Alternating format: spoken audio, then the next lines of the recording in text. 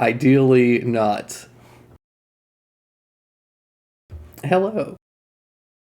Hello, Twitch and people watching. Um, we're doing a little casual thing. We're not playing D&D this time. We're doing.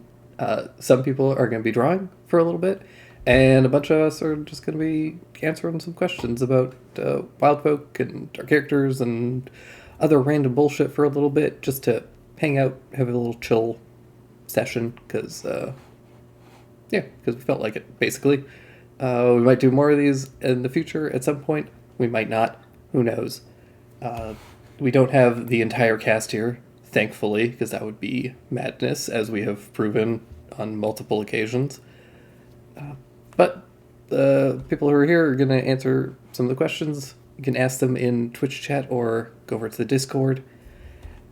And any questions that we don't get through today, we might do in another session or might throw them into Wild Folk discussion. So yeah. Yeah.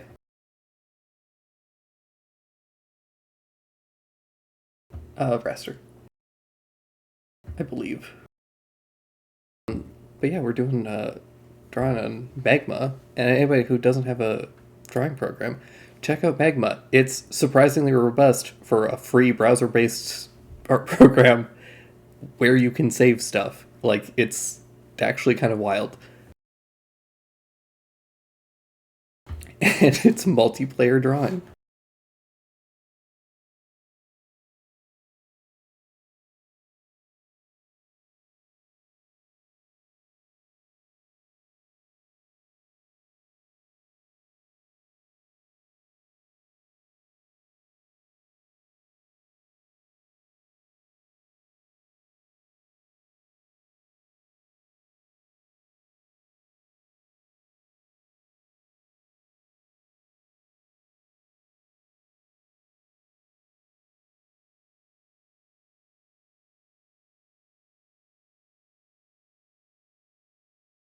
Oh my god, your layer's protected.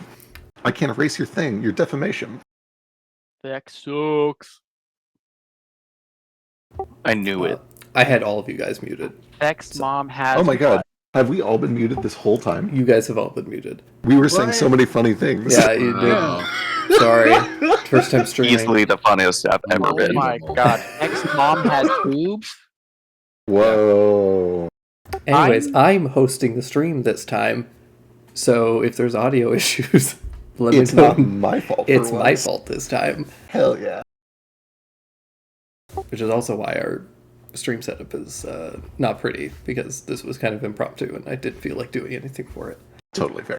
I think it's. Joke's on you, I had myself muted. Hey. Okay, the default background was white, so I put gray so that it doesn't melt everyone's eyes. You're welcome. Yeah, that I do was appreciate the best thing that Biscuit's ever done. Wow. Thank you.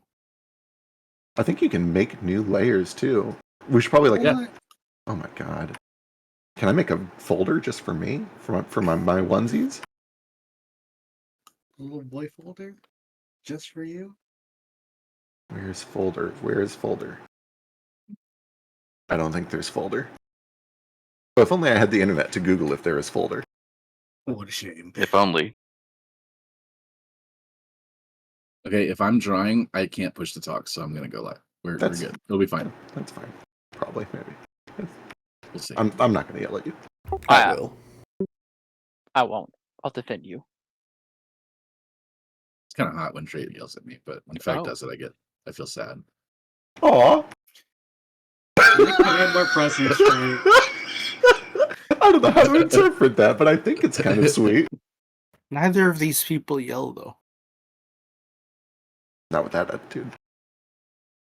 I just have to try harder. Well, yelling is a state of mind. I'm the only one who actually yells, but other people, you can yell without yelling. True. How are we gonna do Yeah. these questions? Yeah, somebody- Mostly I- silent since, screaming. since I'm the goddamn host today, I think I'll just ask you guys questions. I love that. I love that. Can I offer a suggestion? Yeah. Yeah. Can we assign each question a number and then do a marble run to figure out which question gets asked? No, we actually have like way too many questions for that. Oh, okay. We got a Well, lot. this man doesn't know how Marble Run works. We can have as many marbles as we want. We got a Yeah, big that's flood. Biscuit, he's a coward. I'm gonna go set one up, and I will ask Yeah, the do it. question. No. Yeah, no. do a marble run. We'll get an order of questions. It'll be great. Keep going, Drake. Don't let me interrupt you. Okay. I want to watch it though. By the way, before you start, Okay. let me know. Send me a link. Okay. Zeke asked a bunch. Let's start with.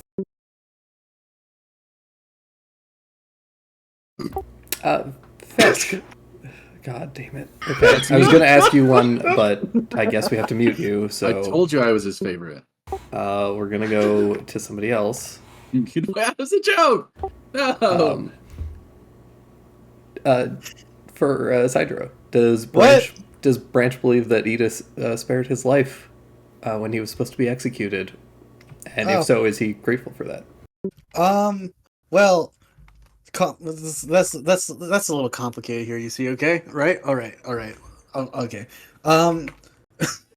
So actually, for a while it was like a very like maybe or maybe it didn't happen. But he didn't. But he was convincing himself that he didn't care, or at least, that it had no impact on his life. And then there was the episode where we did all that carrot weed shit, right? And he had the like specific idea to like look at whether or not the the anything was visible during the execution to prove it, which Edis as a concept, if it did happen, it probably wouldn't have made it like visible. But in Branch's mind, the fact that there's nothing visible, like or like no actual sign that anything happened, kind of proved that it was just a coincidence to him. But even so, like that's completely out of his head that Edis had anything to do with that. But even if he did, what is the idea that Branch would be grateful for a guy not killing him, or not killing him and instead cutting his arm off is complete bullshit to him.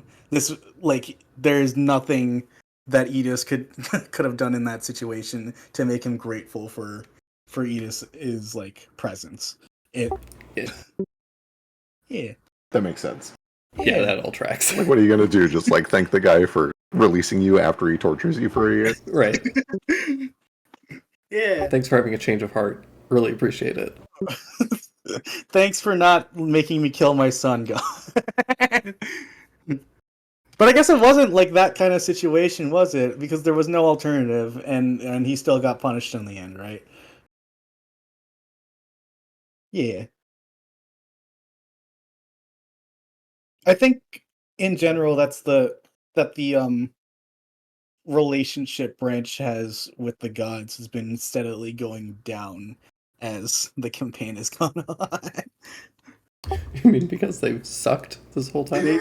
They sucked to him and continue sucking, yeah. Which is fun. Like the idea that higher power has control over him is something that he resents in every way, but seems to be like consistent whether the fucking higher power is a god or some some time bitch with a gun, right? Someone above him is always pulling strings that go past his like reach. And that's not something that sits well with him, but it is a situation that he keeps finding himself in, right? Yeah. Right. Yeah.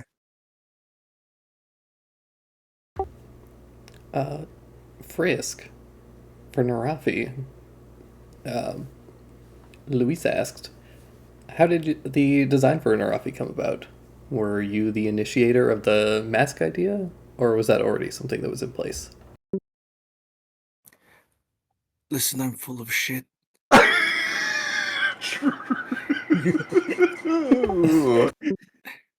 think everyone naturally is full of shit unless they've had a colonoscopy. And I've got so much. I'm terrible at character designs. I see something in my mind and I fail to describe it horribly every single time. It's up to my friends with really good visual imaginations to put it on paper, and then I look at it, and then I'm like, yeah, that's not what I imagined, but that's better. It also makes more sense. And I've always imagined the mask, I guess. The mask was not always a part of his story. It just came naturally because I realized, hey, he probably needs a mask. And then it became a big deal, and then I based my whole personality about and like a bunch of his actions on, oh yeah, let's be anonymous because I need this or everyone's gonna die. I love it. Excellent. I Yeah, love track. It's hot though, right? That's usually what I go for. It's like, hey, It's pretty hot. yeah, I don't know how Mask got hot. I just Feck did it. Blame Feck. He's really good at this. well, Hello. Narafi is a hot person. Oh, True. jeez, Probably- thank you. Not my intention, but it just happened. Just has that personality. Let's see. Baby boy. Zcax. Oh, I'm Baby Boy. At what point in making Baby Boy's backstory did you decide to wear a fursuit? So I actually And also, where did he get it? A good question. I assume So- the last part is kind of spoilery, so you don't have to answer that one, but So I actually, after reading that, had to search through all my messages to Feck during character creation to find out when it was. I did find the date. It was February 22nd of 2023. Shortly, it was like really, really early in the character design. I'm pretty sure. I think, in fact, that was probably like the first thing I ever. I was gonna say that was one of the first things that I knew about your character. Yeah. Yeah, like he was built to be in one. Yell big and tall. Yeah, yeah. I just really wanted to be a spooky, scary monster, but I also wanted to be fluffy and cute. You wanted your cake and you wanted it eaten. I wanted a cake and I wanted to eat it too. Yes. Where he got the fursuit? I mean, he doesn't have money, so all of his stuff comes from one person. yeah. Where does anyone get a fursuit? True. He went to the internet. And he Was it dialed up. expensive? That's what I'm saying. Jane. Jane's Jane? Hello. Jesus Christ! Terrible mic quality. Very loud. I'm on my phone for like 10 minutes, but I figured I'd check in. Gotcha.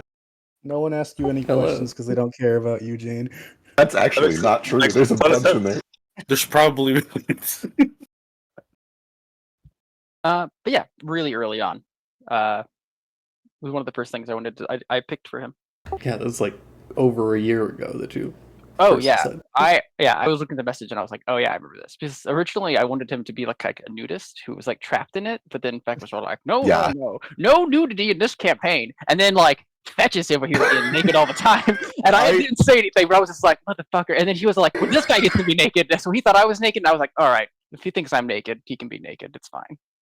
So boy, there's so many thoughts.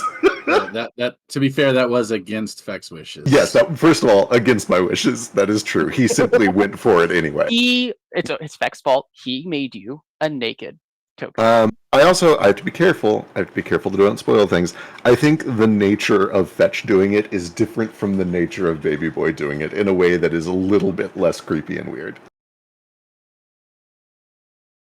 And Really? I can't. Yeah. Not from like an out. How do I put this? Oh, I can't. I can't say a lot of things without spoilers. There would be weird relationships going on if that was how Baby Boy was all the time. And I don't think that's quite as true for Fetch. I see what you're saying, but I also Right. don't right. think that there are parallels. But okay, I won't say anything. Yeah. I Either thought way, we the ended up on a reasoning first was just because Biscuit wanted a character who was nude. That's why Biscuit did his thing, yeah. Yeah, I was told no, so I was like, fine. He's just gonna not take it off for his own wishes. Can I be clear? I was trying to. I wanted to do a character that doesn't have the same kinds of like fashion sensibilities as modern humans. You know what bothers me in D&D? Everybody has the same ethical, moral, and fashion sensibilities as we do in the real life. And I know it's a story that we're telling in the modern day, and therefore it should mirror our ethics. But it's interesting to explore other things. There are cultures that don't wear shirts. Oh yeah, and You know that's what I like mean? that's why you play D&D. You're a culture explorer, and not just a culture explorer, but a difference explorer, a worldview difference explorer. That's always been all of your characters. Yeah, it's we who are watching who are making it like a kind of a sexual or kind of a taboo thing. But it is impossible to Sounds like peel an away the Watson, or sorry, the Doyleist perspective, right? Like we can say all those things, but in the end, we are still the Doyle. Also, this dude's like, it's the audience making it sexual. He tries to have sex with every NPC. Right. All the NPCs. You will not do that. Also, You will not put this accountability on us. also, because we only have Jane for 10 minutes. Yeah, let's do. We Let's need do to Jane ask her all their question Jane questions. Yeah, let's go. Yeah. Zeke, Tex recently challenged Jane by saying that if what she wanted to do was possible, she would have already done it. The fact that she's fuck. still here means that it's either failed or impossible. What do you make of this? Yeah, so there's a lot of green grass between what I make of this and what Jane makes of this. Before this campaign ever started, I was like, I want to play a time wizard, and then I was like, oh no, time stories are like really don't work. So I texted Feck and I was like, hey man, I'm thinking of playing a time wizard and doing some time fuckery, but if you want to just like veto that, I completely get it, because I know that is a narrative problem. And he's like, no man, go for it. So I, Zeke, the player, am like, this is probably not going to work. But Jane, like, Tex absolutely touched on Jane's like deepest and darkest fear, which is that this doesn't, like, in episode 1 when she was getting strangled by that hand, she's like, oh, so this is the reason, this is the stupid ass reason everything I'm working for doesn't work. It's because I get murdered by some dumb disembodied hand on a boat. She lives in that fear constantly, that she's just going to like die or something, and it's going to be the reason this doesn't work. But she has, like, she believes what, like, the one of the like core aspects of Jane's like personality is that she has the utter complete conviction that magic can do anything, that literally anything can be accomplished with magic. And so like she believes, as much as she believes the sky is blue and she needs oxygen, that like this is possible, that it can be done, she just has to figure out how. So like in her mind, the only way this doesn't get done is if some stupid thing kills her, or like, you know, something gets in the way of it. She does not acknowledge in any sense that there's a possibility that this isn't a possible thing, you know what I mean? But I, Zeke, am like, it's probably not possible. Too many paradoxes. I have a secondary question for Zeke if there's no one else.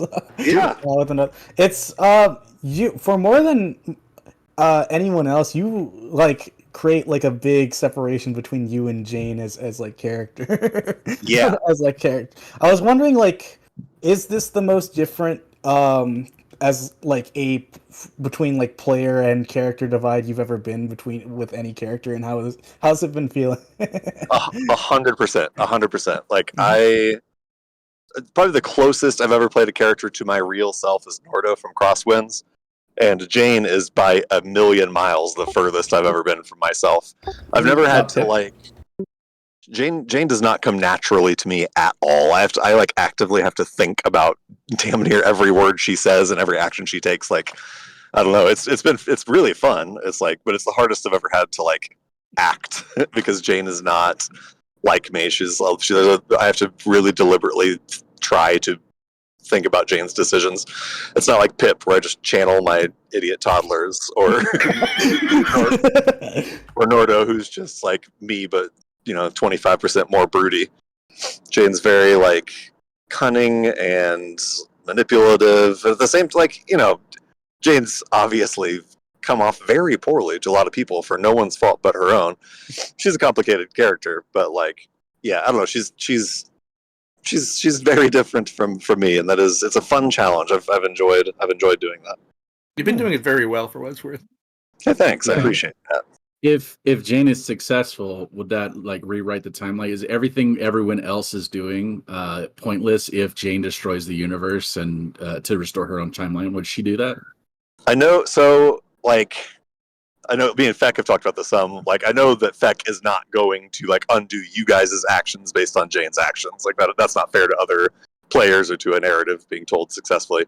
In Jane's mind, like as a character, she is trying. I kind of mentioned this in the last episode too. Like actively trying to not be integral to anything happening. she's actively trying to not play a big role in combat or not be a big decision maker or not be like the onus driving anything going on. She's like, that's part of why she's like trying to recruit everybody to help her deal with Tesseract and all this stuff is like, she needs it to be the case that when this is over, 9 other people took down Tesseract and she could have been there or could have not been there and it didn't really matter because in her mind, she's not going to have been here for it. So she needs to make sure that like, she's not the reason that Ruko's plot succeeds or that Fetch's plot succeeds or anything like that. The murder never happened. Yeah. Exactly. That's it's obvious at this point, but like she hated that. She didn't want to do that. That just like she is a moral person. She does not like the things that she feels like she quote unquote has to do. But she believes again with utter conviction, with as certainly as she believes anything in the world, that doesn't happen. That it's all just temporary, a temporary timeline that won't exist when this is all over. Mm-hmm. It's impressive the amount of mental gymnastics she does. Oh, absolutely. It's impressive the mental gymnastics that I have to do as a player to reach her decision making. Because her gymnastics, her like mental state really isn't that complicated. She's like, yeah, none of this happens. Like, do what you have to do to get where you're going. Full stop. Me, I'm like, boy, how do you justify that? Yeah. I guess it just seems kind of like, even if she knows it doesn't really matter, it's not going to happen. It just seems contradictory to the fact that she's still trying to make a change. So something has to happen for a change to happen. Yeah. But that's like time paradox, like exactly. And she's fully chalked that up to just like, and there's shit we don't understand. Like we don't know chronomancy well enough. We don't know how this works. There's got to be an answer to that somewhere because it like accepting that it's not possible is not an option for her. So it's like, well, I have to accept this. I know where you might find that answer. I know you've been laying that on pretty thick, but I'm like, I don't want to I want to go to the library, which is probably a worse idea than just connecting to it. I'm scared of being a tentacle monster again. If there was if to explain a bit of like maybe a bit more of where the resentment between Branch and Jane comes from, at least without like stating the obvious. The idea that Jane kind of like regrets what she did and like thinks that like that like it could have it was necessary to her succeeding is like very similar to what Branch was thinking when he was younger and robbed Petra for the first time. Oh yeah. But she got away with it like mostly unscathed.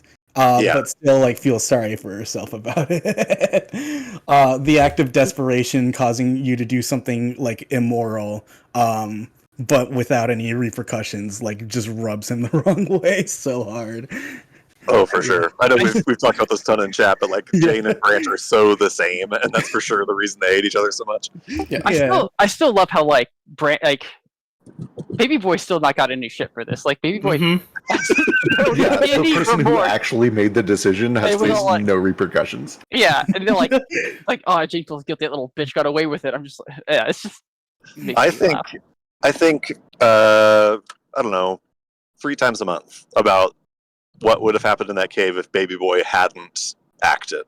Because I was over there like, him and hawing, maybe going to roll a wisdom save, not sure. I truly don't know what I would have done. And then Baby Boy's like, well, let's fucking go. I'm like, all right, this is the scene now. Let's lean into this. Yeah, you showed weakness.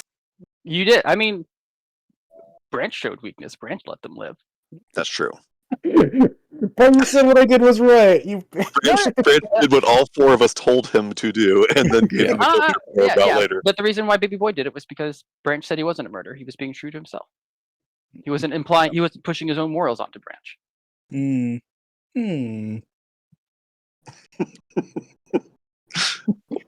Wild and crazy stuff, gang. Yeah. It's wild, Don't folks. crash your car, by Did the it. way. You did it. I'm so proud of you. Hey, Kaz. Huh. How did Kaz go from being a prisoner in Luteon to being a pirate captain?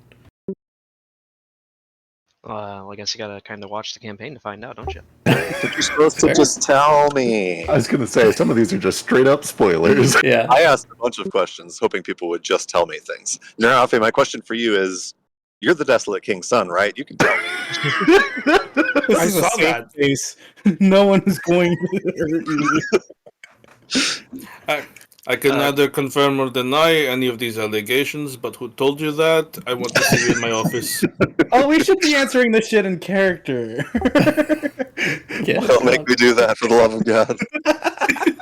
This will take long. we'll get no information out of half of these characters that way. Exactly, it's Yeah. a problem. But no, I first can't say anything. to answer that vaguely enough, because I think we haven't had like a full flashback to it or anything, but it's been discussed in character on the stream before. Kaz was on Luteon, and then after a while, he was loaded onto a ship to be transported somewhere. And along the way, he and some of the other prisoners managed to break out of the cell and start fighting the captain and the guards. But then things started to go south, and a lot of the prisoners started to get like just straight up killed. Kaz retreated below deck and rigged up some explosives, figuring, hey, if I'm gonna go out, I'll take these fuckers out with me, and just sort of blew up the whole damn ship and survived it though. What a And he, hard ass. Yeah, he's a cool guy. And then he was found by some other traveling pirates, or privateers, whatever you want to call them. Actually, no, I think that was like the missionaries that found Yeah, him first. it was literally just like a civilian cargo vessel. Oh, I was hoping that Captain Hook Fuckles found you. It spontaneously made you a pirate captain. I mean, that does not feel out of place with Hepfuckles finding Right. like, some random guy floating on a raft and like he's been manning this ship on his own and with no supply. He's got one of I think Kaz and he flips pulled his out a hair big feather once. pad, put it on me right then. hmm Said, "My damn boy, you're a captain now." Alexis, This explains why you have no sailing lore. Fair point. Kaz is like the hottest of us, right? Yeah. I mean, Branch would fuck him. It is collectively the hottest party we've ever had. Kaz is up there. Kaz is absolutely up there for sure. It's Kaz, I'm just not even close. I just have a type. Yeah. I mean, I'm a straight guy, so it's Jane for me, but, that's, boring. Fair. Okay, Feck. Now, what if imagine Kaz was a tabaxi? I mean, you're getting closer to the Imagine type. if he was in Baxi with boobs. Closer to the type. Imagine Now- if he was tiny. Much closer to the type. 1 foot tall. What if he No, was no, tense? we overshot. What if Kaz That's just text. That's just text. What if he was Pip? He's not there. 2 Got years it. old. Nope, hard nope. Big old nope. No, thank He was you. a little more smaller and talkative, and you could pick him up and throw him over your shoulder and carry him around. He wouldn't mind it. Would you like that? Am I your ideal man? I'm talking about me. Sorry, Cactus, you're not my type. show me your cabbages. Any more Jane questions? There's a handful, but I'm trying to Say like. no. You need not linger on me. I don't think we've done a Foster one yet. Yeah, I was about to do Foster because Zeke Ooh, asked I want a to. good I want to Foster. know. Yeah, I was gonna say I really want to ask my question. Yeah, go for it. Let's go. I don't remember how I phrased it. You Okay. can ask it for me. I just mean I want the answer. How does Foster feel about the game of masks in Del Muerto in general? And would he ever want that life for himself? Ooh, that's a fun question. Foster I think Foster had kind of like a skewed perspective going into it because obviously they woke up and spent a long time alone, and then the first person they interacted with hyped this place up to be this like haven for undead and this magical place where you could go and be safe and free. And they got there, and it kind of hit them almost immediately that this was information coming from somebody who knew a lot but didn't quite understand a lot. They think there's like a sad elegance to it, I guess is the best way to put it. I think for Foster, it's easy to look as an outsider and see this like fun, happy, everything's free, and we're all just gonna live forever and play these games and have whatever adventures we want. And on, from a living person's perspective, that's amazing. But Foster looks around and sees, not to get too dramatic here, but like parents who can't remember what their kids' names are, or people who don't remember who they were in love with or what they did in their life, or people, who had lives and don't have them anymore. And especially coming from Foster's perspective, where he has at least a limited memory of what they did in life, it's hard to not imagine that a lot of the people in Del Muerzo woke up in a similar spot to Foster with memories of vaguely who they were, and it's hard to not connect the dots that a lot of those people probably tried to figure out who they were and couldn't, and found a bunch of dead ends that led to nowhere, and they'll never get to know who they were. So it's kind of like I guess they view it more as like a graceful acceptance and a way to not give up when you've given it everything you can and there's just kind of nothing left. It's not a bad thing. It's not even necessarily like a sad thing to Foster. It's just kind of not where they're at yet. Right. It's like undead retirement. Yeah. I find the Game of Masks deeply, deeply sad. And I died.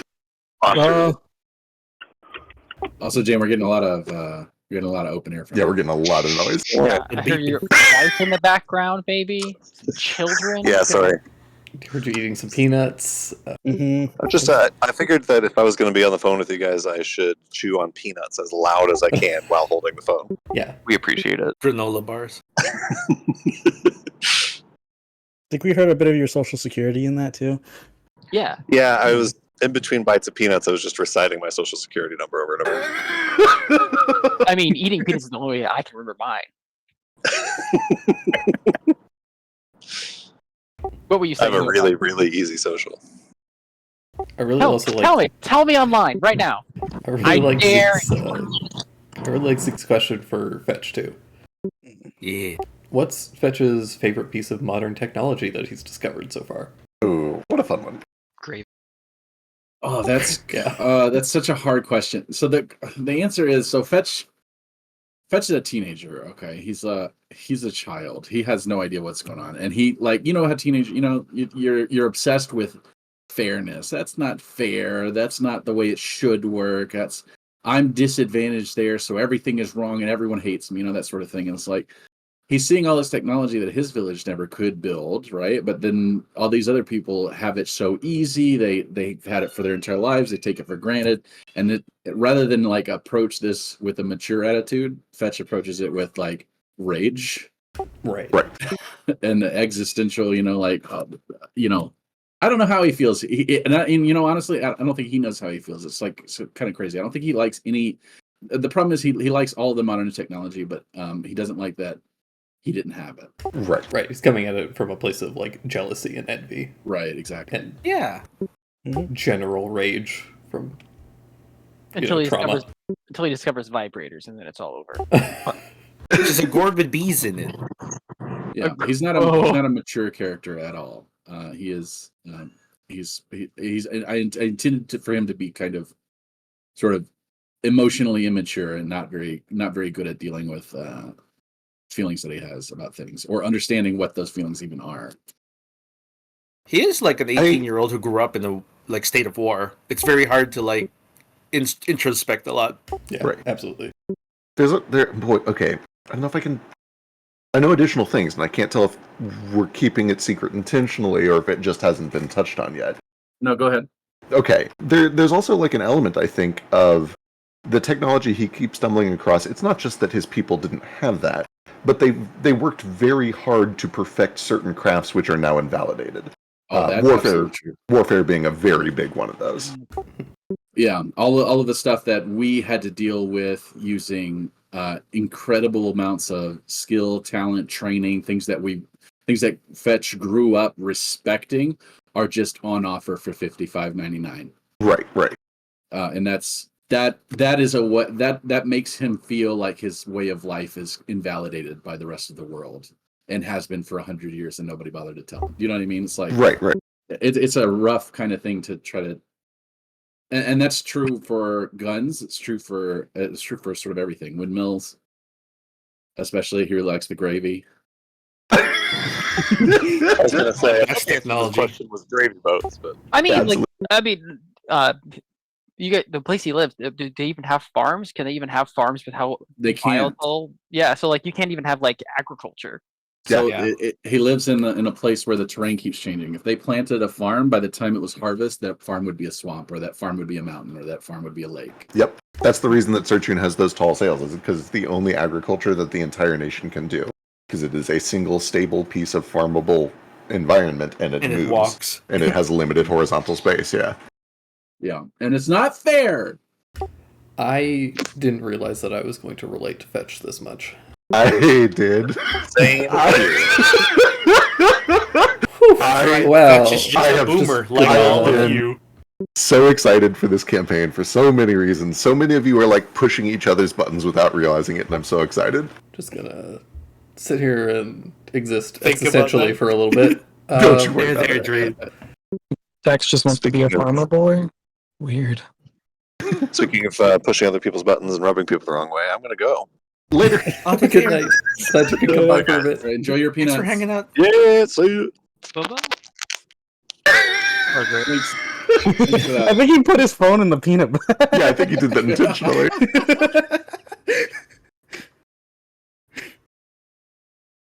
Can you guys imagine how powerful I would be if I could draw for a dam? Yeah, same. Isn't that like It's your when job? people are watching. That's the problem. I Yeah. know, it's because I've done very little drawing for like a week. Well, I tried to help you, but you didn't. You wouldn't have it. So you No, didn't no, have no. me. I don't. I already told you I'm a bad liar. I don't lie. I can't. I can only lie when I need to. People are saying things like Discord is not in streamer mode or something, whatever that means. Also, you Oh, didn't that make an means- announcement on Discord.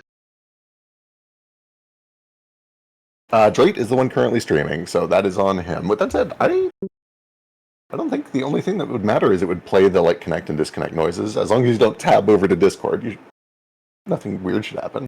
Even if you did, all it does is like, I don't think it's a concern for us. That's Maybe. fine. That's fine. Okay, They yeah. they were saying they could hear the beeps or something. Oh, you like have.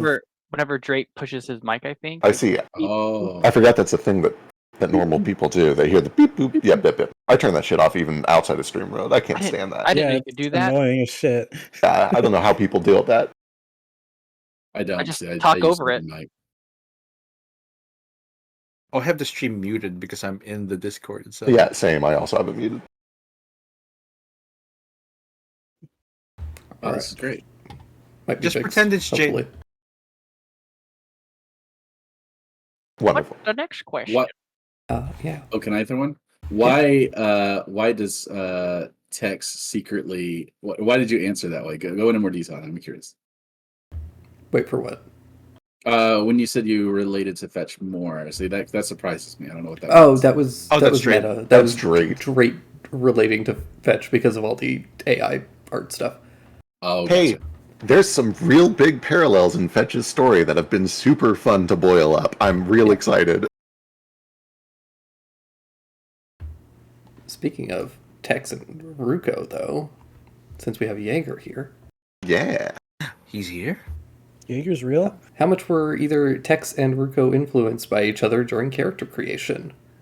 Was there anything you changed after you established the bond?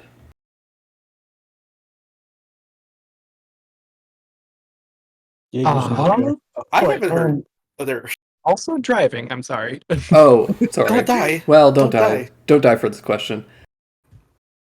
If you don't die for this question, Jaeger, But what I can offer is I don't think it's changed all that much. Or at least what's core to Ruko isn't like, hasn't had to shift really. Hmm. I don't know. I'm gonna focus on not dying, but I'm listening. Yeah. I think same here. We kind of had our backstories more or less established, and then we had like we meet after our backstories, and then we had like Ruko and Tex have only known each other for a few months, really. That is really insane considering how well you two play off each other. Yep. Big agree. Well, Jaeger makes it very easy. He's a very good actor. You guys have good like complementing personalities for this though. It's been very good. Yeah, that's why I genuinely thought there was like something there. Like, Yeah. you made Ruko more. You gave them like a weird like 90s cartoon buddy like Exactly. vibe. it's like the girl and the little demon in Owl House, where it's just like, except the demons actually can kill people. I don't know their names. We did Demons end up killing people. We did end up talking about it a little bit, just like what we kind of wanted their relationship and rapport to be. So that might also be part of it. So we kind of knew going into it that we wanted this sort of like tense but amiable kind of friendship. I want to say you guys do it very well. It feels like you've known each other for a very long time. That's what it comes out of. The Heart second. I love how it's turned from goofy like goofy cartoon antics to this is an actual problem as time has gone on. Yeah. And I was about to say I'm definitely coming back to this question with my follow-up to it once Jaeger's not driving. Because things are about to fucking change and I'm so excited. I'm real curious to see how this goes. If you've not seen the last episode of Wild Tale, There are going to be some tune out for a spoilers. bit. Yeah. Yeah, side note, spoiler warning for Wild Folk. Hopefully, obviously. Let's do a group question. We've got some good like group ones. I think you should do the tail one. I think it's fitting. That one is so long. I do like it though.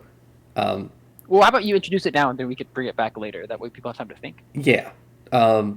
So how would you rate the tails of all the tailed characters in the party from 1 to 10? We'll think about this, and then we'll answer it as our like final outtake, because that could take a bit. Gotcha. I think there's an important thing. The important thing They is, get 1 overall rating, unless Yeah. for some reason they have a favorite tail that stands out from the others. which I don't think that they do. Tech certainly doesn't. I mean, yours all. Yeah, we'll find X out. is the most unique tail. No, Baby Boy has the most unique tail. Yeah. It's not unique. He's got 9 of them. That's actually the Oh, that's opposite true. of unique. And he can use them as tentacles. They're Mm. prehensile, so that's kind of Yeah, they're prehensile. No, they're not. Are they? Can you I feel morph them back you- into your body? That's not what prehensile. So, yeah, that's not what Is that not what means. prehensile is? Prehensile is No. like prehensile has like a monkey tail. They can use it to grab stuff. What? Fine motor control, yeah.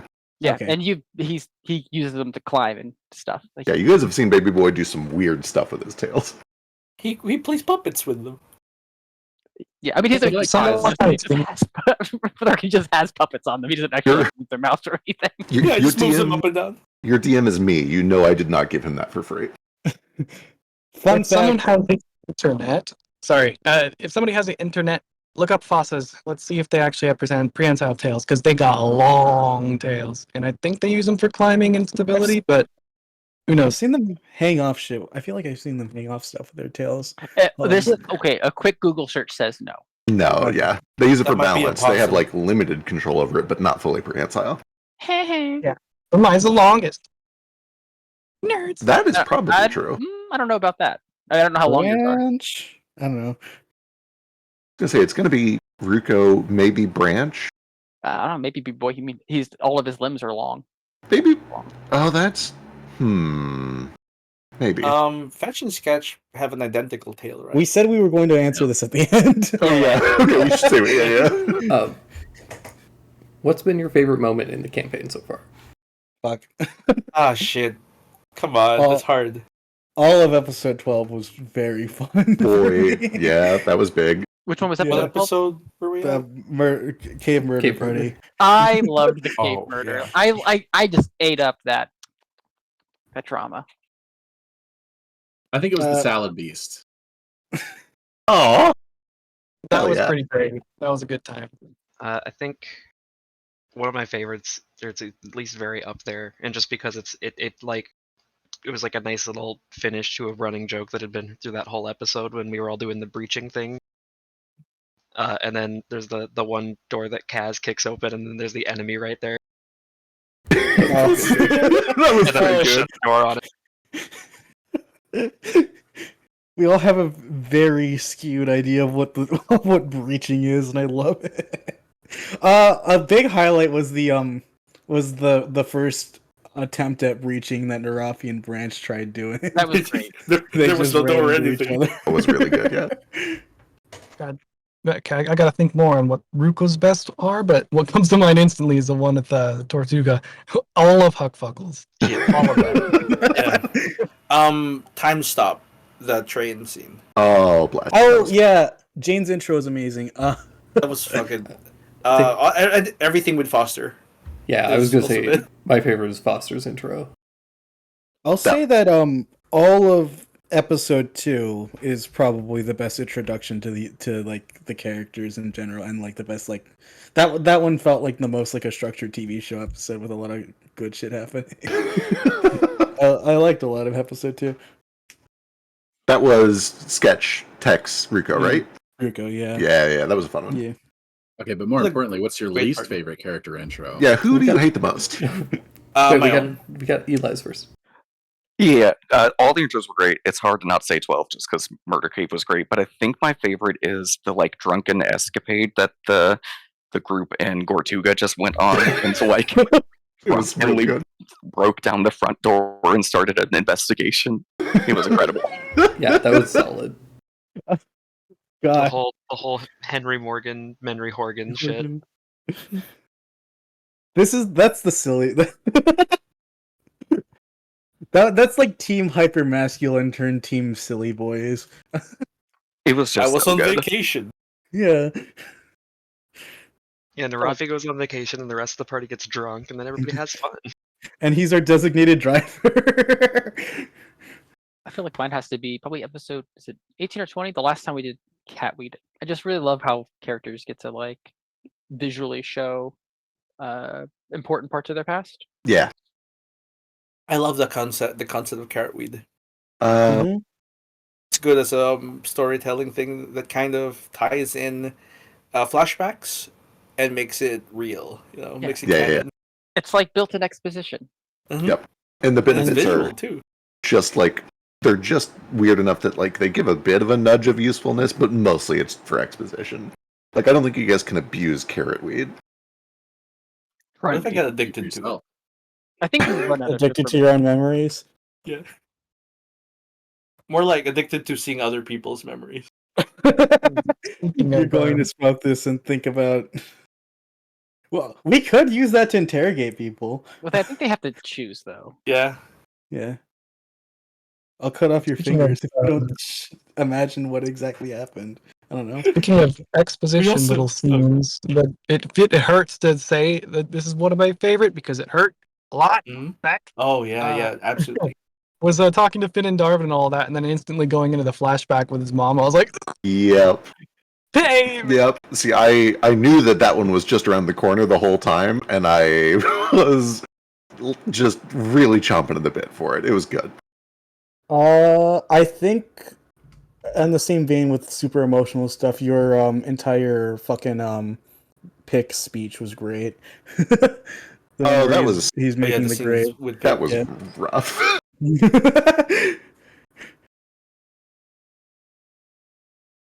Yep.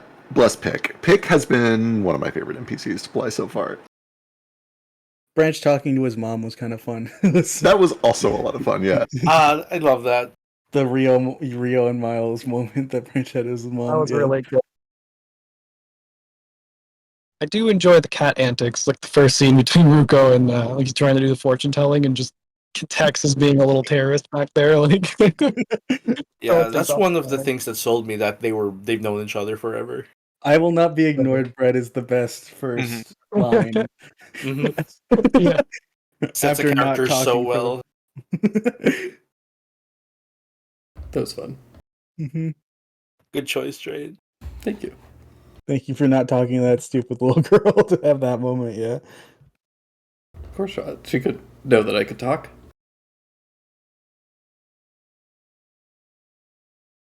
I'm gonna do. Oh, last highlight the Church of Aeva, or Avent, the fashion church scene was very funny. For me. Was it? The Branch gets a blowjob and cock piercing scene. That was a lot of fun. That was really funny. The one where Biscuit makes a character on the spot and it becomes real. Yeah. You've set a precedent that's dangerous, my friends. I'll do it again too.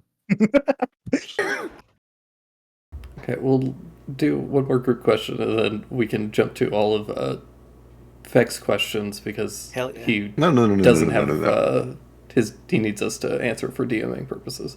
No. You guys do whatever you want. Yeah, that is pretty obvious, Beck. Like, I could see straight through that.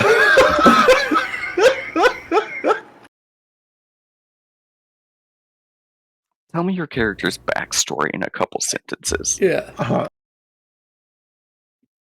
Why did you choose to play your character, and was there a mechanic or theme that drew you to them? I have a lot to say about this. Unless anyone wants to go first. But... I can go first. Someone asked a similar question specifically for Baby Boy, so I can just sum it up into like 3 words. Yeah. Pretty much. Let's go down. We'll go do an order of our Discord names. Well, maybe. Well, hang on though, because we probably don't want to open with the good ones. Probably open with the lame ones, so that nobody. You know what I mean? Oh, do you want to go first then? Oh yeah, please. Just joking. Go ahead, Kingdom. Okay. Lucia. I'm drawn to space-time magic, so space manipulation. I love Call of Cthulhu shit, and I picked Kitsune specifically because the Kitsune I can gets to be scary without having to be understood. And I kind of just tie those 3 together. It's like a Nice. Easy peasy. Yeah, that and I have to be a charisma character because the last time I didn't have charisma was Ace, and in every single role I had to do stuff. It was like, oh, by the way, this is your story. Do something charismatic, and it's like I have a negative 2, and he's just like, sucks to be you, doesn't it? So Yep. never again. That's me. I went through about a dozen different character concepts to get here because I kept getting told no. I don't think that's by various different factors. The main was that originally I was going to play a orc pirate, and I was going to be friends with Kaz and Philo's character. We were going to be pirates together. But then we did the playtest, and I was like, "Oh, gunslinger is fucking And he miserable." dumped me so he could play a cat instead. Yeah. But one of my other concepts was originally that I was going to be a summoner. And originally I was actually going to be playing as Weiss. Yeah. And then in their backstory, Weiss was going to have a summon that was going to be Tex in his true form. And part of their backstory essentially had them with like a mentor character who was a cat with a knife. And when I like doodled that, Feck was like, "You should play that fucking cat." And I was like, I don't know. It's like I saw him as like like an Obi-Wan, a Yoda kind of character, like a Jubei. Yeah. And I was like, I don't know. I don't want to really play that because they would need to be like a much higher level to kind of justify a lot of stuff. And then we ended up like going back and forth for a little bit, and I kind of reworked all those characters into what they are now. Tex is amazing. I'm so glad you went with it. Thank you. It really is. Yeah. Also, just to mechanically tie that in to another question real quick, his ancestry is essentially just catfolk. Makes sense. Yeah. I've heard from a lot of like viewers, basically. Branch and Tex play functional assholes very well. Aw. Just enough to like, just enough to be like, we want them in the party. We don't want to kick them out. That. Sorry, carry on. Oh, do you want to kick them out, Feck? No. But I don't. I'm very curious to see how the next 3 sessions go. Oh, yeah, I was about to say this- that could change. This Yeah. might change. Yeah, Kenji's one of the many viewers. Tex and Branch are 2 seconds away from being fired from Landfall at any given moment. Well, you guys, fuck Landfall. You guys can Yeah, get fired fuck from Landfall. Landfall all you want. But the homies are what matter the most. Yeah, I just need their resources. I don't need them. Well, let's just take them over. Oh Problem yeah, solved. we need a mutiny. Well, I need their resources in full working order before the mutiny. Okay. Oh, okay. I've already started co-opting all their workers, in case you haven't noticed. Oh yeah. The loyalty's gotta be on me. They're all my hirelings. What about you, Eli? Why'd you play Foster? Why'd you play a corpse? Foster was a weird amalgamation of like a bunch of loose ideas I had in my head and like necessity. I threw them together like at a time in my like real life when I was going through like a lot with the job change and the move and everything, and I just didn't have a lot of free time to like super flesh something out.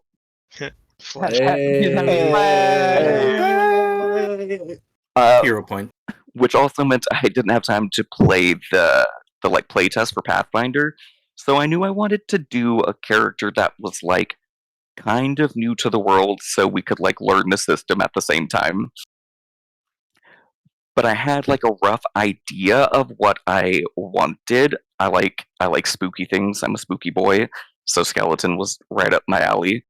And then I also like, you know, the relationship between like death and nature and how they kind of require each other. So those ties also kind of fit together pretty naturally. And then I took a lot of inspiration from Not So Subtly Over the Garden Wall.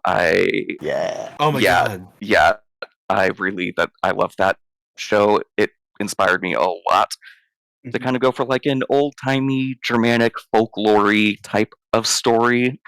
Like a storybook almost, but instead of, you know, your traditional storybook, a little spookier, a little more grounded. As far as like mechanics go, I was really, really torn between playing a druid or a witch. And I ultimately wound up thinking I had the idea for the old growth almost before I even had Foster, so I knew I wanted a patron, and I couldn't find a good way to mesh druid and patron together, so witch kind of seemed like a natural fit after that point. But yeah, I'd been wanting to play like a warlock type character for a while, so I kind of just took a bunch of things I like, threw it in a package where I could kind of say, hey, I don't remember much about my backstory, and I'm trying to learn the world and the system all at once. To give me an easy way to just step into not only a new, you know, game, but also a new world. Nice. He does have that vibe. How about you, Fetch?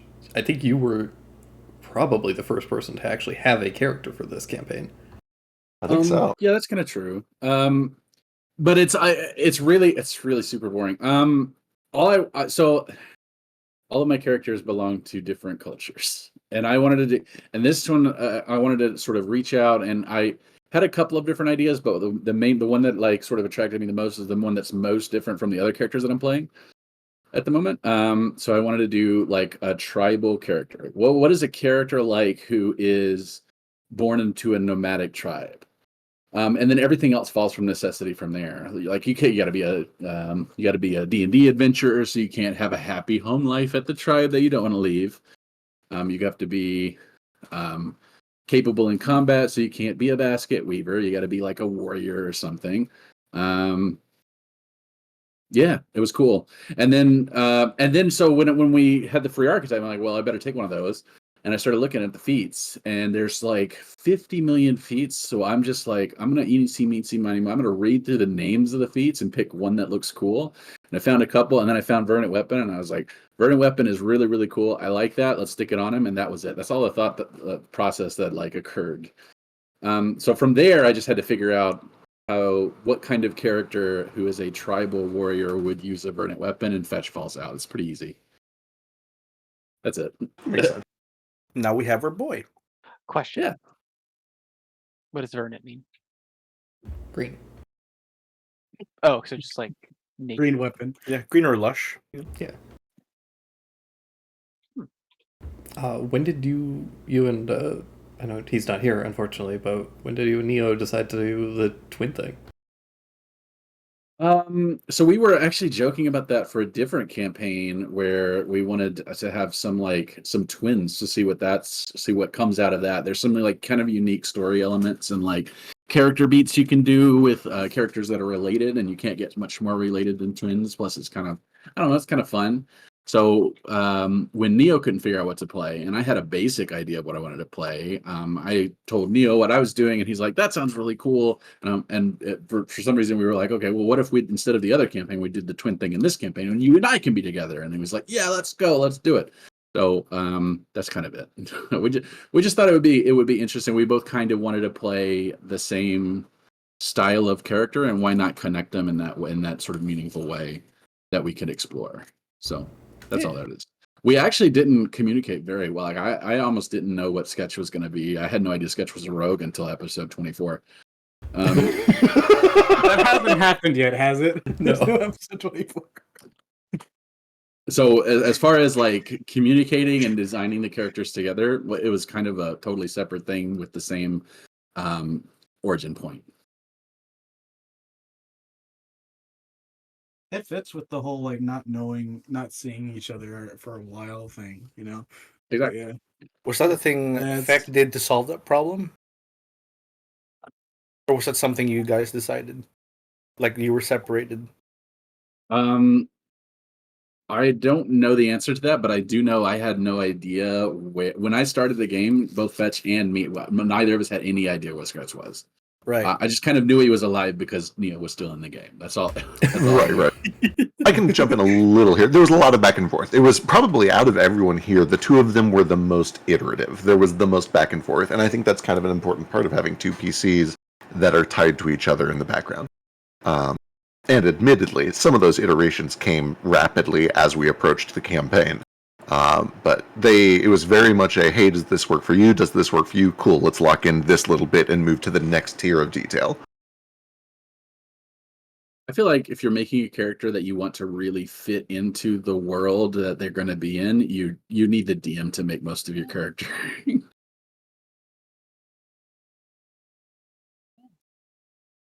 Next campaign, you're all just going to show up and I'm going to hand you character sheets. I'm writing a book Thank and you you. guys are my captive audience. Please. I could never do it. That defeats the whole point for me. Unless you made characters really, this shows how well you know us, right? To be clear, that even ruins it for me as that, like, I don't have that drive as a DM. I don't want to sit here and tell my story. That's wild. I come here for you guys to entertain me. Well, that's not really what I meant. So I designed Fetch.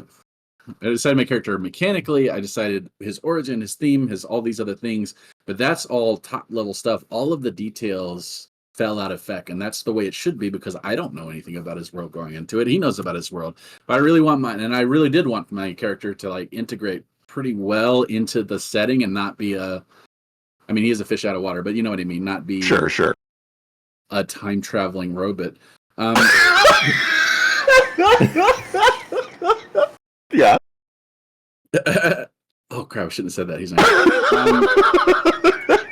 So getting that input from Neo and from Feck was really, really important. So like I can play with that. I left it open enough that we can introduce the details that I didn't know about seamlessly. That's the Right. idea. That's what I mean. Right. Is it my turn now? Because I have to fucking roast biscuit. I believe so. It is. All right. A lot of Branch came from the fact that I find typical fantasy storytelling very dull and very boring.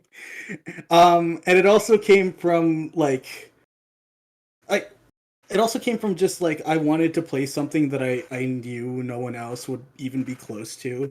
And I was like so like taking that like what's something that no one in this party has fucking experienced? Inner city living.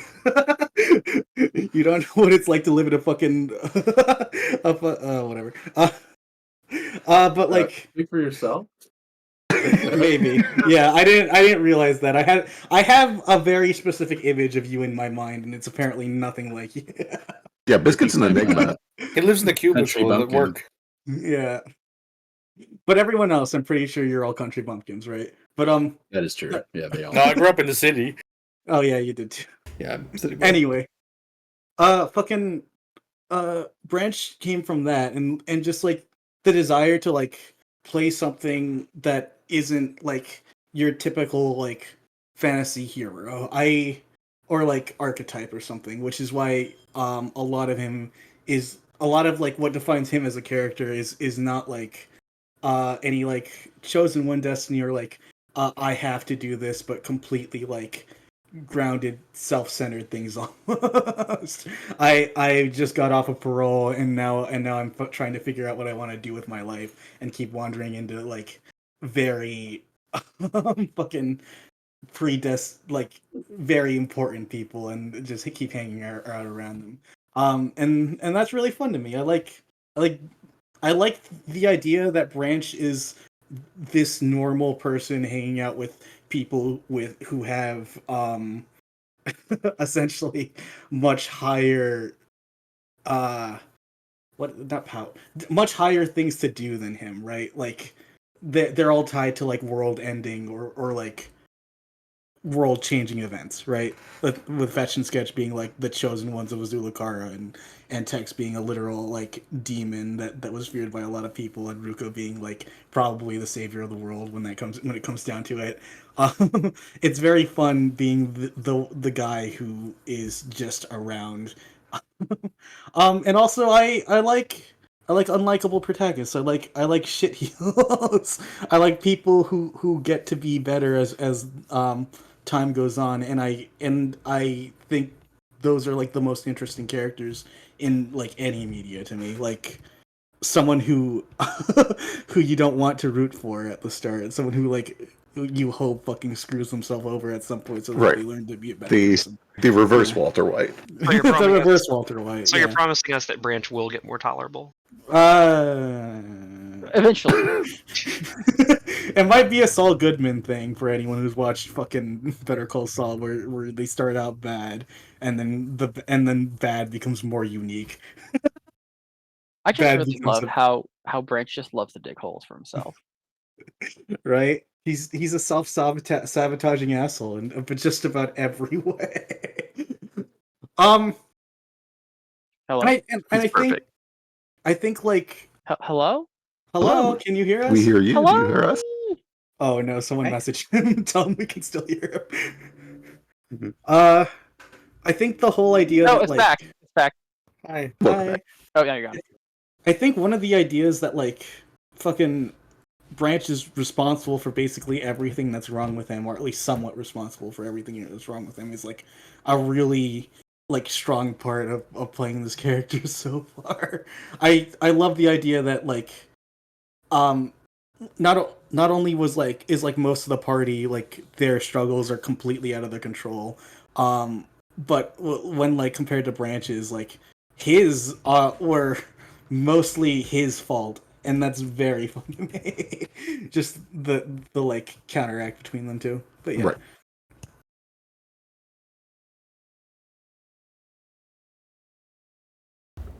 That brings us to we'll skip Jaeger for now till he gets home.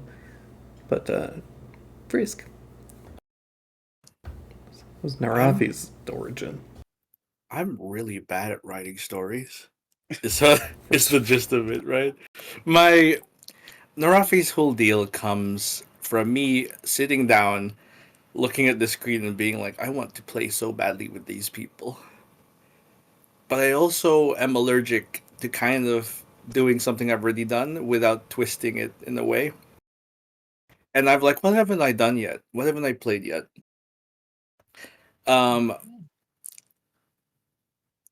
Fucking office worker. Let's go toxic masculinity / my dad / someone else's dad. Some bad bosses, some really good bosses that I've had. Currently have. It's my first job. And I'm kind of basing Narafi off that. And I think his big thing is Narafi is not a hero. Narafi is someone who has a job to do and is just here to do it. And then he's gonna leave. But he also sees a lot of people who could ruin this for him. And that's why he's so focused on the people around him succeeding and becoming the best that they are. Because it reflects poorly on him and what his achievements might be later.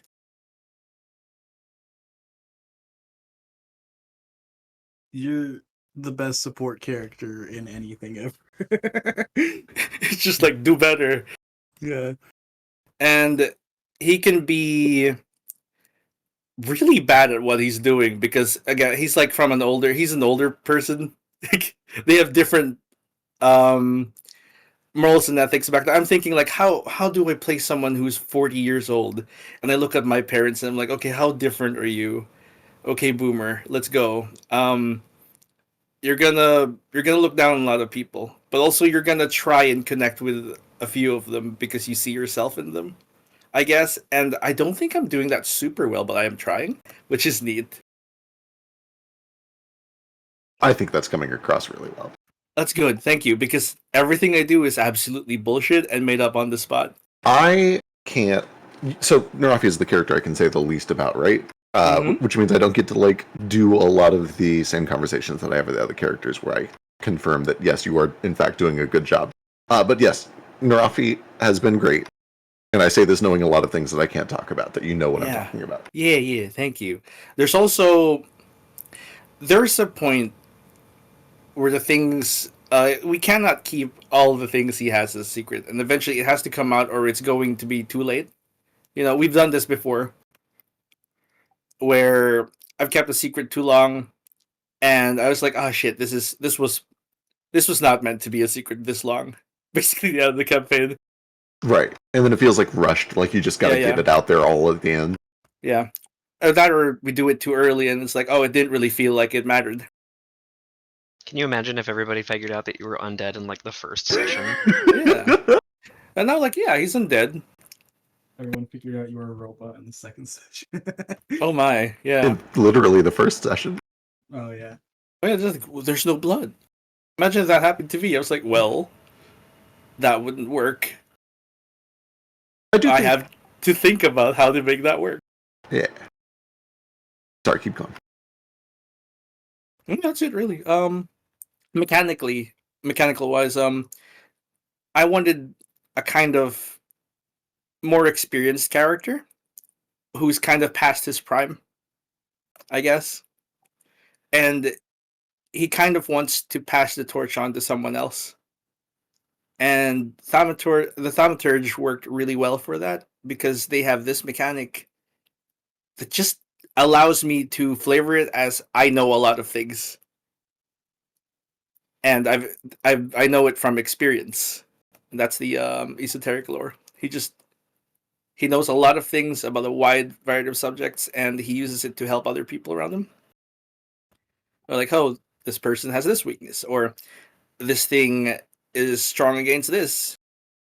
And from that mechanic, I've extended it to his personality and that's one of his flaws, is that he can't just function.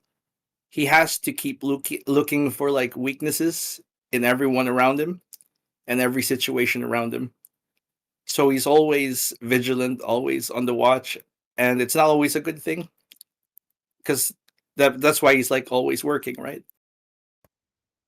He gives himself 1 day of vacation in Gortrega, and it's like, oh, I can rest for a little bit, and we're back to work.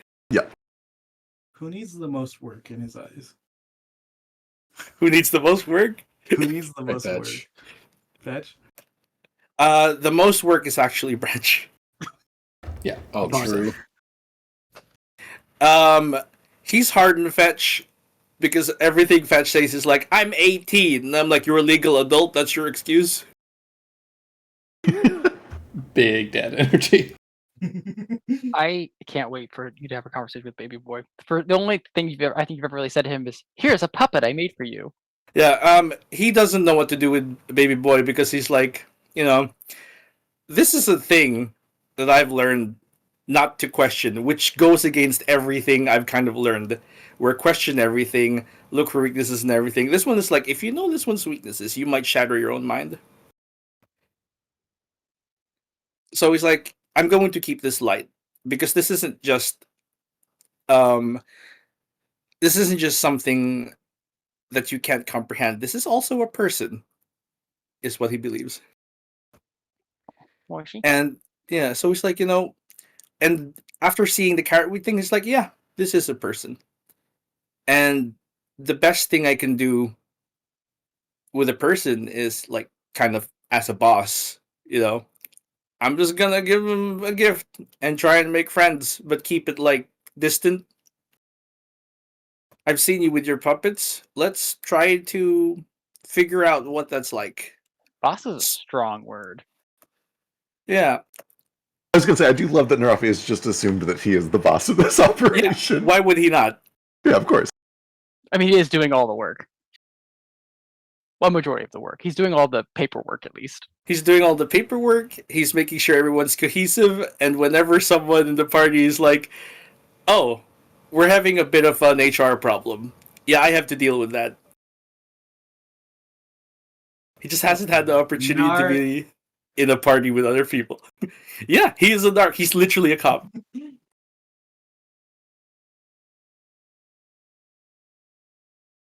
We'll have our little breakpoint for her Hot Fuzz like duo at some Eventually. I just need to get better at whatever whatever Branch is trying to do. So we'll But see. yeah, I think that's me.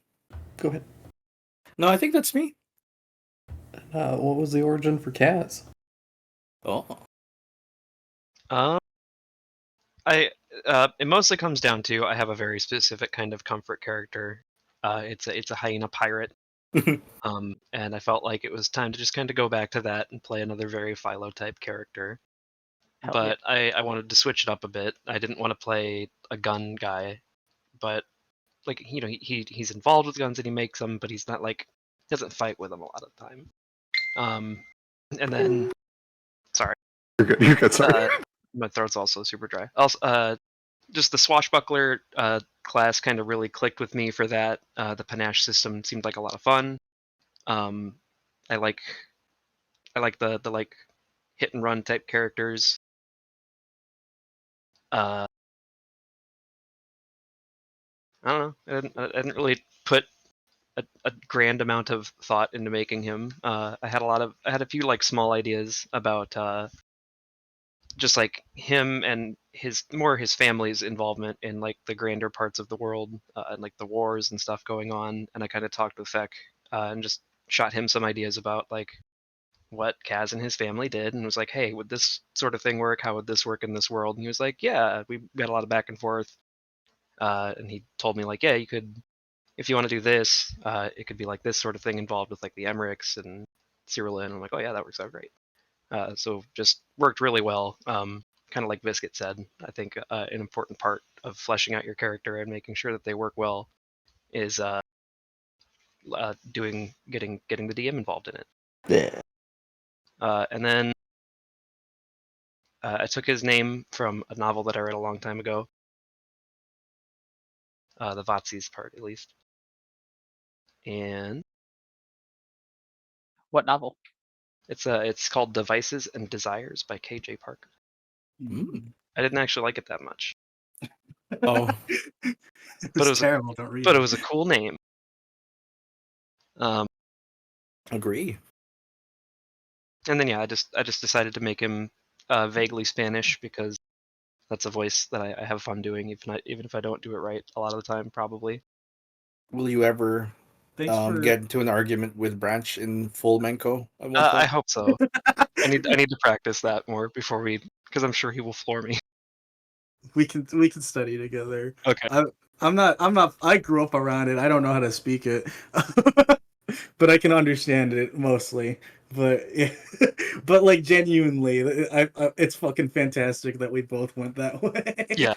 But like for Branch, it was more an integral part of if I'm going to put like any self insert like thing into this character, it should be like a fucking like maybe he comes from a similar culture or background to me in real life, where like everyone around us is like whatever native Famador is, and then he's Fulmano, which is like the Spanish equivalent, and I like that. And it's just neat that someone else was also that. But yeah. We're both just playing Spanish swashbuckler. Yeah, the fucking swashbuckler thing too. Also, like red as like the color motif. I don't know. Yeah, there are. It's kind of because like we didn't plan that at all. We didn't No. talk to each other about our characters.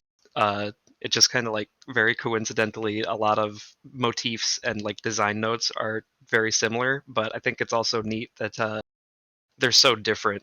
Actually, yeah. in like personality and even in like Yeah. their fighting styles and stuff. Like we're both swashbucklers, but Branch has like that whole like improvised capoeira fighting style thing going Mhm. on, and Kaz is just like very disciplined, like practiced like bullfighting technique.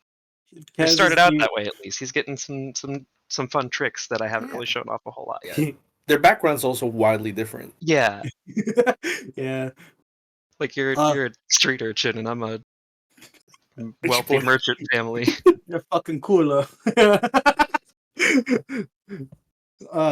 When the moment he learns the actual like nature of what you used to be might be the moment Branch starts looking at you with less respect. But yeah.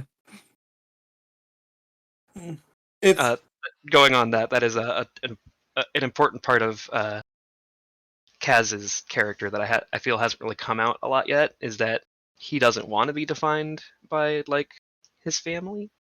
Mm-hmm. Like, he doesn't want to be just that legacy. He wants to like do his own shit.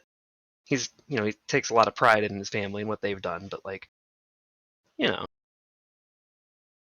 got other stuff to do. Yeah. But also his family was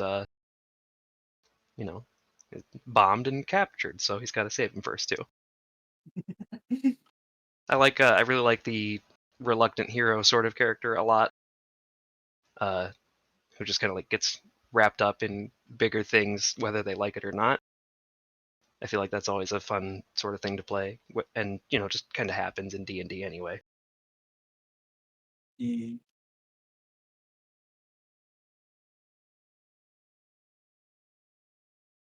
Don't do anything fun. I have to go get peanut butter. I was going to tell you about Cackles. No! Can you have your headset right? Oh, it's wired. He's gone. He's gone. He needs to eat peanut butter twice a day, or else he'll disintegrate into dust. It's the deal he made with the Grim Reaper. His bones are Immortality. peanut butter. What a good deal, actually. What a good deal! You can be immortal as long as you shove peanut butter into your mouth at least Twice a day. I feel Yeah, like but if you don't, you instantly die.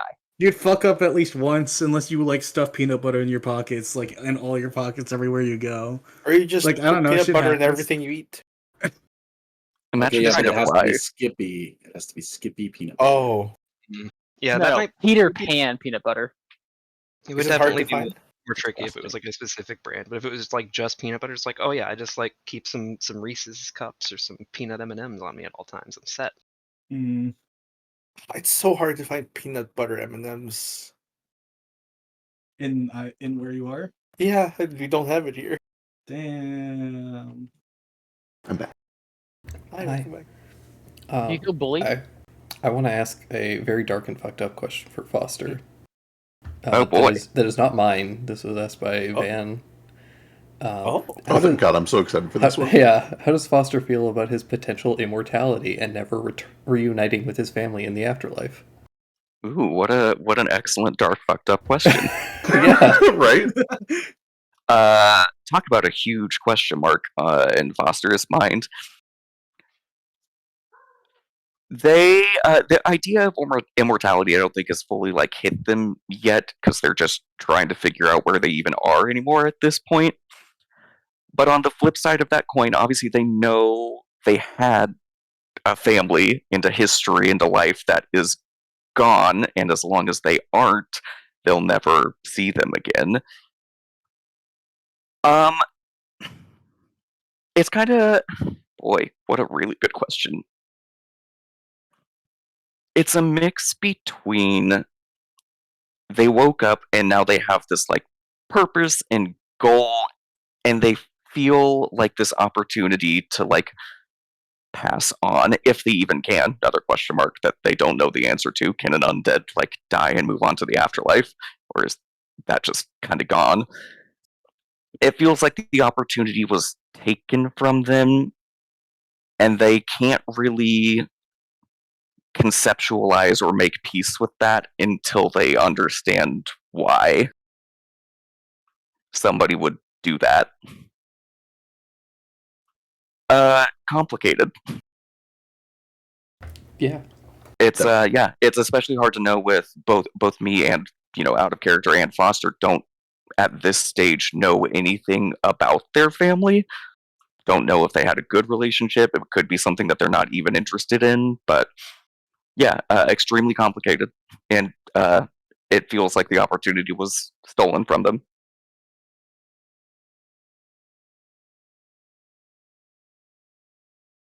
I keep thinking about the "he deserves worse" line from the first time Branch encouraged him to punch a statue of Olin,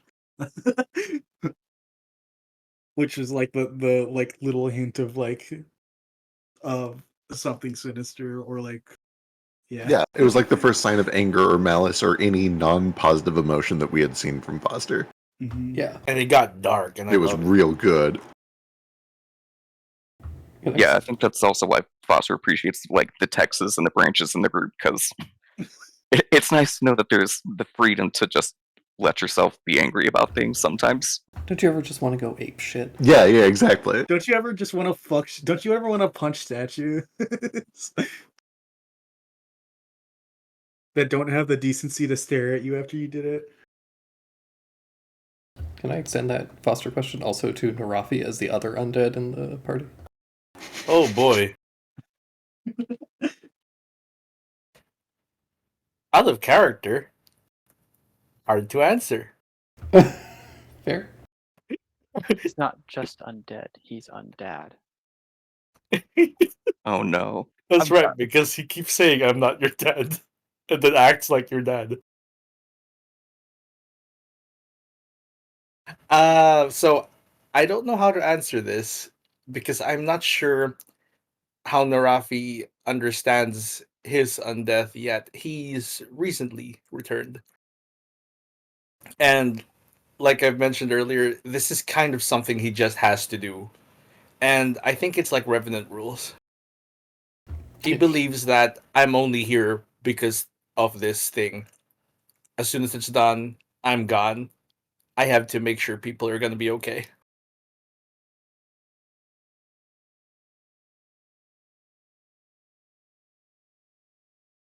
Has the idea that Narafi has wasted his life ever come across his mind? Dang! Nah, he thinks he died a good death. And this him being back means like, well, that's shit. I have to keep working.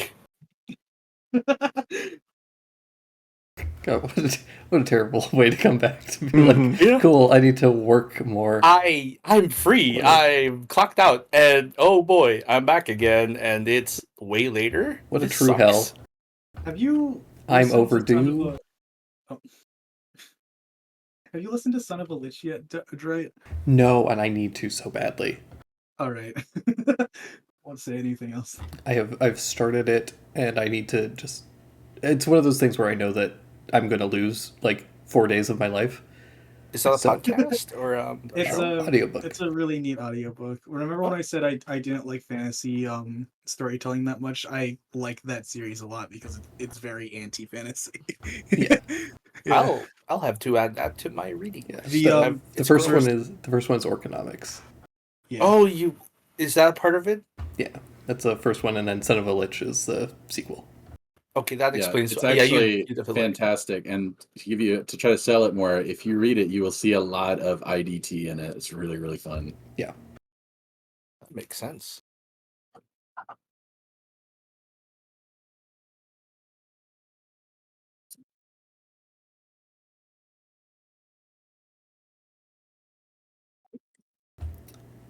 I've been asking a bunch of questions. Are there any questions on here that you guys gravitate towards? Or Let's see. Let me look at the fucking thing. Is Ruko back yet? Oh, good question. What Finally. actually?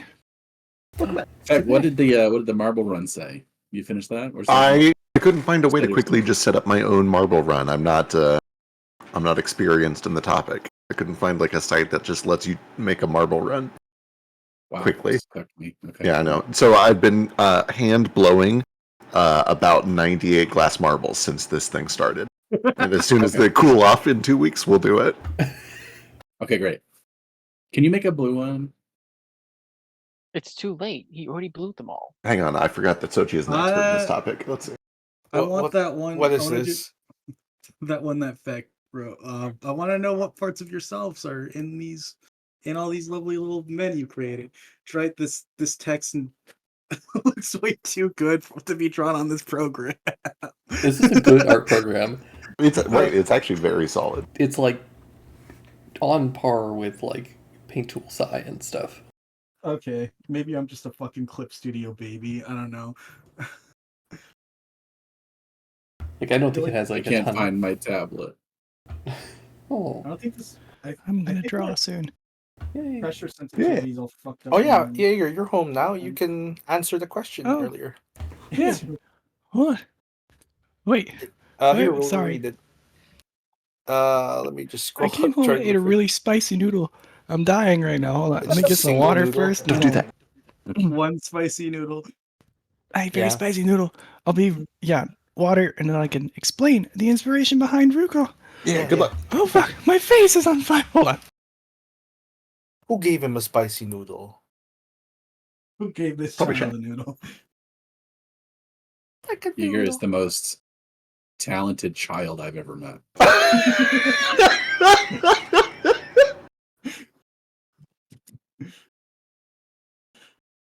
Yeah. Cool. Let's do a quick question for. This is mostly for Kaz. Could Cackles be convinced to join Tex's familiar uprising? Uh, It was asked by Mitch. It was not me. maybe. I mean, I feel like if I was playing him explicitly as his own character, and I really wanted to lean into that, and like not have him be connected to Kaz, as he pretty obviously is, he probably could be convinced with enough food and promises of power and other things over time. Mostly food. But yeah, mostly food. Because he's a baby idiot child. He doesn't have a lot of critical thinking of his own. You could fool him probably, but he really likes Kaz. And Kaz also found him in a bush. Perfect. You can't break that kind of bond.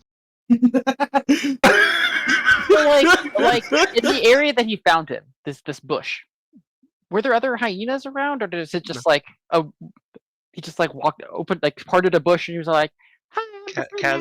Kaz was walking around the camp at night having a smoke break, Mhm. and he found Cackles with his head stuck in a jar of peanut butter in a bush. He got it off, and they've been inseparable since. He was also- screaming the entire time. The most Yeah. special boy. I also realized Actually, he that that's couldn't another scream thing because he that- couldn't open his mouth because it was stuck Oh. in a jar. I also realized that's another thing that you and Brant Hammer Comedy guys both also smoke. Mm. Nah, Kaz probably actually doesn't. I don't Oh. know. Kaz says he smokes to look. He's like, strong. yeah, I smoke. I'm cool. Okay, I smoke. I was just trying to think of a reason why he'd be pacing around camp at night. I'm sorry. I'm improving, and you're not yes-anding me. This is a yes and. The fact that he pretends to smoke is very funny. To look hard. But just like those What actually candy happened cigarettes. is he was probably having a late night drinking stroll. That tracks. Yeah, no, that's the. Because That's if you just sit in your tent and drink rum, that's Yeah. like depressing. But like if you get a walk up, if you go on a little walk when you're a little tipsy, that's fun. That's exciting. Oh yeah, sure. It's way better to be drunk in sometimes- public. Sometimes you find a hyena in a bush. Yeah, and all you have to do is fight off 2 adult hyenas, and then you get your own baby for free. Oh boy. So the implications, he stole the baby hyena. No, I found him in a bush. He helped him get the jar of peanut butter off his head, and then he made him a couple cute little outfits. Oh, love it. Kaz made these outfits? Yeah. That's great. What you think? Cackle's Pretty just like gay. with them? He's got a That's sewing not machine in fun. his captain's quarters. Still Hello Kitty one. By the way, sewing machines are old enough. I think they could. If we, I I was- think sewing machines probably exist. That Yeah. might be true. I'd have to double check. At least probably like the foot pedaled. Yeah, the foot pedal one. My grandma had one. Yeah, I mean, Kaz has worn a thimble this whole time, you guys. It's pretty obvious. Yeah, 1830. They definitely exist.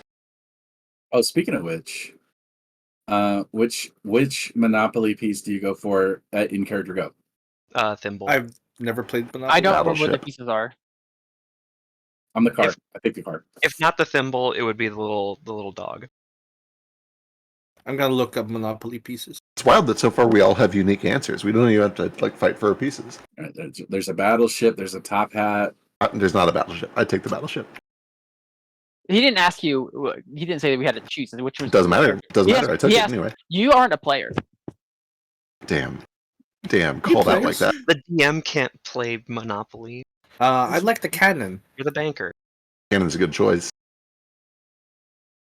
I forgot there was a cannon. There is. There's a cannon. Jane gets the There's a- train. There's I a changed horse. my mind. I changed my mind. T-Rex. I Iron. want the T-Rex. There's a horse. Knowing that I there said was Jane is the horse for wheelbarrow. sure. What about the train? It's like her train trauma. knowing that There's there's a no cannon, train. Kaz would definitely take that one. This one does. You're looking at the new Monopoly. Nobody's. I don't- paying- I don't Monopoly know. came out Are you gonna 2 years gatekeep ago, Monopoly? that is two-faced. Yeah, I am. Look, new Monopoly has stupid. New Monopoly has a T-Rex. Like we're not talking about new. yeah, Monopoly. I want be T-Rex. Boba Fett from the Star Wars. I don't Monopoly. really like any of these. Well, then you get the wheelbarrow. Okay, I'm okay with the wheelbarrow actually, because you can put some stuff in there. You can ride on it. I'll push you. Yes. I feel like Tex is the cat. Wow, wild. I gave that away. Jane The could cat definitely is be the also rocket new monster. Monopoly. You can't have the cat. Oh my I'm god! looking- Is this I'm a looking is this at a player or as a character? I'm looking at original As a Monopoly character. pieces on Google. Are you calling There's Google a a liar? cat. Yeah, it says Uh, battleship, There's a cat. battleship, shoe, thimble, cat, Scottish Terrier, cannon, iron, wheelbarrow, purse, or like the money bag, which I also totally forgot about, but now I remember always wanting that one when we played as kids. Brent's And just then there's going to. a top hat, a race car, and a rocking horse. I'm gonna post the new ones in our channel, so everyone can just look at it as reference. Branch is going to wait to see what Jane starts to reach for and immediately snatch it. There's a cat for Tex. There's a stopwatch. That one's for Jane. Yeah, that's for Jane. There's also just a Rolex. I'm gonna need people to bring up subjects that are very closely tied to the campaign, so my stupid ass doesn't have to do some deep dive into this character. Well, the subject's not there. Nice tales, guys. What? Nice tales. Welcome. Welcome back to Alive. I'm alive. It took me an hour and 10 minutes to get to work this morning and an hour and 20 minutes to get home. Gross. There was Why? a little bit of water on the road, and it's Oh. when bumper cars starts, like free for all Yikes. in a city of millions. They don't know what to do. I like to imagine that it's just like a teaspoon of water and everyone just loses their shit. Yeah, it got a little sprinkly, and then all the traffic ground to a halt. Everyone lost We their don't lives know and- what to do when the water is like the sky doesn't. It's not supposed to leak. I'm gonna sue someone. Narafi's a helicopter. I That was makes gonna sense. go Narafi, helicopter. Yeah. Oh, By the way, I was banging my steering wheel when I heard Narafi say, "Oh, I just gotta, not. I gotta do good on my reports. Report to Hoomst. Boo! Why won't you explain? Myself, I'm the fucking boss. I don't think so. You were tattling on us. To who? True. Big tattletale. Exactly. That's my question. To who? One of your weaknesses is you don't trust people. What? Can't imagine why. I think that's a strength. Nah. Could be. Good argument. Irrefutable. Okay, Jaeger. Anyways. Brother, what inspired you to be you? Ruko? No, Jaeger. Oh boy. What inspired you to be born? That's not Ruko. So with Ruko, it was it was a whole lot of things. Where do we begin? What was the actual question? It was like, what was your thematic? Why did you influence choose or to play your character? Was there a mechanic or theme that drew you to them? All right, well, we can go with some themes, and for Ruko, it was like, let's see, how do I explain? It's kind of that whole, the world is really hard and harsh, and the big guys come in and stomp on people, take what they want, destroy things that are ancient and carefully planned and meticulous, removing cultures, that kind of thing. Just kind of blunt force, I'm stronger, no matter what kind of history and context you got, fuck it. It's gone. Imagine the Aztecs and the library burnings when the Spanish came in, and how angry that makes me is ridiculous.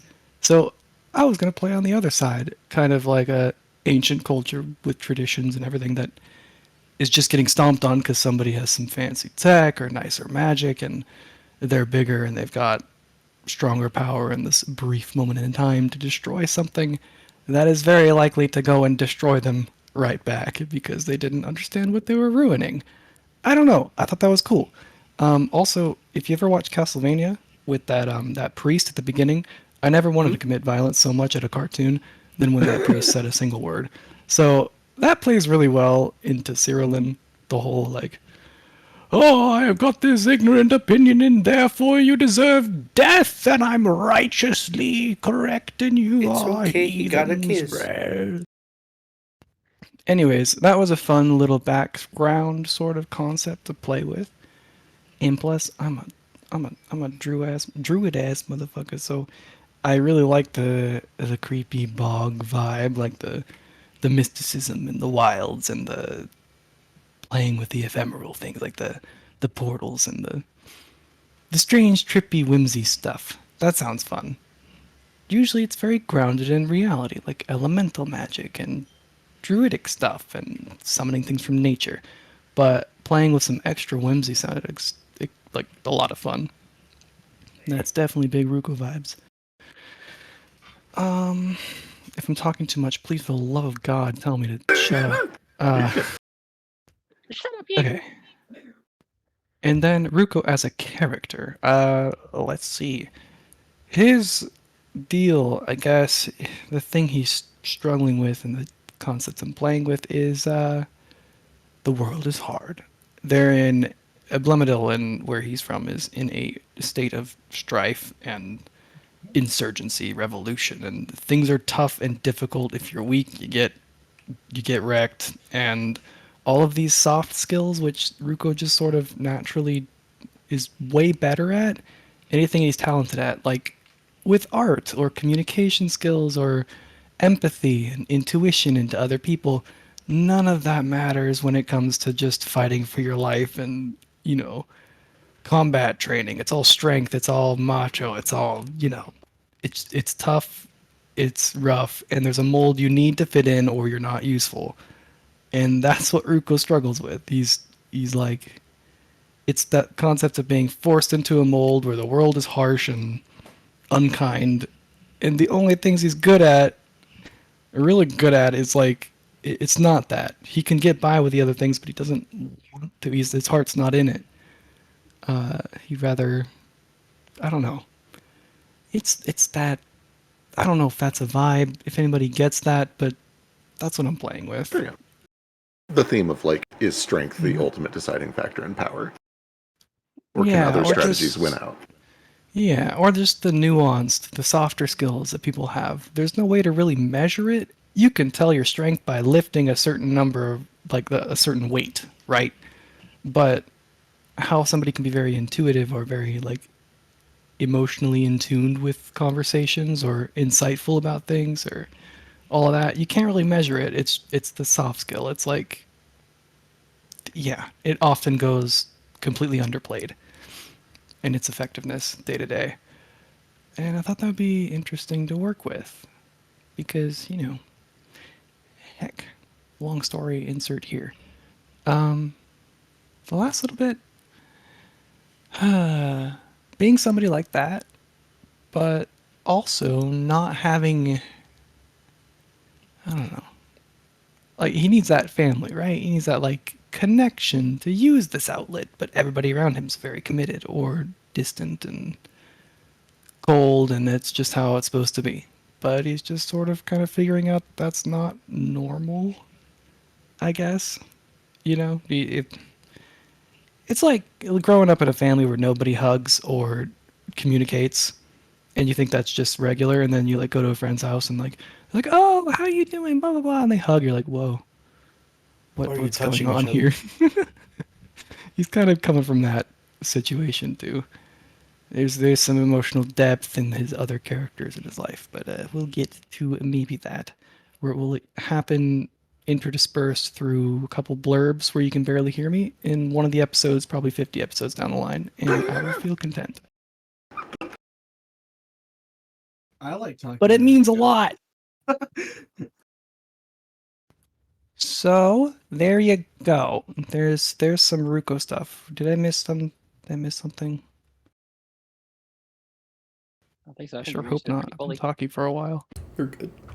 You've been in a car. You need to get in on this. Yeah, I was screaming. Not really. I was screaming on the inside. I was driving and hating Bumper every cars. California plate I saw with extra fury. No, they don't know how to drive here.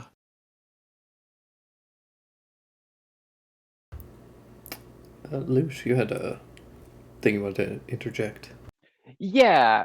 So I realized that I kind of gave a short answer, and then I saw, or later on, someone had like a pretty much the same answer. So I just figured I'd answer that question along with everyone else, and answer the other question too as well. That's like what drew me to Baby Boy, and maybe a little bit of like the person asked, "How the hell did you come up with Baby Boy?" So I, as I said, really like the idea of like Eldritch horror. I love magic in the games, so I wanted to play a magic caster. I think what really spawned all of this is as I was looking at like space-time manipulation, and then I saw that the Kitsune could have a star orb, and I thought it would be really cool to have like a star or a black hole as like the friend of my character, and that kind of is what evolved into Mare and Baby Boy's friendship. Another big thing that inspired me was, if anyone's seen the movie Fantastic Planet, Oh, the French animated movie, right? a French animated movie Yeah. where these giant aliens have domesticated people and have taken them as pets. These creatures are far outlive them and are way more intelligent than them. And I thought that would be an interesting dynamic to do as a character. It was also heavily inspired by my cat, because I always kind of think of like, what would the relationship be for like, if I had that relationship with my cat, but kind of in reversed, a creature that had higher thought process. And for me, the only thing I could think of would be like gods and demons, and like that sounds boring. Oh, did gods and demons in a previous campaign, but Eldritch horror sounded lots of fun because there's just things that we can't comprehend.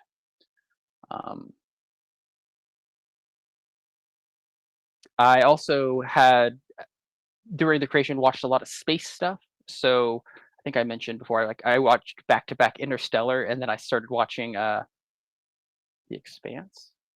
So Interstellar was a lot of black hole stuff, so I was like getting some good Mare stuff with that. And fun fact, the name for Mare, I took it's a month in the Persian calendar, but it also means sun or friendship. I don't know if I knew that. I feel like I sent it to you. I found Okay, it in okay. the thing I sent to you. Yeah, it was like right after I think the whole fursuit thing came to life. Right, okay, I might have still been But- processing that one. Yeah. So I thought it'd be kind of fun to like have him. He wishes on a star with like a children's lullaby, and somehow either his power or something, this star falls from the sky or galaxy or whatever Mare is, and they become friends. And I was like, friendship. That's perfect. For the record, though, his name is spelled Mehr. Not that it really matters, but Yeah, here's the significance of my familiar. Also, this is my fursuit. it went fursuit then familiar. I was gonna say fursuit was one of the first things. And then just fact blocked everything out after fursuit. It was a lot pay of stuff attention, all at Fact, to the once. The DM. fact that you managed to integrate Baby Boy at all into the campaign is incredible. I could talk for hours about the process of integrating Baby Boy into the campaign, and I am so pleased with where it has gone. Yeah, I had a pretty simple vision with this. I've joked with Sidra recently that it's like kind of the last half of like Oliver and Company, where it's like Baby Boy is out there just trying to go on a mission to find his master. I won't say any more than that, but it's kind of just like a pet who lives a cush life, has to go outside, based off my cat because she's always trying to. She opens all the doors in our house except for the front door. So I thought it'd be funny if he's always breaking out of stuff. Wasn't your master like a gooey, soupy bebop that called you a good boy? That's about all we know. He was like a giant star creature. Yeah, you guys don't know much about him yet. He's the librarian. I just thought it'd be He funny if looked he lived in real the library. wet. Yeah, sometimes you just gotta be wet, No. I think one of the things I struggled with the most was coming up with a voice for Baby Boy. I like spent a lot of time like not knowing it, but I was listening to Outlander, and so I was all like, "That's it. He just needs to be unintelligible." That's the answer to my problem. So I was like, I like got some extra books to like start studying Scottish accents, and I think the only person I had really told was Feck and Sidro, and Sidro was like, "Oh, that's weird. You and I was talking to Jaeger, and Jaeger was like, you guys doing the same thing," and I was like, "What?" So then I found out that me and Jaeger were both doing Scottish accents, and that was just kind of fun. Did I tell you before the campaign? Oh, Yeah, damn you it. did. I think you did because you were like, "Oh yeah, you and Jaeger are both doing that," and then I messaged Jaeger and I was like, "Are we really?" And he's like, "Yeah, blah blah blah, Outlander," and I'm like, And we were both like, "Oh, I." Whoa. We need a fucking hour-long Baby Boy and Ruka conversation. I need to. I haven't listened to the book in a while. I need to like get back into practice. I know that the last thing I probably have to say was that like when I first saw Kitsune, my brain was thought 9 tails because I'm used to like Japanese anime shit, and I didn't realize they had 1 tail, so I had to like really be like, "Fact, let me have 9 tails, please. I want to be a weird tentacle monster, and I need 9 tails for it."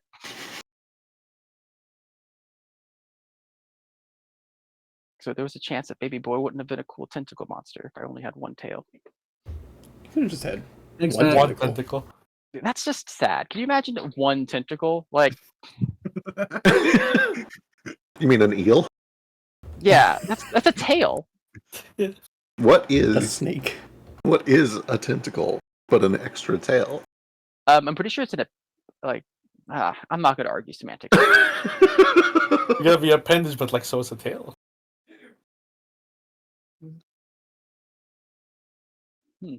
That's actually what are like the media inspirations, if any, for each of your characters? Like what are like what's some shit that you base them off of, or like characters that you watch in order to get their personality right?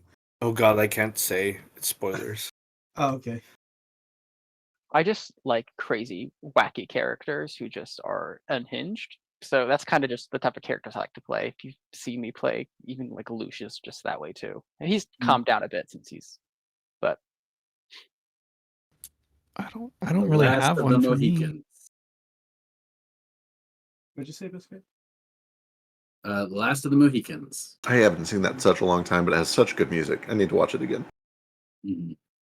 Let's watch party it sometime. I was too baby to understand anything. isn't it weird how Last of the Mohicans and Last Samurai are both about the last of them being a white person? Yeah, you know, lightsabers. And fucking Lawrence of Arabia.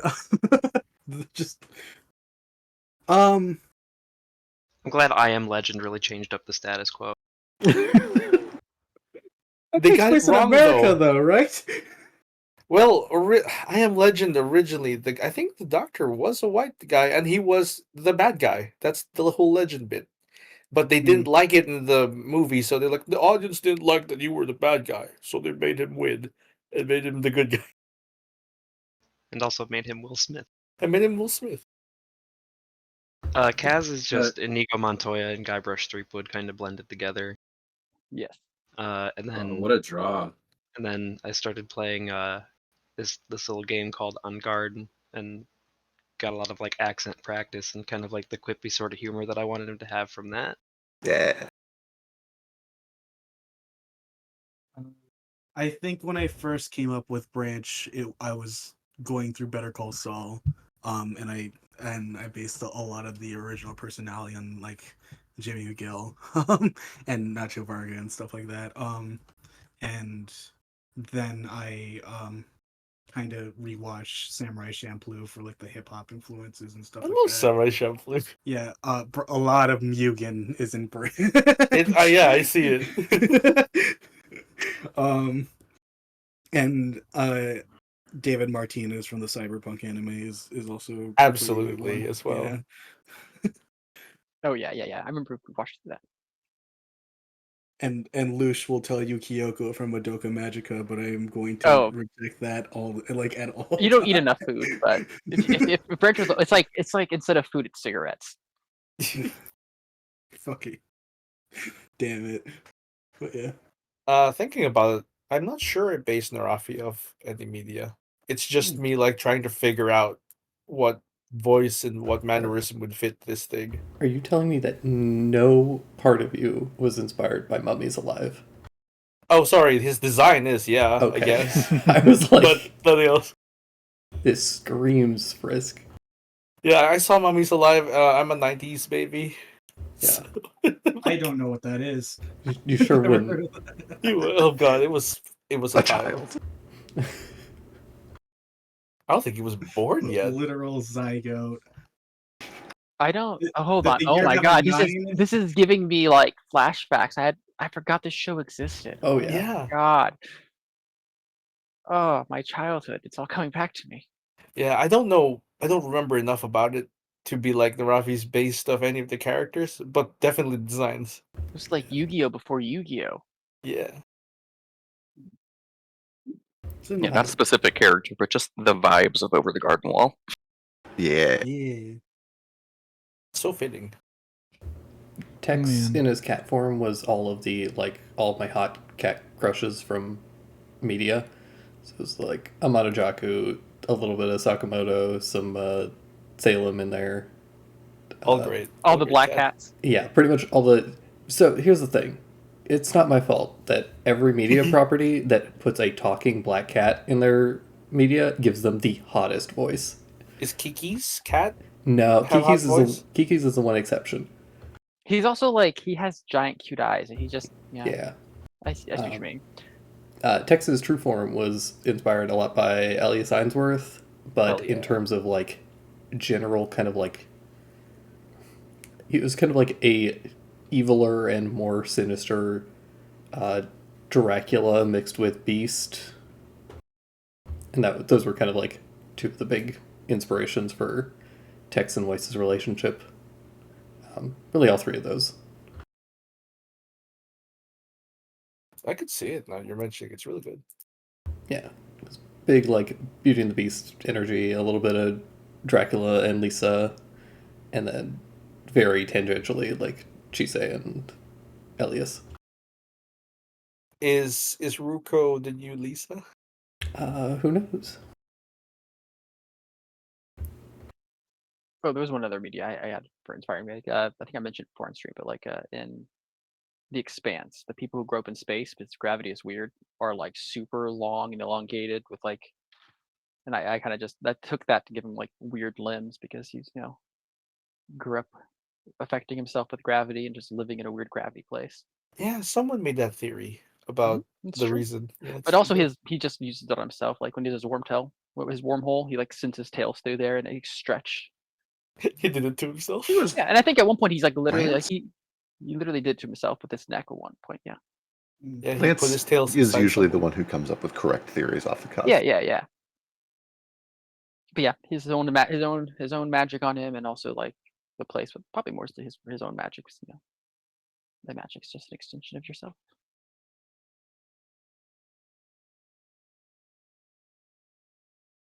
We need to have like theory bingo. People like their theory bingo cards. Was I the first person to call Jane a robot? Oh, I don't remember. Somebody very early on flippantly guessed, like, oh, there's no way she's this normal. She's got to be weird. Mhm. I don't remember who was the first person to land on robot specifically. I thought she was a lesbian. I thought Rito was her lesbian lover. I'm disappointed. Let's not rule anything out, right?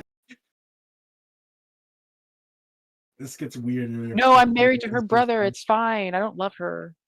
Right. Like in a group where everyone's like a monster, eldritch abomination. She's like, my weird thing is I'm a lesbian. I like girls. Yeah, clearly she would be so out of place here with this group and party. We should probably Are there any?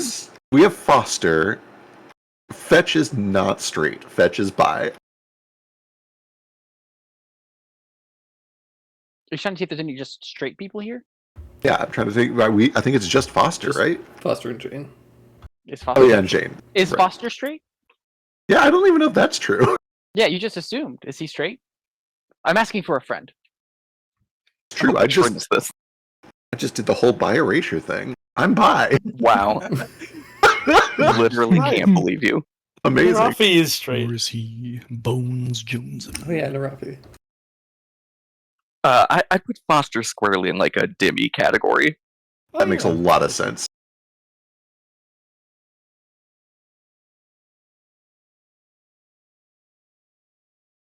Rafi is canonically talked about pussy. I just love pussy. More like how hard it is to get nowadays. Oh, because he's undead. No one was just, you know. Kaz is actually ace. I'd buy it. Cackles is wouldn't. very straight though. Cackles is a toxic straight person. Toxic. Cackles is a He food will deny sexual. being any bit gay at the slightest. The gay for pay sexuality. I already had a character as a child once. I don't think I can never be, not completely gay again. Just in case. Is Fetch straight? I'm just not realizing you might not have been fucking with me. Is Fetch straight? No. What the fuck? No. The way he hit on. What do you mean? Oh right, What the fuck are Darvin. you Darvin. talking about? Right. He's very loudly into Darvin. Yeah, very loudly into to be Darvin. fair, That's the cover. It's his beard. Darvin is biscuit bait. You did it on purpose. That's I not my didn't do shit on purpose. I still can't believe you guys latched onto them. We have talked about this off screen. The DM's lies. You know, fine. You believe whatever you want. Speaking of the DM's lies, do you want to ask all these questions that you probably should have asked us before? Oh, I don't care. So I got back in town, slept for 14 hours, woke up, did a game of Blood Bowl, and then this started. And like, there was a 20-minute stretch in there. I'm like, oh, right, I should throw some questions on there. So these are the first questions that came to mind. I'm not actually hinging anything on their answers. But you should ask each of us one. Okay, I'll do that. Let me pull a list. Mostly because I feel bad asking my questions for myself.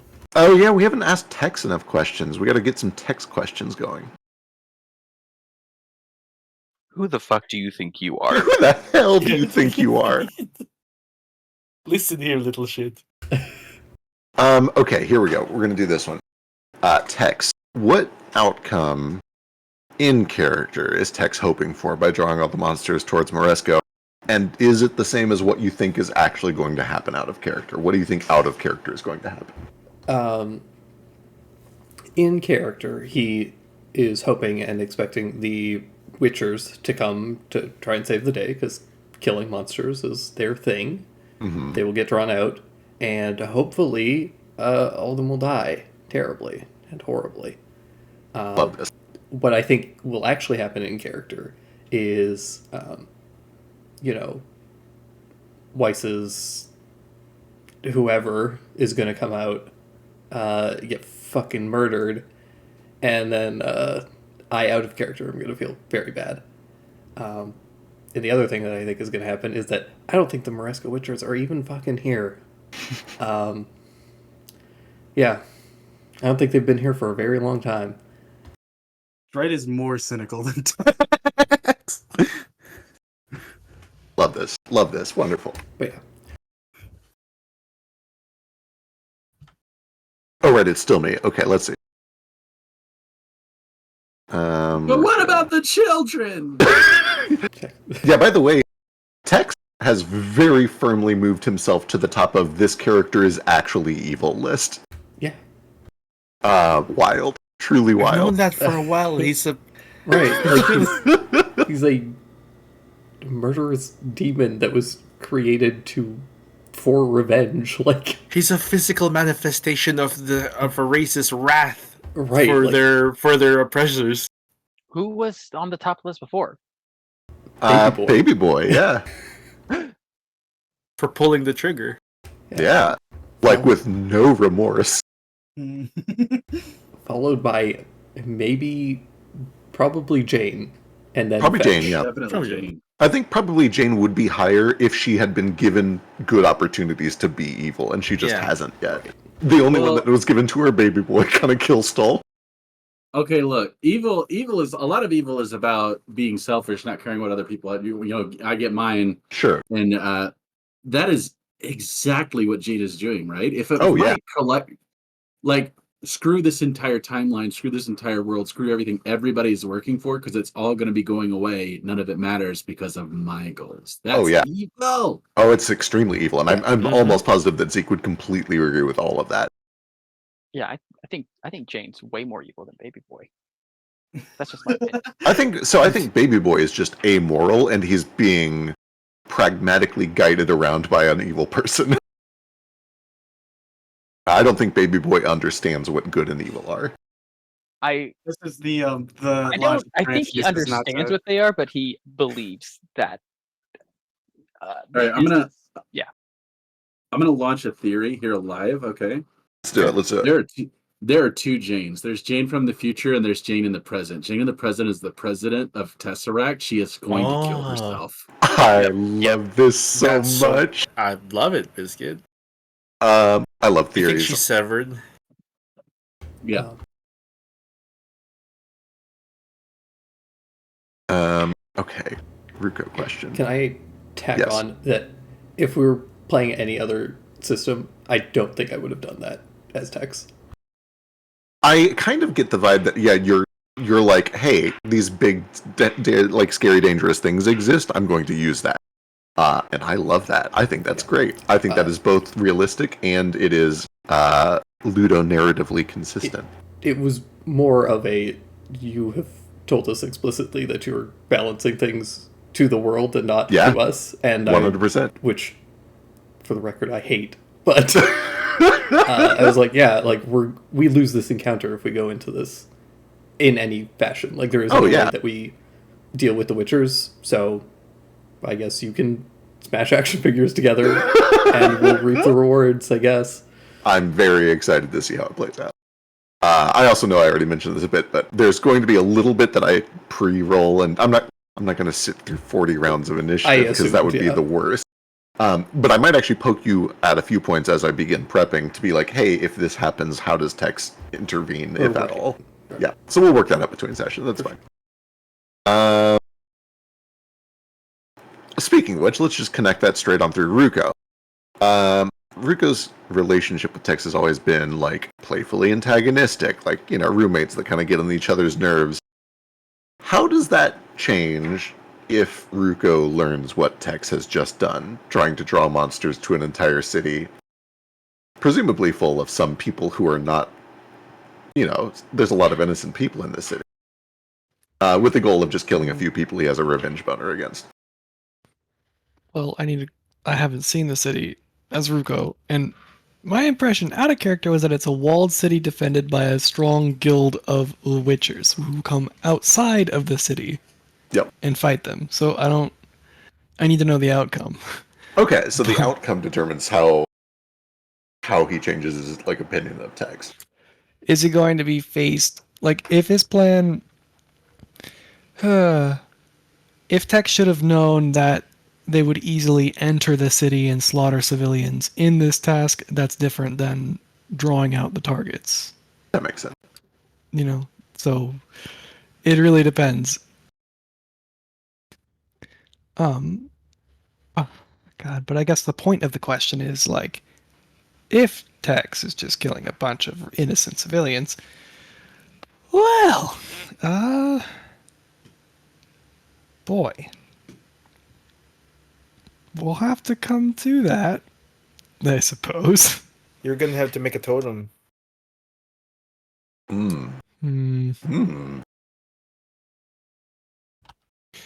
Mayhaps. Give him a little high looking maneuver and barf up that little tiger thing he ate. Sketch is stuff. here. No, that makes a lot of sense though. Like, there's absolutely a world where Ruko just never even learns about this. Like, it depends on the outcome, right? Tex is just a cat. As far as anyone knows, a fire just started. Like, there are a lot of ways that Tex gets out of this without anyone else knowing. And even if everything... Well, I shouldn't comment too much. I'm in the DM. But it's enough to say that there's a world where Ruko never learns that this happens. I should also be clarify. careful. The first thing... Oh, go ahead. The first thing people are going to want to know is who did it. And there's a lot of magic to find out who did it. Like, you know what I mean? Like, that's... Yep. To be clear, Tex is a cat. He had cat-sized amount of equipment. Sure. If this was enough to draw these things in, you know, there was... Could have been anyone. It was inevitable, like... Oh, yeah. Which begs the important question, and one of my favorite parts of world building is, if an outcome is inevitable, why is it not already happened? The Fermi paradox brought down to a smaller scale. Anyway, Sketch isn't here, so I'm moving to Fetch, and I'm giving you a choice. Do you want to talk about dreams or robots? Let's talk about robots. Sick. So Fetch has mentioned a few theories about Drifter in character. What do you... Is this just Fetch being Fetch, or do you actually think there's like merit to it? What do you actually think is going on with Drifter out of character? It's Fetch being Fetch. Now, I think there is something going on with Drifter out of character, so that's part of it, but that's not why Fetch is latched onto Drifter. Okay, think about it from Fetch's perspective, right? He's from this nomadic tribe. And he's a spirit weaver. He's surrounded by spirit weavers, and he's surrounded by spirits. These are immaterial creatures that sometimes inhabit a physical form or inhabit a physical object. So when you see an animated object in Fetch's tribe, in Fetch's worldview, in his culture, that's a spirit. Plain and simple, period. That's what it is. If you see a ghost, that's a spirit. If you see a tree that grows in weird spirals and like answers your prayers, that's a spirit. You know, right. That's what those are. So when you see an animated metal talking dog that seems to have the ability to make its own decisions, that's a spirit too. And in this culture that Fetch is a part of, you revere spirits, you revere nature. If you don't, you die. So Fetch reveres Drifter as a spirit. This makes a lot of sense. That's really all there is to it. Yeah, that absolutely tracks. He does seem to also believe that the spirit is trapped. Well, that's largely because of Jane's behavior toward Drifter. So Jane knows a lot more about it than Fetch does. Jane seems to think that something is wrong with Drifter. Drifter shouldn't be behaving the way he is, and that to Fetch, I calculated probably means if Jane is right, then Drifter is a spirit unwillingly attached to the object, or that sort of thing. I'm sure, like, he's grown up with stories of witches taking a powerful spirit and binding it to a weapon against its will. Things like this. Wouldn't be me.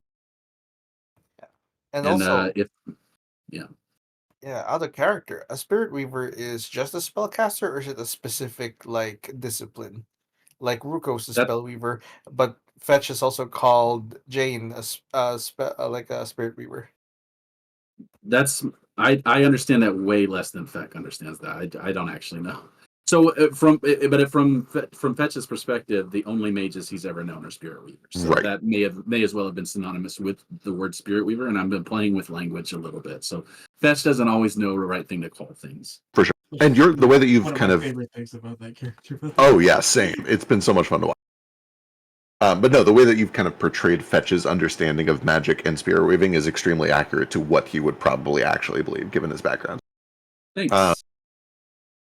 Ruka knows a lot more about what it actually means to be a spirit weaver and what that word actually means. And I could divulge, but I also know that he's been itching to go into that in character, so I'm not going to spill too many beans. Yeah, same. I want him to be my mentor. Yep. That'll be good. And Tex has his own interpretations of all the things. True. Yeah. True. They are Man. jailers, oppressors. Yeah. Boy, oh boy. But Boy, also, oh boy. were Spirit Weavers what summoned Tex to begin with? They I mean, sort of. He wasn't summoned. He was created. But he wasn't, like, to my knowledge, and as far as Tex knows, he wasn't created, like, intentionally. Yeah.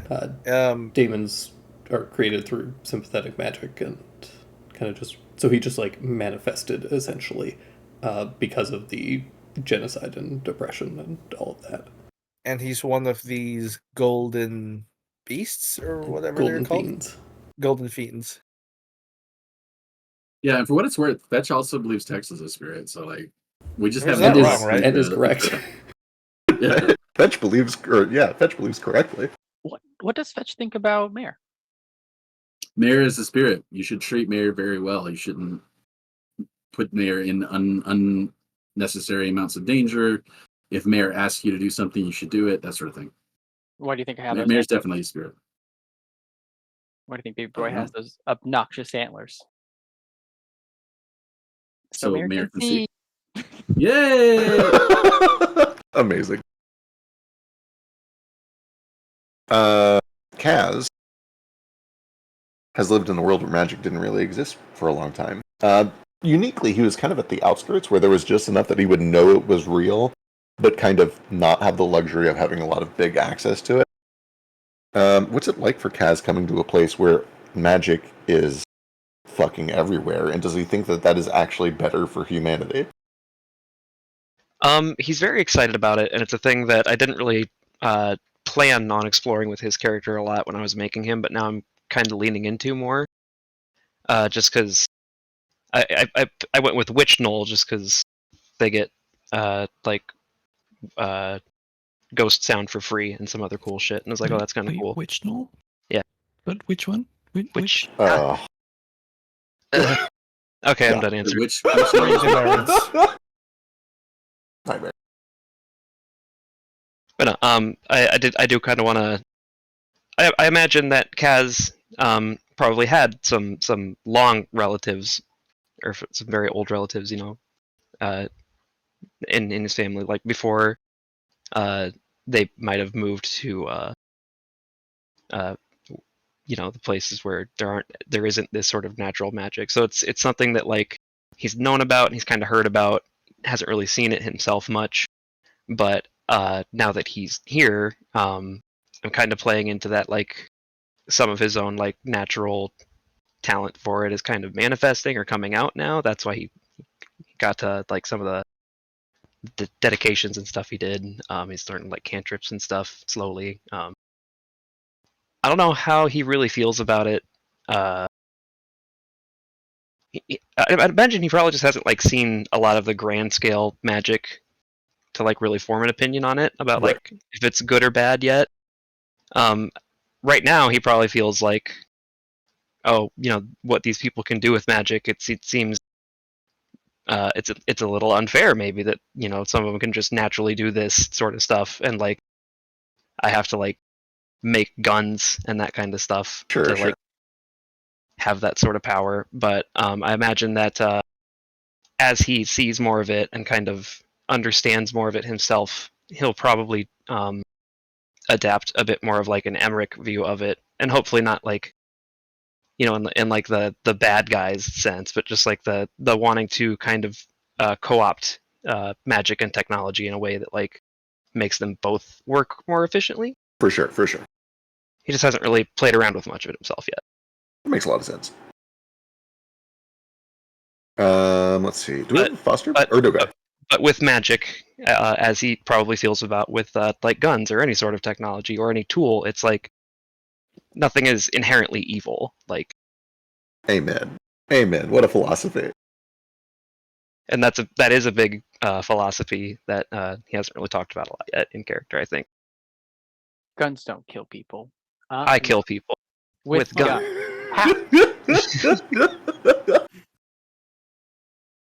Do we have a Foster back? He's still working on dinner. I'm here. Welcome back. You want to talk about Old Growth or Cyril or Thalia? Old Growth, Cyril, or Thalia. Let's fuck around with Old Growth, I guess. Sick. Any of them are fine. Why do you think the Old Growth picked Foster? Why do you think they give a shit about Foster? Oh boy, me or Foster? Both are fine. Kind of an out of character question, but if Foster has his own thoughts on it, that's great too. No, this is perfect, because Foster has very few thoughts about it. Just kind of flooded with a purpose, again, is enough for the moment. Right. I think it was entirely opportunistic. Especially since we know that the Old Growth didn't raise them again. They were risen by something else. I think they saw what they were doing at their original grove and just kind of decided, yep, that one will do. Love it. So it was just kind of, they were walking along and they saw Foster and were like, oh, they seem like a good fit.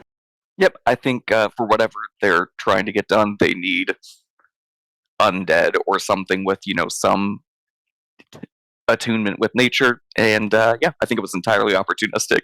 I love that. That's great. Perfect. Okay. You were just the luckiest and floweriest corpse that happened to be around. Yeah, just right place, right time. Especially based on just some things that I wrote about the Old Growth that haven't really come up yet. Yeah.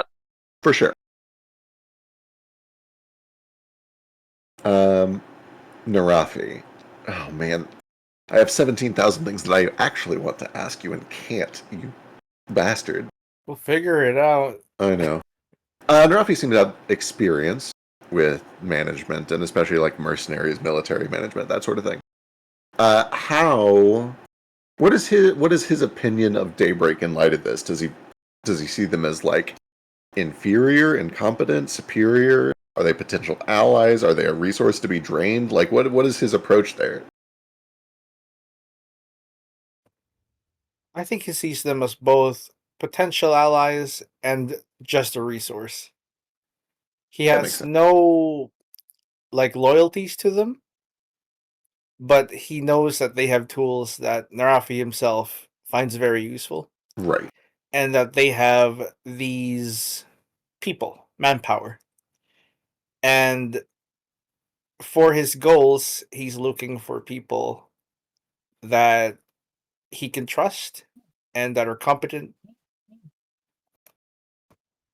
And he thinks he can find them in Landfall. He doesn't think that Finn Darwin and the main group would work for him because they have their own thing.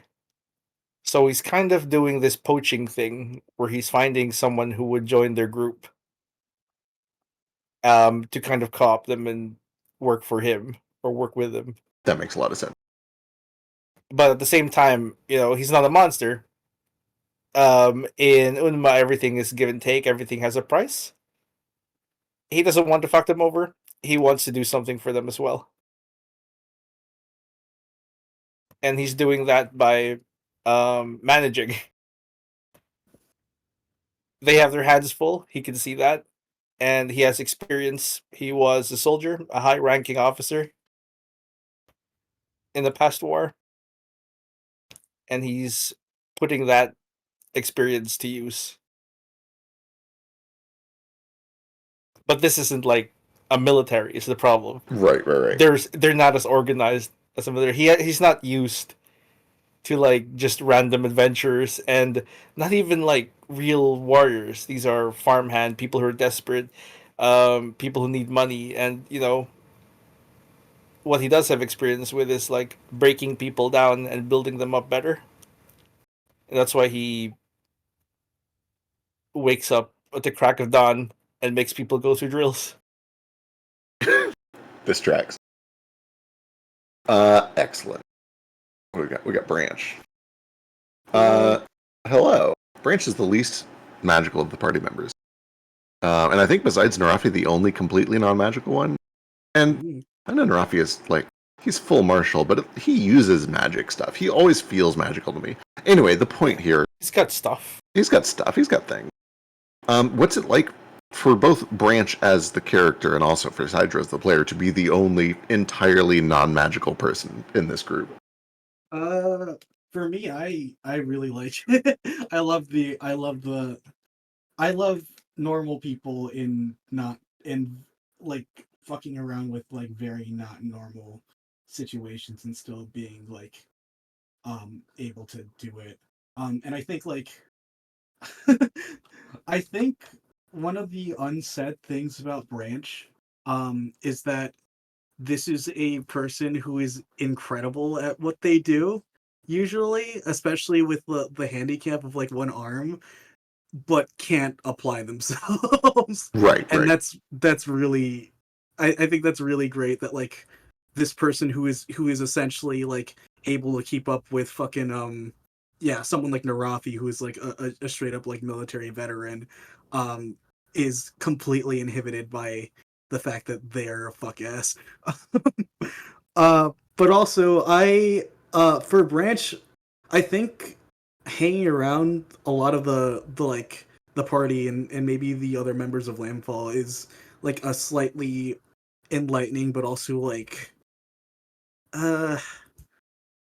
damning experience for Tim, where like the idea that like everyone here has like pre-Destiny shit going on, and he's got nothing even close to that, kind of makes him kind of like disheartening to him almost a little. It reminds him of like the higher power shit that like Edis held over him his entire life, or even like the chapel, the fucking chapter one that he worked for them, right? Right. Where, like, everyone is more important than me. Why do I even matter? Like, what's going to happen? And probably part of the reason he's sticking around is so that he can like prove that like, yes, I even if I'm not like the fucking savior of Zulakara, I can I can fight just as well as them. I matter, which is something that's really funny with the whole like, which is something that's really funny with the whole murder that he couldn't stop situation, right? Where I think Zeke actually put it the best. Where like, despite how like standoffish Branch is, he is someone who desperately wants to feel like his actions matter, but can't like either like achieve that or find a way to get like the notice of something higher that could like genuinely say you did something good, like everyone else in the party seems to. Right. Yeah, and it's going to be wild when he lives through all of this and has this whole experience and then gets to the end and realizes that Edis really did spare his life because he's like chosen for some purpose or some shit. That's just really how to crush Branch fully, how to just like absolutely entirely deflate him.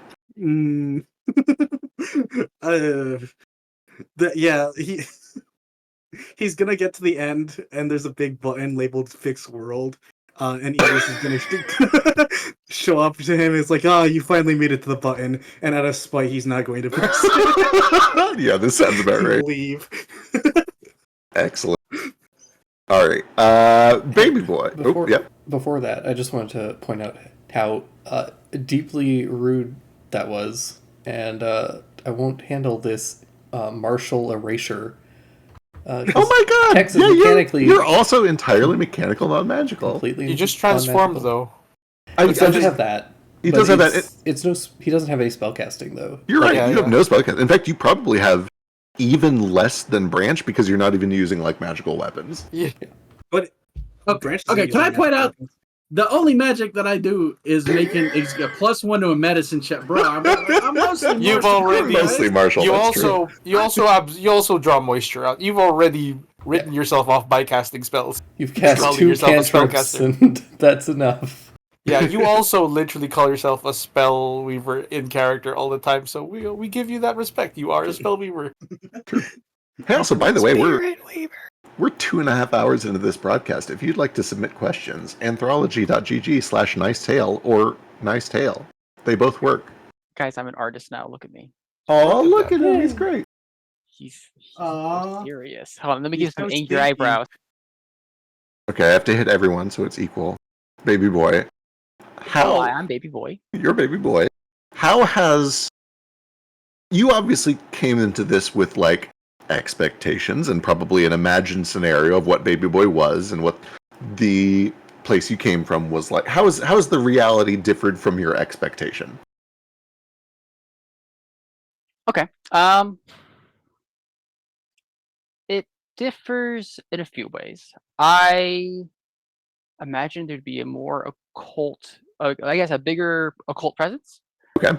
That perhaps Baby Boy would be somewhat recognized with because of his connection to the librarian, and there'd be more of like a. I'm thinking. I was kind of more imagining more of like a Spirited Away, where there was like a spirit world or a weird world that was kind of parallel to this plane, where there's just like congregations of like weird eldritch creatures living in kind of like a hidden world around everyone. I see. Noted. Think of like in Harry Potter in the first movie where they go to Diagon Alley and it's like a world that's just like right next to where all the mortals, the muggles live. But Right. like, right there. Hidden in plain view. Yeah. I love this answer. This is a great answer. I was hoping to be a skeleton the whole time. Is it too late for that? I will say that I am very happy with the reactions I got. What people's characters did to Baby Boy. That was exactly what I wanted. Everyone's just like, "Who the fuck is this freak?" Right. We're just gonna like watch him though, and not gonna try to really fuck with him.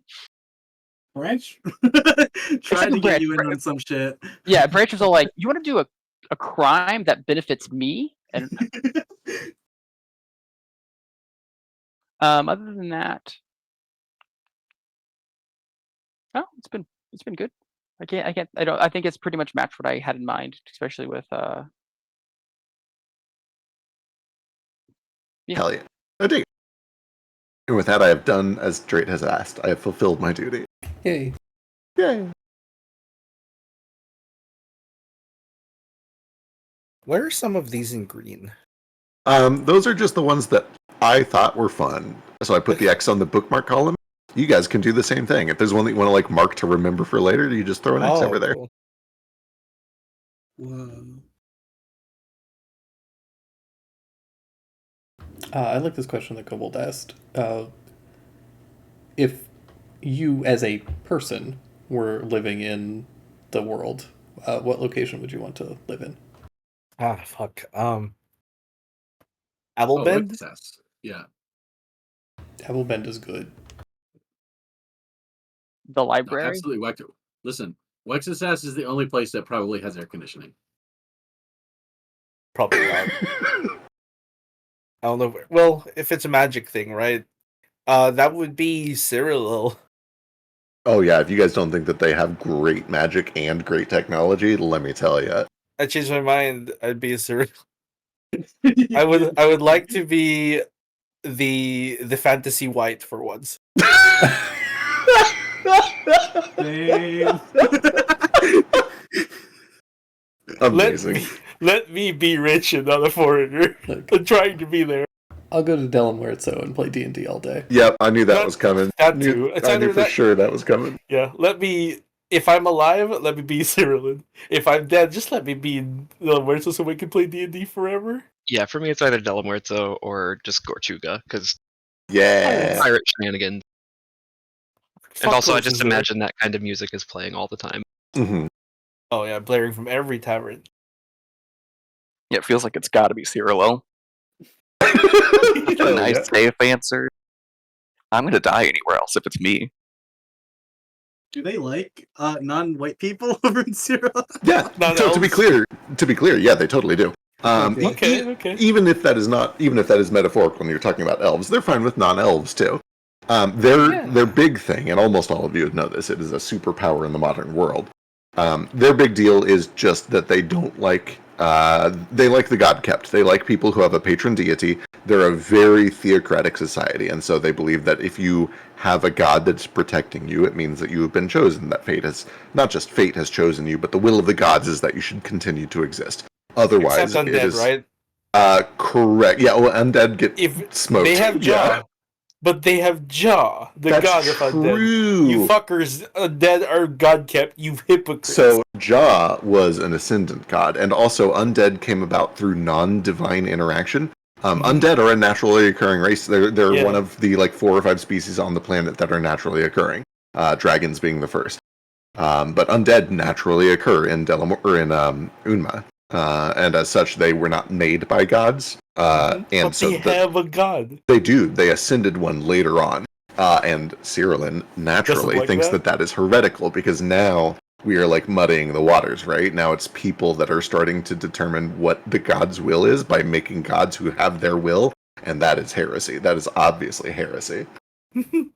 Anyway, all this to say that they are an incredibly prejudiced people, but they do so based on theocratic ideals Yeah, and yeah. not based on species or race or anything like that. Because Oh, theocracies I are worse.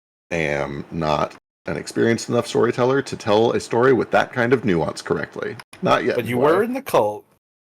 Yeah, I was. Yeah, for real though. That's part of it. Is I actually Yeah. spent a lot of time with religion. I know what that mindset is like. I feel that I'm qualified to tell that story. Yeah, the experience helps. I'm changing my Oh. answer to Eden. Eden's Yeah. fun. I like Eden. I'm going to. Did I tell you guys I recently found out I might have accidentally been in the Falun Gong? Okay. You did. Yeah. Add this to accidentally starting the flat Earth movement. Just really bumping that resume. I think I would choose the library, whatever realm that is, just because I know they have weird space and also weird technology that doesn't exist in the rest of the world. Yeah. I haven't really broken out Baby Boy's toys yet, but they're coming, guys. Prepare yourselves. There's some Oh. weird Eldritch toys. I'll also choose the library because I won't die of sepsis if I injure my ankle or something, probably. Oh yeah, choose someone that has healthcare, guys. Yeah. Oh yeah, does the library have healthcare? That's cool. It's like you said, celebrities. Do celebrities have healthcare? Only celebrities in this world. Yeah, you'd have to be a really well-known fellow, I guess, to have really. Next question. Did everyone answer that one? Shit, what was this question? Where do you Oh, want it's to just jump where into do you want to live? Yeah. Did everyone get to? Jaeger, I think, hasn't.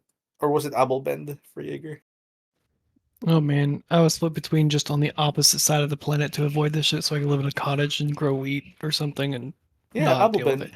But no, Alabama would be pretty nice, but I'm not really into getting stepped on either, so that's a bit dangerous. I was gonna say- Not your kink? probably It's an acquired taste. no. Don't taste it. Taste it. Let's see. Maybe around one of the oases in Unma would be pretty familiar and kind of cool.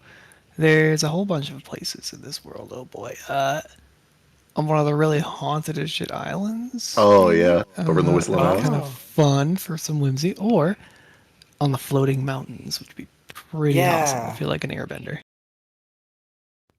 And just constantly have vertigo. Be a great time. Love it. Boy.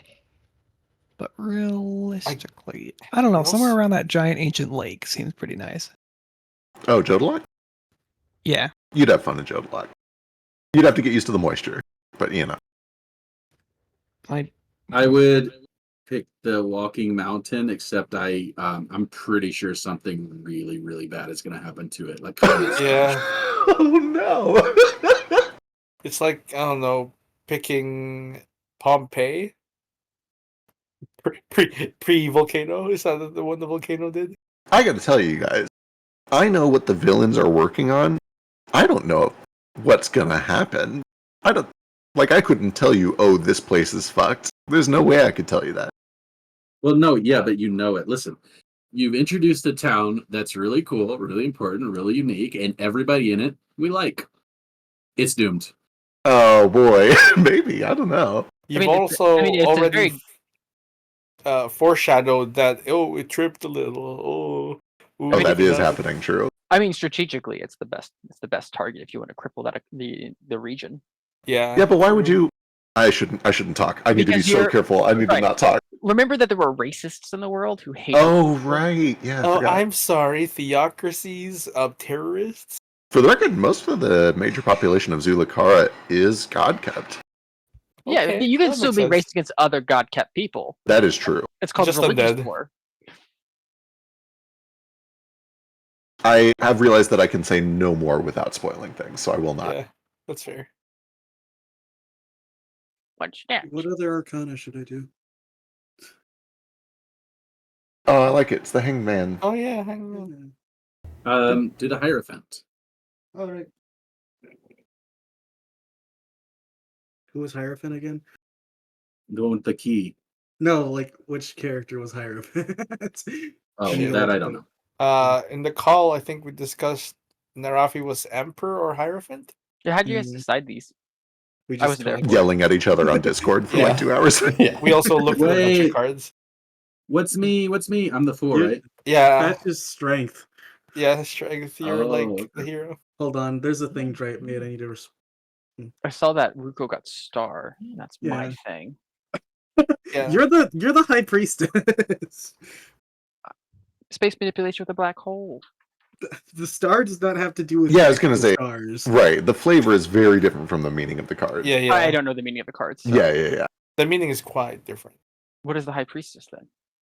Baby boy. The High Priestess is a baby boy. If you look at the card, it just says baby boy. This is baby boy. I need to look at high priestess again. Should we talk about everyone's? It makes it. That's interesting to talk about everyone's major arcana and why. Everyone's major arcana. Sure. Wait, does that mean I get to like non-ironically be death? I think you are actually unironically Yeah, death. yeah, Or Death like is- maybe Tower. Because death Yeah. tends Oh, to. tower could make sense. Well, Texas is Texas the most Tower. Yeah. Yeah, Texas Tower. Because True. You can't have Texas- two arcanas. That's not allowed. Tower is like just destruction, and death tends to come with the idea of like the end of Change. something but the start of another. It's that like Right, right. transitionary period, which is entirely Foster. Extremely Foster, Oh, yeah. no, that's Jane. That's Jane though. No, Jane's the moon. Bane's the fool. Come on. I agree with Eli. I do think she's the fool, not the moon. Hmm. I think the moon is to a certain degree Ruko. What does this mean? What are you guys on about? I It's think literally What are you your looking character. at? That You're a fortune Hold teller on. in character. I You know, don't know but the major where arcana. are you looking? Oh, I'm Here, just I'll trying to pull- find Just it. look up tarot meanings. I usually use Biddy, biddytarot.com.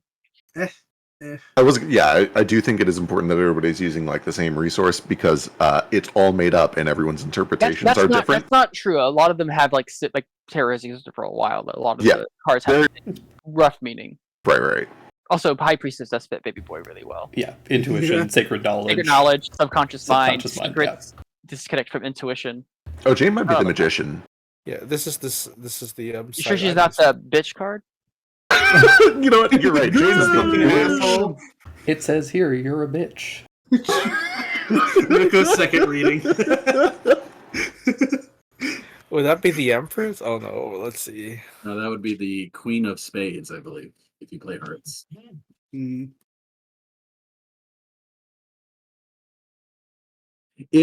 Anybody who, that's how I know you don't play Hearts. Anybody who, in Hearts, the Queen of Spades literally has that moniker. I don't want to say it, but Yeah, what's Ruko? Fucking moon is illusion, fear, anxiety. That's all, Jane. Yeah. Are you what? Yeah. That's okay. I mean, boy, oh boy. When I hear illusion, fear, and anxiety, my mind goes straight to Ruko. Yeah, well, fool is beginnings, innocence, spontaneity, a free spirit. Jane murdered someone because she'd be afraid of them telling on her. Oh, that's is true. Change. Is Rico And the Jane hermit, wants maybe? to change the entire universe. I actually don't know the hermit's meaning. Hang on. Soul searching, introspection, being alone, inner guidance, isolation, loneliness, withdrawal, when reversed. Yeah, whatever. I That can is kind of actually see that. good. Yeah. Which one of this? None of these say dumb bitch, so it's really hard to know. Yay! Yay!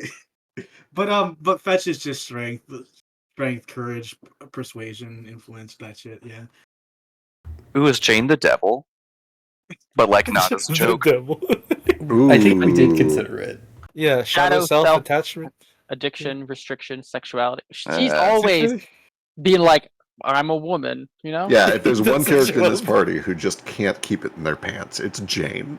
All right, everything but sexuality. You like took her face off at me. Like, I don't know, man.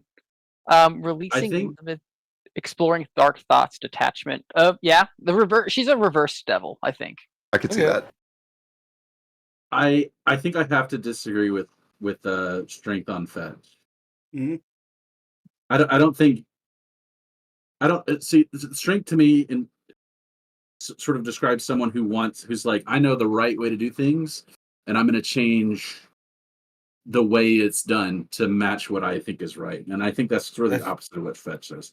I think Maybe, like, fetch is reverse- justice. Reversed Hierophant, then?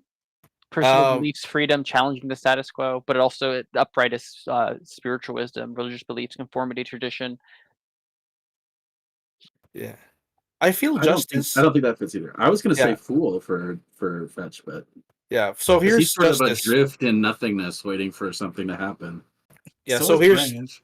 here's justice, right?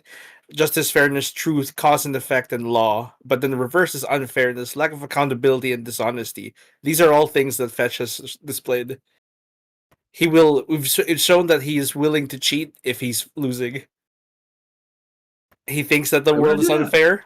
Well, He does. just fucking push-ups. Every time nothing goes your way, you immediately start cheating Oh yeah, that's true. in all the little ways. And like I don't he know, it's a wants mystery. justice.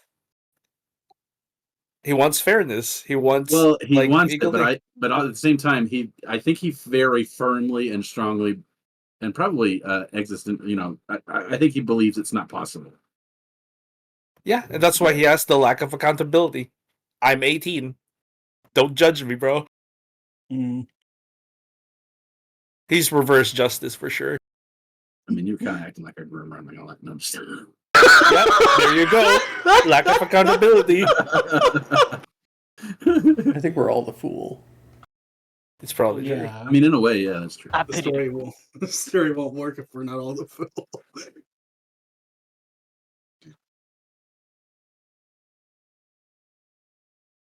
Is this man working with color, Jaeger?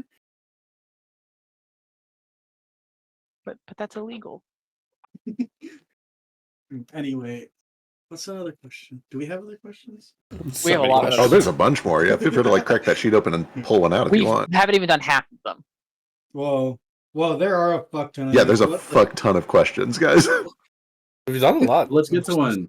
Do it. Pick one out.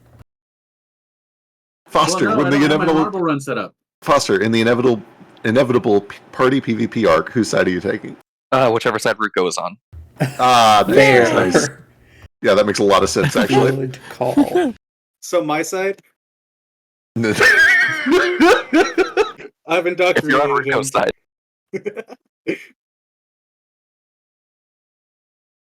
Mitch asks why your brother's so much cooler than you. No! Screams no. There's your answer. I have another better question. Uh, Did you make your brother cooler than you on purpose, or did Feck? That's a fun question. Yeah, Jaeger. a bit of both, I guess, because you guys want to have bad opinions, and then Feck made him cooler. And yes, it's probably a bit of my fault too, but that's another thing about Ruko's character. Is everybody's just so fucking good at everything. Inferiority complex. Got it. He must have he must have Thanks. missed that time that Branch couldn't climb a wall for 5 rounds. He did. He wasn't there. But Yeah, so Jane it was was. a bit of both.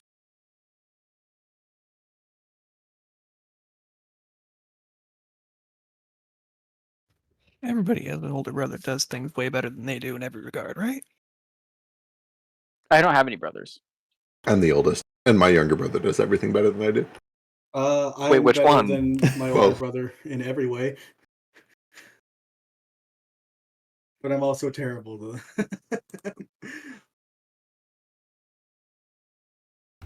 Who, What? if anyone, does Ruko feel most connected to? Like aside from Tex? Including. Okay. There's a lot of depth to that because Ruko does too much thinking and too much feeling. So for different aspects, he has a depth of connection with different people for different reasons. Like, Okay, name them. Tex on one hand is like a connection to his calling, the most difficult challenge at the same time. And it's, they've got some more experience with each other, or at least they found each other at a very pivotal Pivotal. moment, petitial moment, and it was kind of formative for him in a way. Like the first way to try to be what he's always been trying to be, live up to the Spirit Weaver deal, but he's way in over his head. But also they tolerate each other, and that's quite a monumental achievement, in his books at least. We'll see if that keeps going. Given Tex. So yeah, it's very valuable in that regard. I have a question for everyone. Mm-hmm. It's from Kobold. As a character, who do you trust the least and who do you dislike the most? Not NPCs. Who does your character trust the least? Who do they Trust the least Yeah, I and dislike the wonder. most. Yeah, I feel And- like Citro's pretty easy, or Branches is pretty easy, rather. It would be Baby Boy in character. For both? Oh, is it? Are they Who not do the you same? who do you trust the least? Who Yeah. do you dislike the most? Trust the least is Baby Boy. Dislike, still thinking. Out of character, by the way, Jane is incredible. Yeah. I love all her scenes, but yeah. Naravi also- doesn't dislike anyone. Also, side note, previous question for Ruko, there's a thing for Naravi too, but I'm sure we'll get to why. Okay. Oh, you could. Mm, I was curious if that was the case. Yeah. Mm-hmm. I showed you my long face. story. Please respond. Is that it? Yeah. Well, kind of just the point there, liking people different for different reasons. With Narafi, it was like the first little tidbit of somebody who's dour and older and cynical and judging and grading my every action, but he showed some kindness for once, and that totally blindsided Ruko. He's like, "What? What do you mean? You pushed his daddy issues button correctly. Don't You should do that." That's exactly what it was. That's why, yeah. That's why there's Accidentally explicitly a question here about Yeah. Ruko's daddy issues. Yeah, exactly. If you scroll down 2 questions below that, you'll see that I was leading to that. Well, heck, there was another question floating around, right? Let's go back to that one. Let's follow up with the daddy issues. I trust Baby Boy trusts Ruko the least. Oh. Really? Interesting. Really? For reasons obvious to Baby Boy, but seeing as how no one seems to really understand how he thinks, yeah. I think Tex feels similarly. Ruko? Yeah. Distrusts Ruko, but dislikes the most someone else. Dislikes Branch the most. Okay, that's fair. Currently.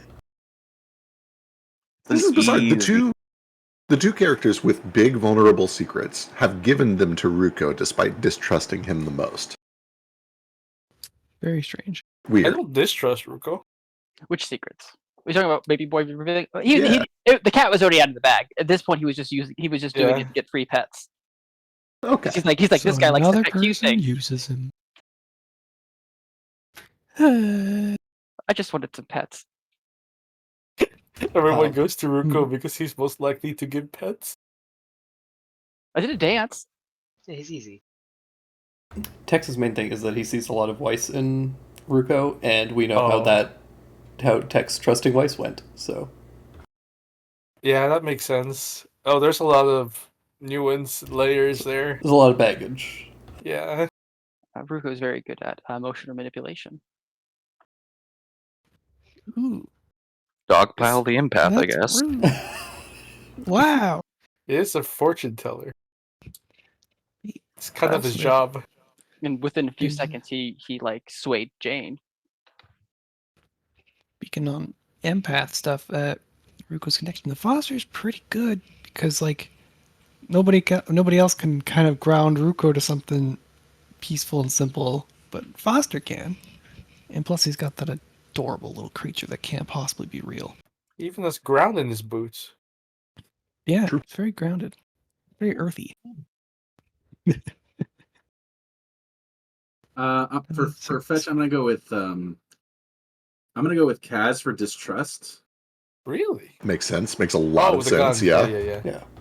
Yeah, because I mean, as joking around as I was doing at the moment, I didn't miss that earring. And Oh, I yeah. was giving him Yeah. I was giving him a chance to let me know, and I've done it like 3 times, and he hasn't said anything. So, Kaz he's is never, obviously like, hiding something. He's never like explicitly started a conversation with you, but I did mention like after that first time, he's never like hidden the earring again. He's wearing it all the time now. You can Right. ask him But I about think- it literally whenever. It sounds like Fetch is kind of waiting for Kaz to come forward with it, and Kaz is waiting for Fetch to pull it out of him, and you guys are going to both bottom off until it happens. Bottom off. It's a bottom off. Yeah. Not to mention, the more I learn about the Azantic Raiders, the more similar to Kaz they look, and vice versa. So I think he trusts Kaz the least, and he likes is I'm sorry, it's gonna be Narafi. I think Gotta be. because Narafi's mean. It's not fair. True. Yeah, Good it, callback. It really tracks the teenager wouldn't like the dad. It sure does. This all falls into place. For Foster, it's He gotta be respects Tex. Narafi though. Text for distrust or dislike? Sorry, distrust is Tex for sure. Yeah, That Fair. makes sense. I don't think Foster dislikes anybody. I haven't been in a party with Sketch yet, so I guess I'll just say Sketch based on lack of knowledge, but Makes sense. 0 Or is still the lowest number.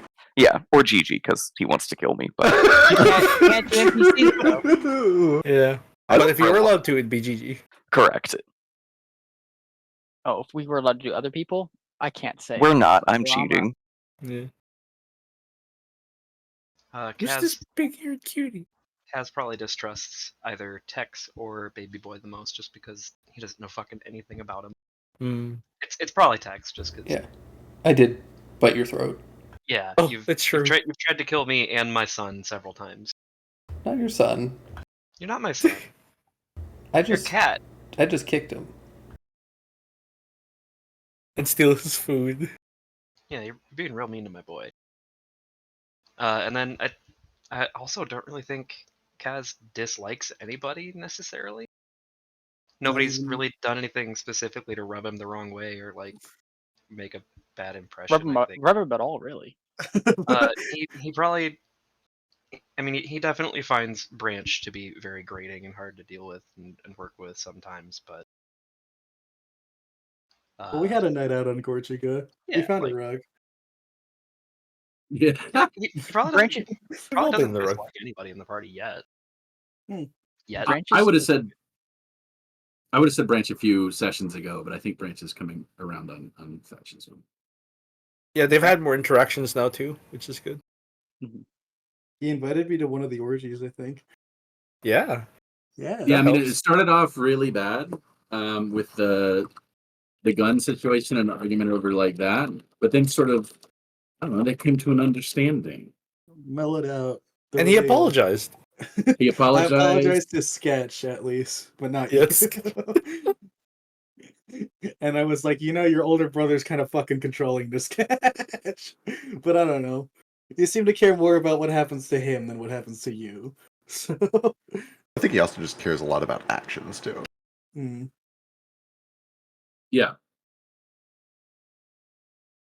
What's the worst thing Branch has actually done to Fetch? Argue with them. That's about it. Yeah, So not too bad. not too bad. We'll see where it goes from here.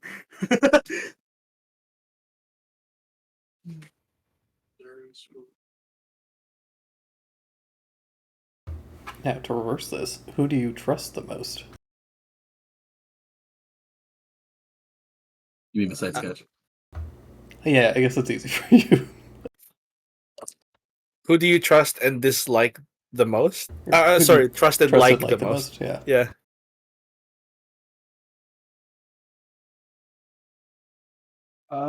Narafi. Okay, but out of character. Probably still Narafi.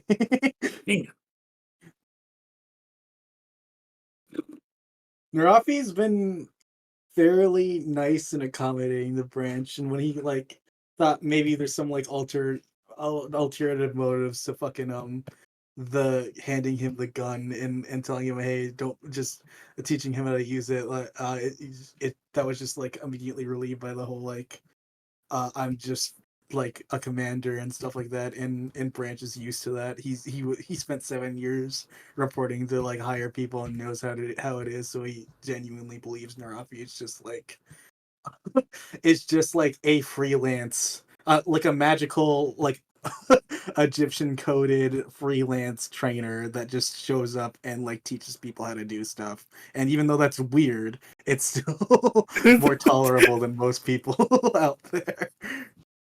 The ability to tolerate him is the only reason you trust him. You gave me a gun. Is that all it takes? Alright. Yeah. And you haven't given me shit about it, so. And I don't know, you haven't actively called Branch a fucking screw up. Yeah, you haven't called him a liability. We haven't had a review yet. Yeah. One before. I don't know, that might change. It's horrifying to think about. Because, oh my, just heads up, the number is really low. Hell yeah. I think for Fetch, the answer is, if we're discounting Sketch, the answer is Ruko on both counts. Oh, that makes sense. It makes a lot of sense, yeah. For what?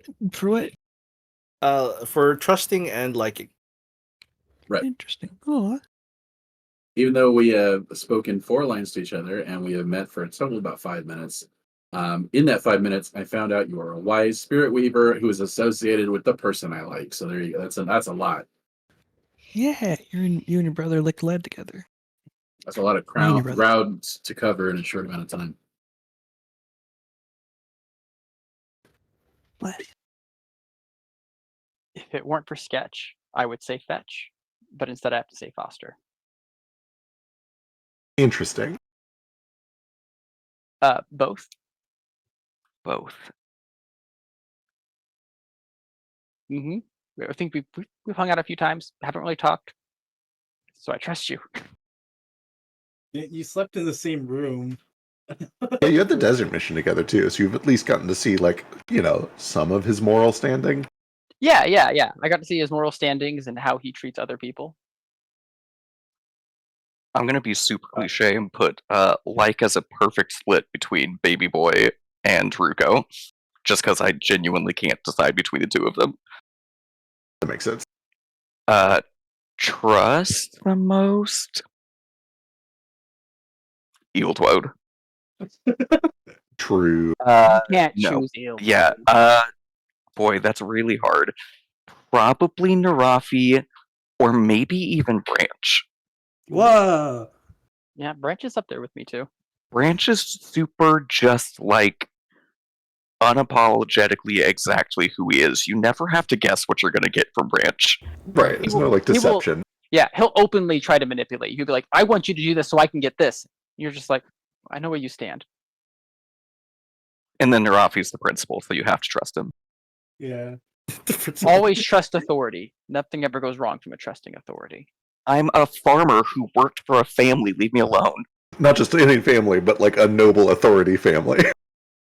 And you slept with the heiress. Shaking my head. It was a sleepover in a tent. Yeah, there was building up some friction in that tent. It was cold. The fire happened. This is hard. I think Tex likes Ruko the most.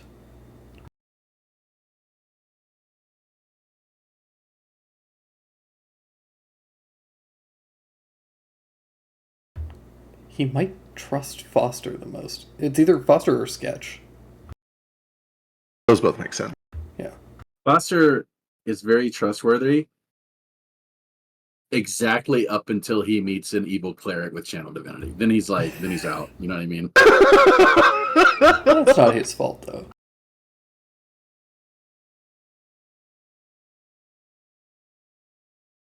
I mean, that's not the question. Is it a Master Luck's fault that it's easy to pick? Like, you can't trust it. That's not its fault, but you still don't trust it. I did don't immediately care. try arresting Foster the moment. The moment. That's true. Yeah. I think But- the one who's resisted arrest so far. Yeah. I still love that line where you're like, I can still cast that spell even with the magic. Yeah. Yeah. For what it's worth, I can still cast magic with the manacles. It's just that innocent man's honesty. He's just like, yeah, I did that. That was a bad thing. I can still do that, just so you know. So be careful. That gave so much insight into both those characters. One, Foster is polite enough to tell you that, and two, Branch is a bad cop. Yeah, he's a bad cop. He's like, I hate authority unless I have it. Yeah. And I will will it in places I have no authority in. Exactly. Oh god. I was going to say Narafi would trust Foster, but the revelation of his ultimate adversary is Narafi cannot trust any undead, including himself. And that was like the most likely one he was going to trust. So I'm going to say Narafi trusts no one, which is just also a big weakness of his. And he likes, gosh, it is hard to choose from my children. It also doesn't say who you trust. It's who you trust the most. So like, Yeah, I know. Trust the most. Are you gonna say Branch because you can fix him?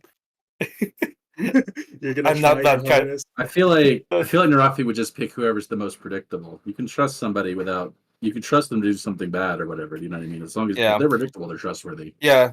I think who we trust most is, in this case, Tex. Because That's right. yeah, The least predictable creature in the universe. no. You can tell he's going to try to do the worst thing, but also he's already seen him lose control. He's also one of the only people who's brought him out of that state. And he also knows that Ruko is his weakness. If you know someone's weakness, you can trust them. Sure does. He doesn't know about Wise. But if he does, he'd trust him even more. His idea of trust is like, how if they betray me, can I control the situation? Right, it's Batman trust. It's Batman trust. It's a bad thing. Like he just kind of likes everyone in the party, to be honest. thanks, Dad. Yeah, he may seem annoyed. He may like be mean, but deep down he's like, I just want to see you better. I want to see you reach the point where you do not, where you're not gonna be in trouble.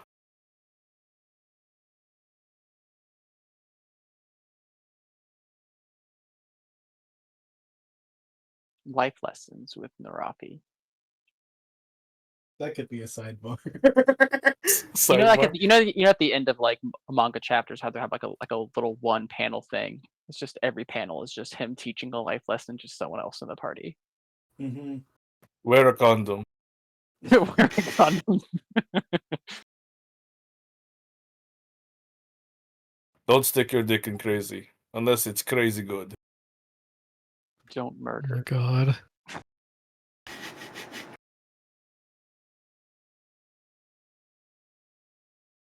Hey, remember when I was like, "Oh, I can't wait for this campaign." I am stoked to play a character who doesn't have a time limit. You guys remember that? That was fun. You suddenly have a time limit. I don't remember that. It's true. Have you ever stated your like for not having time limits? You should have told me. I would have made it happen. Fact silence speaks volumes to his. No, it speaks. Oh my god, it speaks volumes to me being a DM who can't say anything. Do you want me to say anything at the risk of mild spoilers? Oh, so here's the answer to that is I'm very strange. Okay, I'm not a normal person. Okay, Yeah. I don't care about spoilers, but other people here might. Yeah. Okay. I want to find Then out I'm gonna- this stuff organic. I'm going to say something very short, and if you guys care about Wild Folk spoilers, mute the stream for like 25 seconds. Got it? Cool. Does Fetch have a time limit? Is he? Well, no, He's currently he cursed believes. with dreams, right? Like he's Yeah, eventually he going to believes become he's the maddening. That's got 3 or 4 months before he goes crazy. yeah. That's what Fetch thinks. Yeah. Oh, see, gotcha. He's been tricked by the DM. Okay, we're coming up on 25 seconds, so I'm not going to talk about it anymore. But Okay. you know, yeah. And that's why Tex was right to do his terrorism attack. Yeah, exactly, and that explains why it's okay that Tex murdered a bunch of innocent people. Tex didn't do anything. Innocent is perspective. Yeah. Also, Tex just lit a fire and did nothing else. True. He lit a fire in He only- the woods. He only caused something to happen. He wasn't there when it happened. Yeah, and Baby Boy was just Yeah, playing with right. a spring in a cave. That Oh, little no, spring. Oh no, I thing. did that. Nah, yeah, that was magic. That was intentional. You know that The branch robs one caravan and suddenly you're responsible for murdering the high priestess. do you know that it was like Brennan and I forget who I said it was like where he's like a lawyer. The guy's like, oh yeah, I did that. I Yeah, just yeah, like Zakayama. yeah. Oh yeah. Yeah, I did that. Fucking great. Wait, Wait, what happened to this peach? What's happening now? this peach? It's pristine peach. Okay. Mythical peach. I see. want a peach. Backpedaling a little bit because I realized I forgot to answer. Oh, Yeah. I think Oh, I see. ironically, Kaz probably trusts like Jane the most, even though he doesn't actually know any of her secrets. But just like Mhm. by her being as trusting as he is in him and like coming to him to like show off Drifter and like ask about that stuff, he assumes he can trust her. Nobody else has really confided in him like that or yeah. shown like a need for his skills to the point where they like trust him with a secret. He doesn't realize that, you know, that's just like her using him, but I gave you my arm. that's true. He does like Branch a lot too, but you know, he's just like he's a lot sometimes. He's done things with that thumb. He's done. I just lost this group. It's fine. Your mic is up, I think. Yeah, probably. Yeah, nice. Hi. Hello. I think I'm Also- changing my answer from distrusting Baby Boy after the carrot weed to Jane because he doesn't know about Jane and does not have anything to peg her with. What can you You phrase don't- that? You don't have to peg her. That's the magic of you being a boy. She's like a USB-C. I don't think I answered who Branch likes the most, and it honestly might be Kaz, just because we're drinking buddies. Also, fact, don't think I didn't notice. Hmm? When I'm doodling on your little doodle, you like big X's. Don't do that. Get out of here. And then when Jaeger does it, it's fine. Okay, I see what you know. What I mean? I did notice. No, I don't, it's we 'cause- don't have to talk about it, but I noticed. Oh, we are going to talk about this because he was off to the side. You were directly putting undies on my character. That's a little gay. Maybe that helps him. Maybe I was No. Yeah, no, you're not allowed to do it either. Wait, no, stop. Everyone do it. Hurry. No! And then Give him 13 pairs of pants. A skirt. See- Oh my god. He stop him. I Hurry, mean- stop him. The thing How dare is, you. like, Feck's so allergic to, characters being naked, and then now here they are. He's a Kindle. I just thought he was scared, so I was gonna help. I see. I appreciate your help. Everyone Thank you, knows that. Biscuit. Some money's on. I put socks on them because I don't tolerate sockless behavior. Ugh, you like wet socks? No. That's what's gonna happen if you walk around in the wild with socks. All right, guys, I'm probably gonna head to bed soon. So unless there's any more last minute questions for me, I'm probably. I think there's one. What's the most Come on, baby man. boy question? What? Yeah, there's one Were- near the end. Who would Baby Boy bang? Oh wait, is this the character or is this out Yeah, of baby character? boy. Who in the party would Baby Boy bang or cuddle? Oh, is that the question? Yes, it is. But that's for all. That's for everybody. That's But since you're Ruko. leaving, I don't really think he would. He's like Demi Ace. Like he's been raised in a place where he's with these higher beaks that don't require sex, so he just use it as carnal pleasures. Oh, this question is for the players. Oh, for who in me. the party would you like to cuddle Me! bang? Yeah. Well, can it be both? Because I'm curious. Yeah, it could be about both. It's good for both. For baby boy, he's Demi Ace. Yeah, so I guess you'd probably Yeah. cuddle. I'm not gonna say. Yeah, that's why cuddle is there.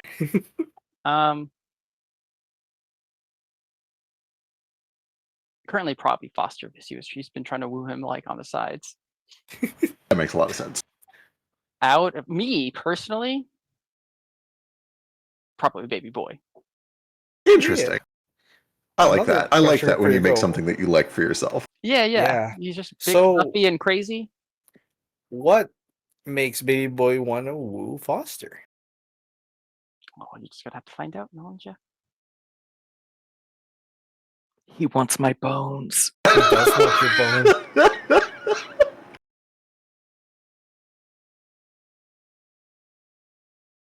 I'm not gonna reveal why. You have to find out. We'll see what happens. Boning. I guess I'll wait for everyone to answer this question and then I'll go to bed. Yeah. Yeah, Are we everyone all knows. Who would your Yeah. character cuddle bang in the party, and then who would you Cuddle or bang? Tex, because he does it almost every night anyways, cuddles Ruko. No. Me, personally...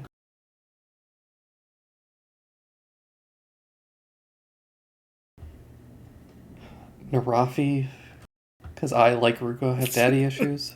Of course. You had like such a sigh of shame. when Yeah, you- I'm disappointed Don't with be myself for ashamed. saying that, but it's the truth. That's it. Yeah, I didn't get to mention it, but I didn't get to say who Kaz likes the most, but it's probably Narafi Aw. for daddy issue reasons too. Oh, us as well? but not in like a sexual way. It's that Yeah. you're like the way you do like the reviews and like let people know what they're doing and how they can improve on probably reminds him of like how his own dad and probably his uncle talk to him like in the workshop and stuff, but in Oh, a okay. probably like less mean way than they do. Oh, they were meaner? Maybe, I don't know. His uncle probably was a dick. Yeah.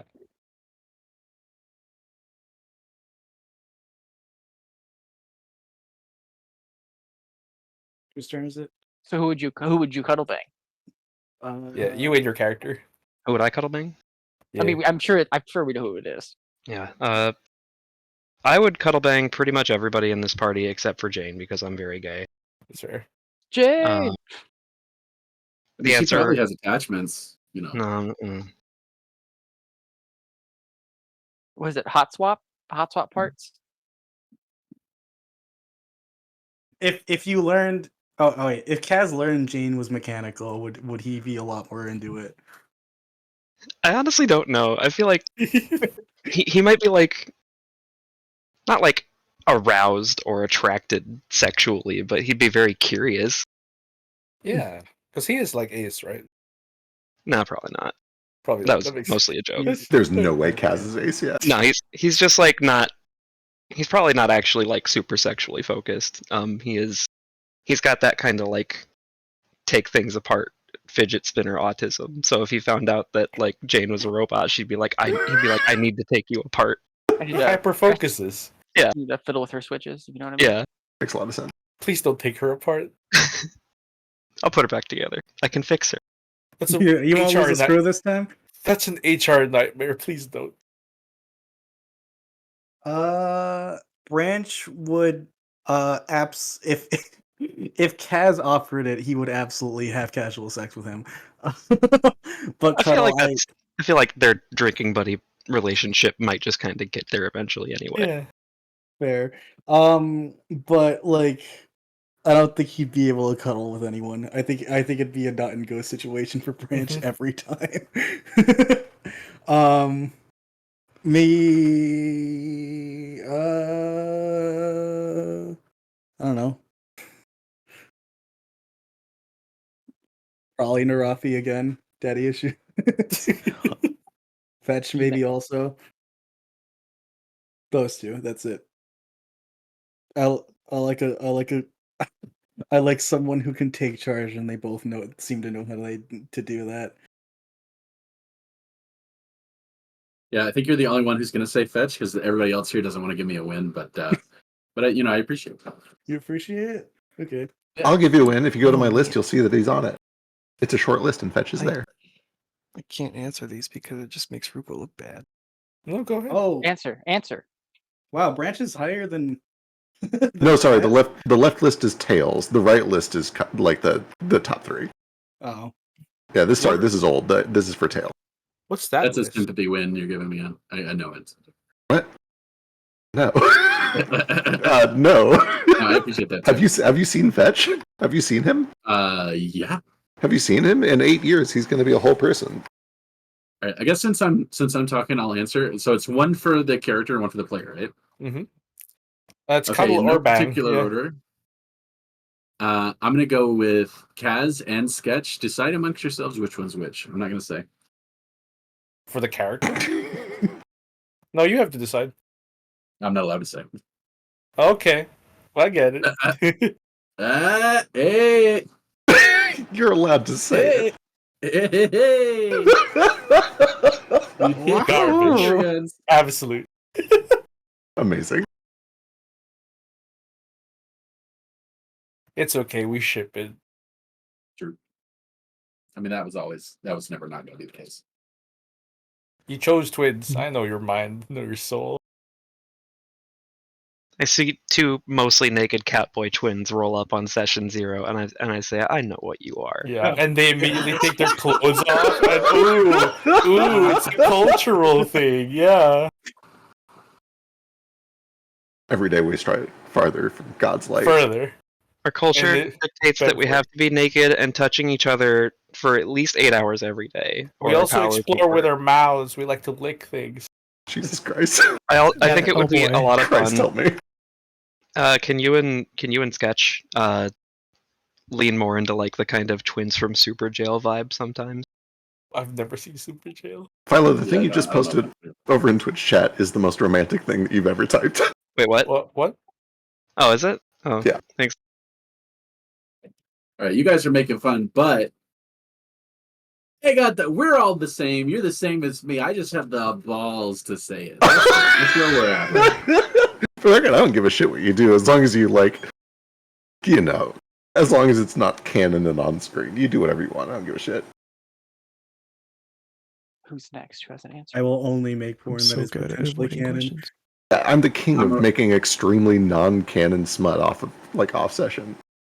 Yeah, listen, I'm a real boy, okay? I'm a real boy. I'm not just tropes, okay? I have feelings, I make decisions, and there's more to me than goof and dildo all the I'm time. a three-dimensional character. I am. Stop making fun of me. What a good rant that is. Hex had an answer already, I think. And we still need Rukos.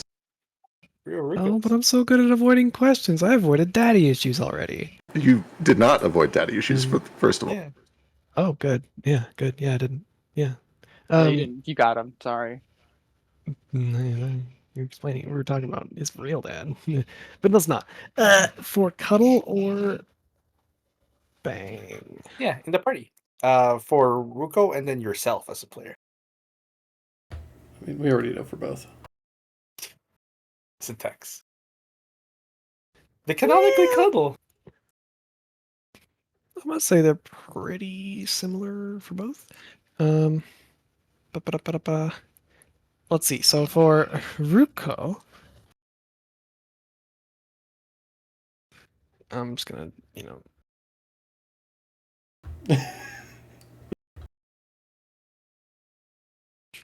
oh boy.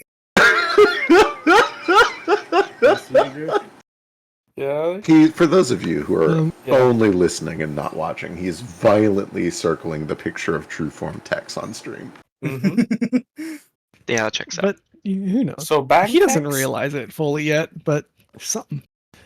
Anyways, Awakened but something. then Kaz is intimidating, but he's the easy answer for like, damn, just let me just lay upon him Intimidating. and cuddle. Well, I don't know, he's huge. He's tall. Yeah. He's competent, and that can be intimidating sometimes. Anyway, so that's a good cuddle option. But then definitely with the twins, it's probably going to start off as like a silly game and a dare, and then somehow they just realize later, like, wait a minute. Things are happening. This is funny. And they'll just kind of joke through it. But it would be fun. That would probably just happen supernaturally, I guess. I don't know. It's complicated. Nobody touch him. He's nice. He's pure. This whole track.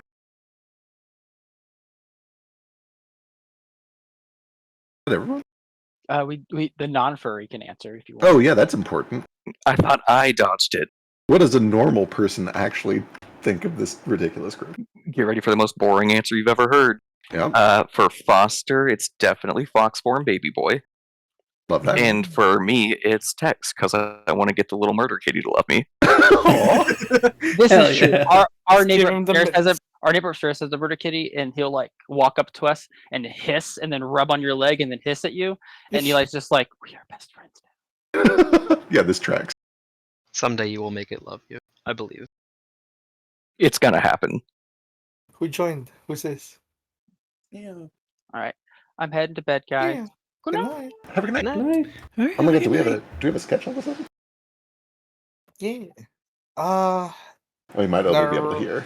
Narafi would bang Jane Interesting. as the only viable option. Oh right, that tracks. Wow. Okay, breeder. He's not doing it for the breeding. Cuddle. He's not a cuddler, but he I know. would. I just can't think of any slurs for straight people. Yeah, breeder. Yeah, let's just tell them what they do. He's not much of a cuddler, but he would cuddle, and I think he'd cuddle like Ruko because Ruko seems like he needs it. No. He's a service-oriented cuddler, so really anyone who asks is like yeah, okay, I'll okay. do it. Yeah, and if you pay him, he'll top. It's okay. Oh, okay. It's the gay for pay thing. It's like what would you call that sexuality? I do have a couple small caveats to my list of who Kaz would actually fuck. I think I have to take fetch off of it. Mm-hmm.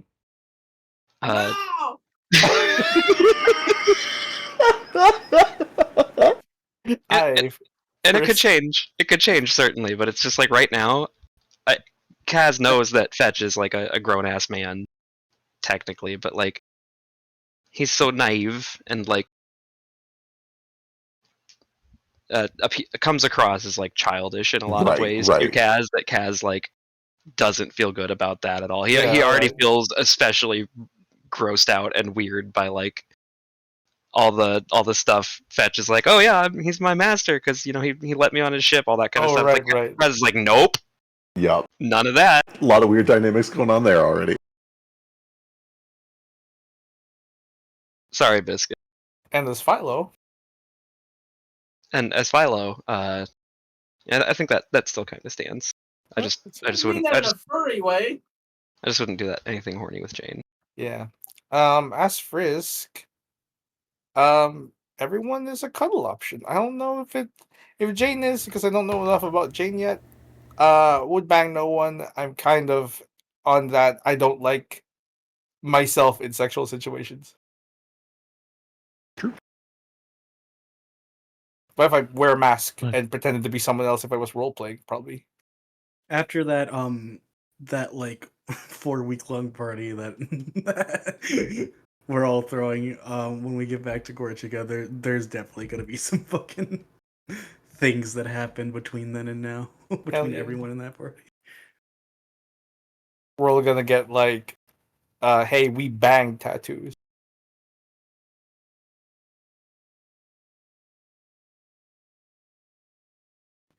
Love sends. Dang it, I can't do that voice.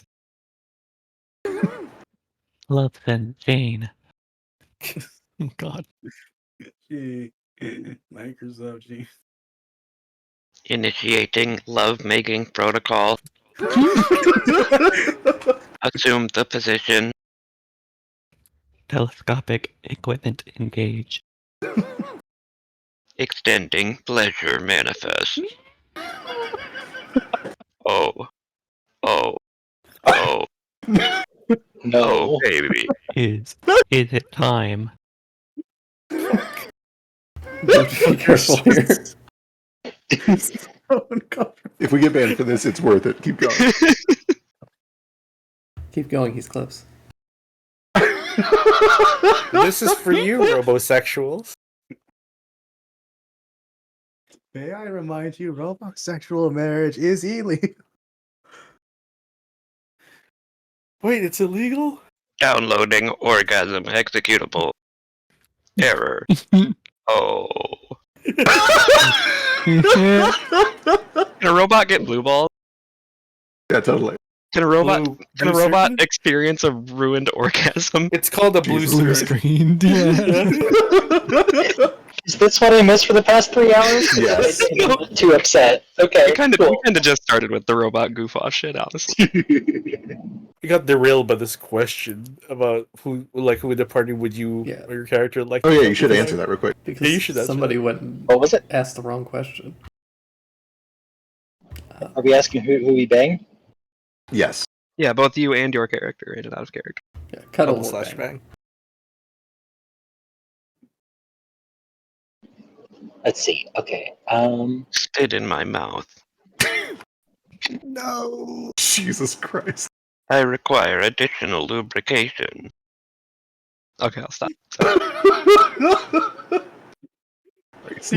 okay. I'll wait for you to finish. I can wait.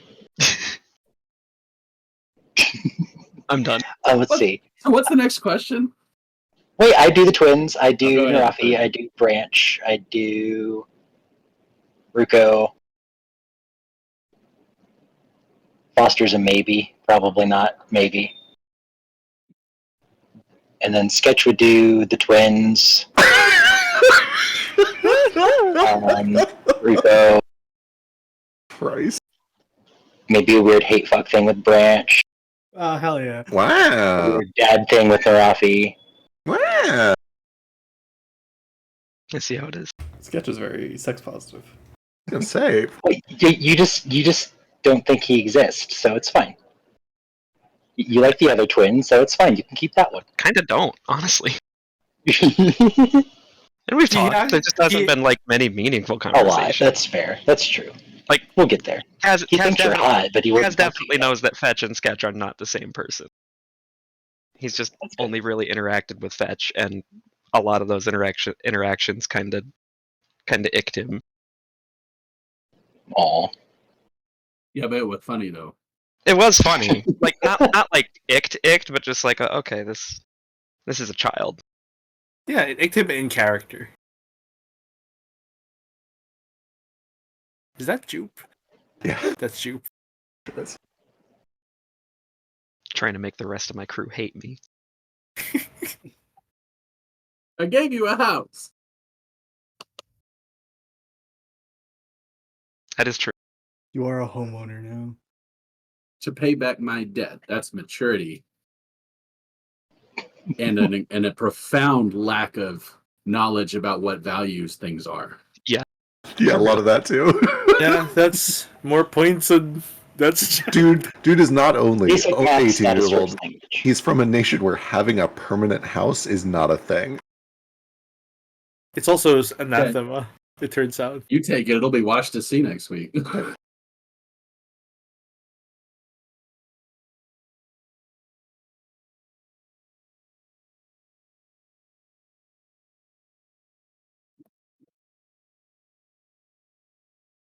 It's okay, sketch. Narafi is service-oriented cuddler. Do you need cuddling? I constantly need cuddling. If you cut, listen, I will cry on you. Let's do it. That's fine. You're allowed. Get his gauze all wet and ruin it. It's actually quite water You're slick. gonna rehydrate him. It's gonna be gross. Oh, it's not gonna get wet with water. Oh no. Oh, wait, do we get rehydrated, Narafi? Is he even hotter? I'm always hydrated. No, he just gets a little bit kind of chubby. He's Like a sponge. So he does get hotter. True. Hey. Someone's gonna draw Narafi with a dad bod. Just a bit of a soft lion, Dad. I'm okay with I that. already did that. Hey, Twitch chat, are you guys about that chubby hubby? Is that donate 15 bits if you're into the chubby hubby? I'm a little upset that nobody wanted to cuddle Cackles. Cackles is a quadrupedal infant animal. It's just a cuddle. Have It you doesn't have to ever be seen? sexual. Have you ever seen gifs of like people petting hyenas? In fact, it looks Oh, so okay. joyous. I mean, I have wanna you heard do the it gifs so of them bad. screaming? Not gifs, like you shouldn't hear gifs, but the videos of them screaming. Yeah, Yeah. that's What if fine. we're cuddling and then it decides to scream in my ear? But And then that's I the good die? thing about Cackles is that he doesn't do that because he just says, "Oh yeah, that feels nice." Hey, Yeah, can also, you get behind my ear real quick? when the hyena is cuddling, it's not screaming. It's usually when they're hungry. Yeah. Or like excited. True. But no, I've seen a lot of videos of people just like laying down with a hyena and like rubbing its belly, and I want to do that so bad. That's my buck. It That's looks on my so bucket list. comfortable. It's so cute. I also want to do that with every big cat though. So Yeah, fair. I would die so fast. I don't know. Like if you pet a cat, it'll claw you if you do it the wrong way. I don't know if big cats are like that.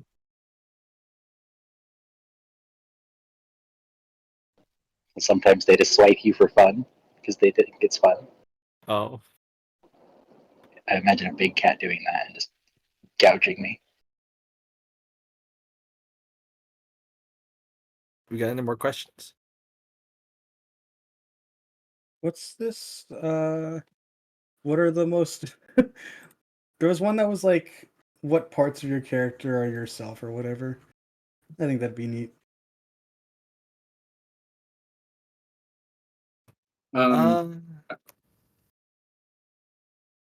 I could try to tackle that one first. A lot, but not intentionally. Mm-hmm. I go into a session thinking, Biscuit, don't do it this time. Play your character. and then you do the bit. And then Darvin shows up, and I'm like, well, we'll figure out a way to make this work. For what it's worth, doing it for the bit is always a valid excuse. I do a lot of things for the bit, and then I end up having to try to retroactively justify why I did it, and Mhm. I can't in character say it was for the bit. Yeah. I don't know. Listen. If I had to play a D&D campaign where I had to be serious all the 100% of the time, and I couldn't do any goofs, I'd kill myself. I'm not even interested. I can tell you the secret. The secret is to just get to the end of the bit and say, no, it's okay, that wasn't real, that was a bit. Yeah. I mean, Non-canonize it, that's a go so without I don't have to pretend it didn't happen. But at the same time, I think I'm justifying it on the fly. We'll roll with it. Like it's cool. Yeah. But as far so how much of Fetch is me and the voice, because I can't read voices that well. And the goofs apart from that, nothing. He's nothing like me whatsoever, which is good. I don't want to play myself. Yeah. I was going to say, I do think you might actually be the furthest from you character that I've seen you play. Yeah. Not that there's like a ton of you in your other characters, but there's nothing in Fetch. There's very little. Yeah. Which has been fun to watch. And it's also intentional. Yeah. True. All of my disdain. It makes a lot of sense. Yeah. It tracks. No, I don't know. I don't think Tex has a ton of me necessarily. There's like some Stark and stuff. Just your crush on Black Cat manifested. It's not really you. It's just birthed from that. Yeah. All of my like monster fucker is just constructed this. All of your favorite monster and Black Cat traits are shoved into one thing. Yeah. You see You me think Tex in would the like background. you? This character is not made to represent you, it is made for you. Right. Yeah. Right. Every time Feck is like, it's a cat, you can't sexualize. I'm over there in the background rubbing my hands like a fly because I know there's a true form.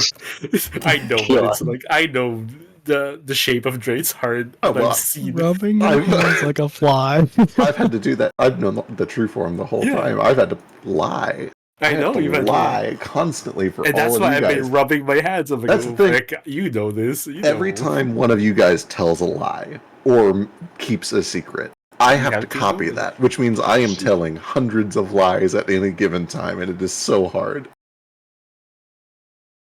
You're gonna be so good at poker.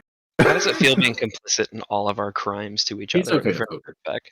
I'm okay at poker. Yeah, Biscuit's right. I'm just okay. He beats me at It feels great. It feels awesome, and also it is the worst torture imaginable to man. And Do you, we play. do you like knowing that one none of Saturday your a month. friends can trust you? I know that all of you can trust me. I know that all of you understand exactly how good I am at lying and when I will do so. We trust you not to lie to us, and then when it happens, it just hurts that much more. Yeah, exactly. My food's here, so I'm gonna go next. Sketch has a lot of my anxiety and my emotional vulnerability, but that's probably it, maybe. That makes a lot of sense.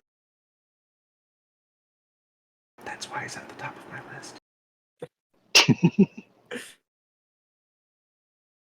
Okay, He I'm gonna likes go eat pizza vulnerable now. people. I'll see you guys later. I'm sorry I couldn't be here. Vegas is weird. The eye keeps looking at me. Bye. Have good pizza and good sleep. Oh, he's in the city of Sphere. sin. Branch. Oh, go ahead, Eric. Here. No. No, you go. I was gonna dismiss everything by saying I can't really say or reveal it because then I can't hide behind my convenient filter of its character interactions. So No, do it. I don't know. There's a lot of me and Ruko that I'm not. Yeah. I want to play this game, and with any of my characters, sometimes there's a bit of me that will come out into this setting where I can think about things in a different light, different reflective way, and do it in a fun way. And there's a couple of parts of Ruko that are true to me that I think will help to kind of, I don't know, think about it from a different lens, different angle. And plus, when sad things happen, it really hits just dirty, so it's pretty good. And it also sucks. The emotional connection's good. Mm-hmm. Same. Yeah. That's why, whenever someone is nice to Ruko, Jaeger gets like, what's there like collateral? Yeah, Finishes a little bit in his pants. Yeah, he gets collaterally comforted. Yeah. Yeah, that's also true.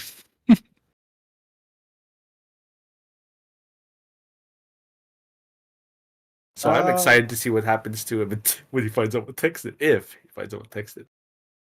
But yes, I know. I guess with general anger that I had a lot when I was young. It's kind of like a what if situation if I dealt like with situations when I was younger in a much worse way.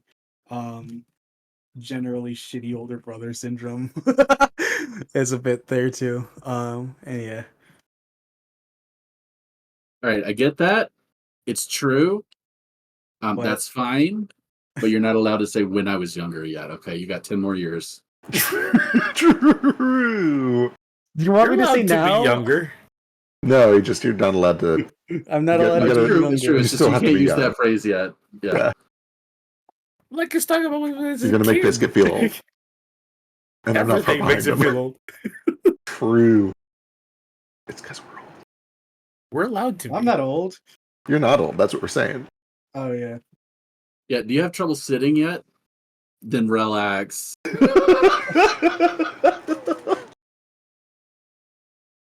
Fine. Okay. Fine. I don't have Branch trouble is sitting. I have everything trouble I getting am up. right now.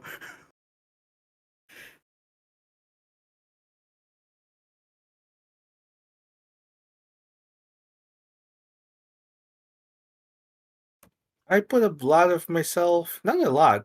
Um, I try to play characters far away from me, but in order to relate with them and kind of invest in them, I do put an aspect of myself in the character when I play it.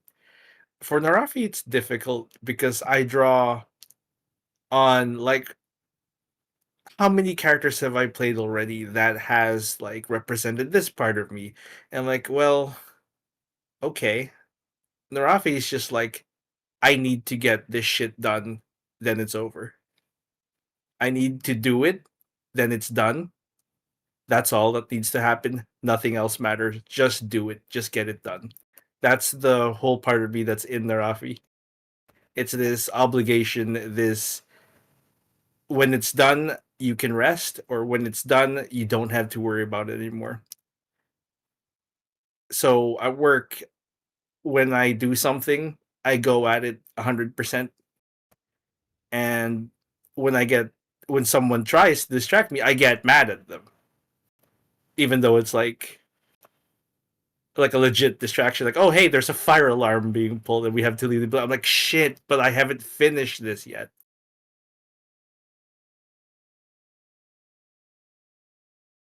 Mm. I don't think I was expecting that to be the thing. But Wasn't what I expected either, but having you say that, I totally see it. Yep. Mhm. 'Cause sometimes like sometimes you just have to force yourself to get through a day and end it, and the next day will be better. And sometimes it's a string of days. That's the Rafi. It's like, ugh, okay, it's more work. Some days are just fucked. Yeah. Go home. I was just thinking of that. Yeah. Just a good mindset. fucking relax. Go to sleep. When you have a bad day, fuck it. Go home. That is the universe speaking to you.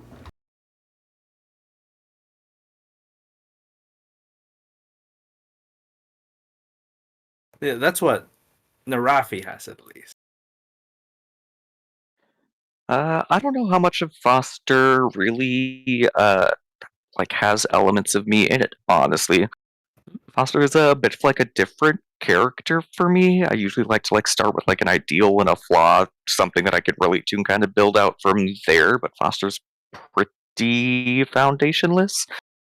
Which I mean that is I guess in a way a manifestation of me. I like kind of discovering the characters along the way when I'm playing D&D instead of having something like super down to the last, dotted I or period. I know exactly what's going to happen.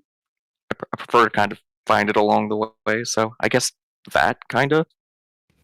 You know what's wild is that Foster is just literally real life me as a D&D Yeah. character, which is Jaeger's wild that you just accidentally came up put with this. himself into your character. Well, I've got great news for you. The parts that's most different for me, I think I've killed like 90% of the plants I've ever had in my life. I am not good with plants. I do love plants, but I'm not good with them. I'll show you the way. Praise be under his eye. Bless the maker. May the Lord open.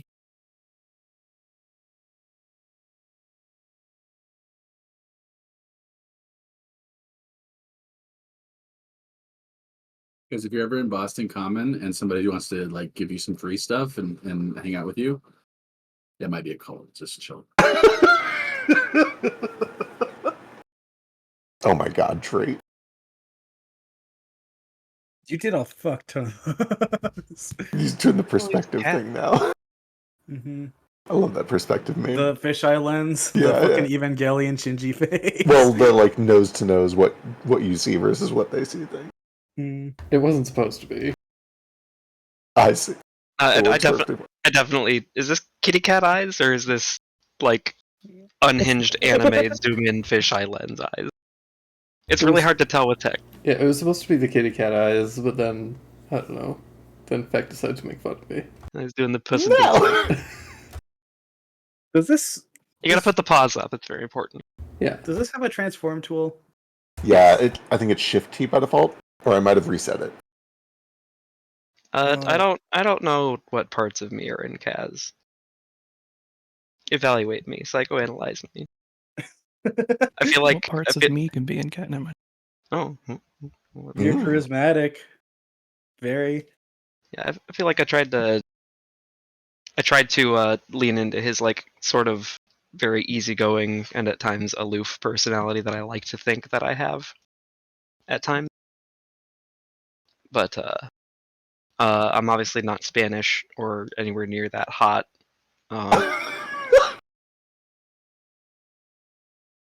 Don't lie. I feel like there's a little bit of his like his pride in his work that also the double edge of that is like a bit of the like imposter syndrome stuff. Like it hasn't really come up a lot with him yet, but he's very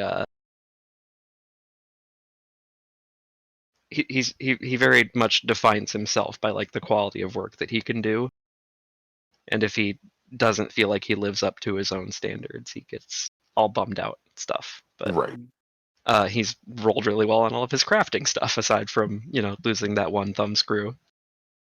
Easily replaceable.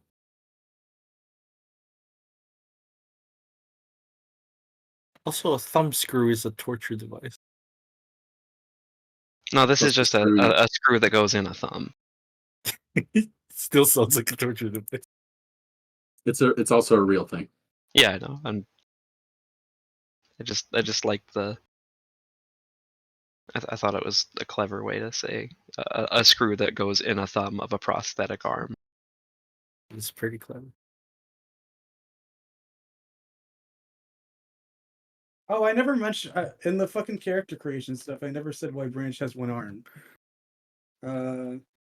I was drawing Branch, and I got to an arm and thought I really don't feel like drawing an arm now, so I made him have one arm. And now it's so can't relate. Pretty neat. Yeah, I get part of his that. character. Yeah, but also that I don't know. I feel like it's a neat handicap. I feel like it's yeah.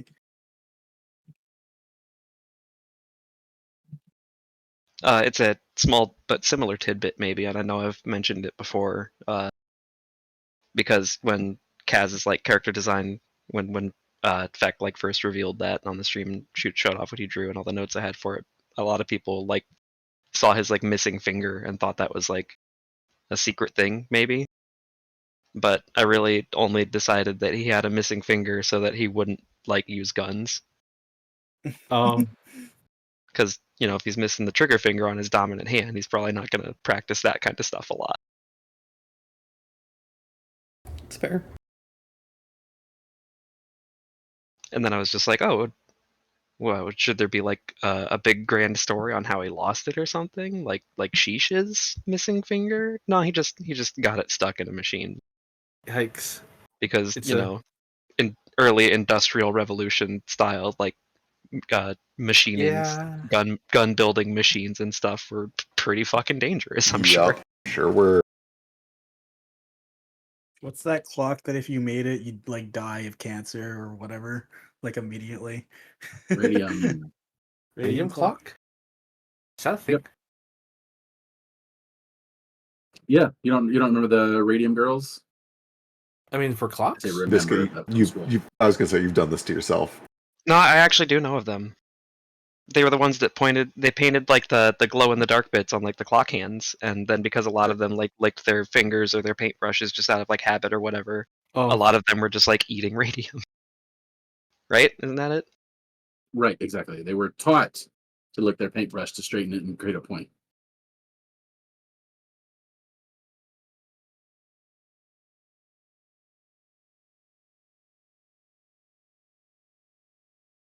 But there's paint on it. I'm gonna ask a selfish radioactive question. paint. But they were also industrial era 18 something, super early 1920 something ladies who had never gone to school a day in their life. They know how to read, and that's the most. These people, like in a world in which only the top most experienced scientists in the world are even aware of the word radiation, it's not really their fault. Right. No, it's more like they normally lick paint, non-radium paint. Oh yeah, you lick your brush you put your brush between your lips, and you pull to create a point on the end of the brush.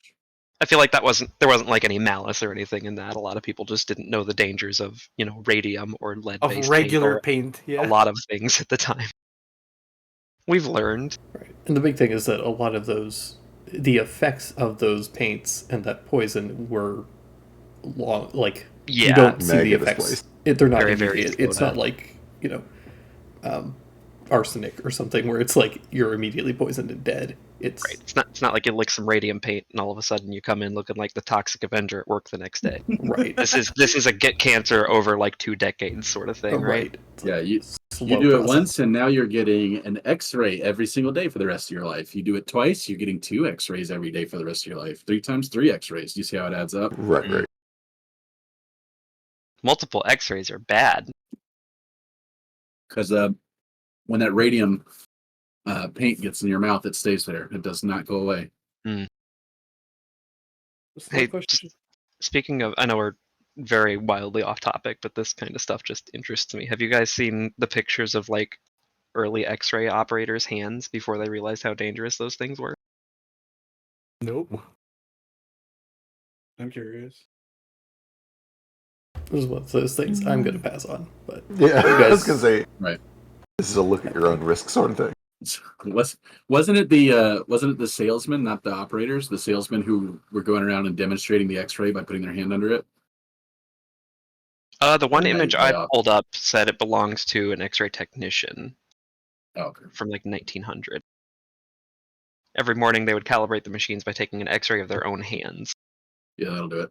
Yeah, it is a really gnarly picture. I'll post it somewhere that I can spoiler it so that you don't have to look at it if you don't want.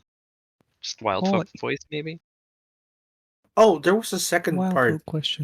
Yeah, there was a second part of that question that you asked about which elements of yourself, if any, have managed in your characters. The second part is which parts are the most different from your real self. Oh, I totally missed that part of the question. That's the whole question in the thing, at least. I think we missed the I think- second part. Yeah, let me answer that for everyone at once. Capability, athleticism. Can we go to the next question? My I can response, do shut an the ollie. fuck up, Biscuit. I don't know anything about sword fighting or steering a ship or building guns. I'm a cook.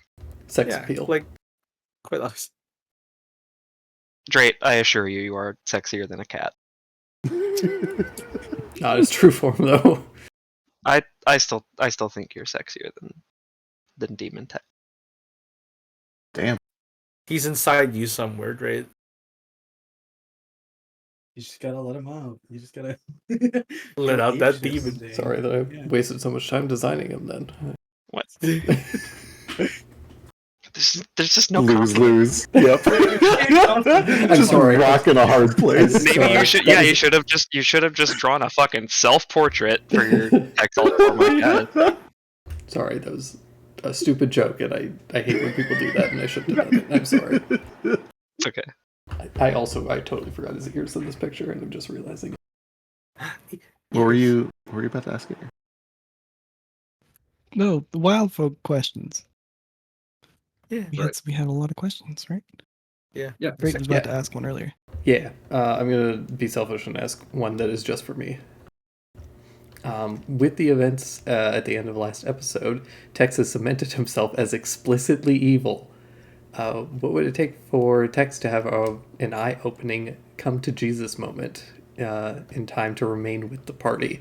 A very ominous question asked by the DM. I was moving quickly. Not as a very unsubtle hint. I think there's a handful of things that would probably do it. In spite of like jaded and just like, yeah, fucking burn the world, Texas. He has a handful of people that he, to his, in spite of maybe not fully understanding why, he does care about. And I think that if somebody close to Weiss, who he was able to recognize as close to Weiss, as I suspect he might, were to get in or find themselves in danger because of his actions, he would probably, if not become good overnight or anything, but he might mellow the fuck out a little bit. Right. And I think even prior to that, there is a growing sense of like, I care for a couple of these people. I don't really know why. So I guess not everything is terrible. Love that. Hang out with Fetch, he'll worship you. True, that might be good. Hang out with Branch will give you more fried plantains. Yeah, and also try and turn all of my companions against me. Against you, yeah. I have a question. Sure. For Feck and for Tex. Okay. Since Tex has a true form Tex, very sexy, okay? Uh-huh. I'm asking this for a friend. Does Honey Millions have a true form?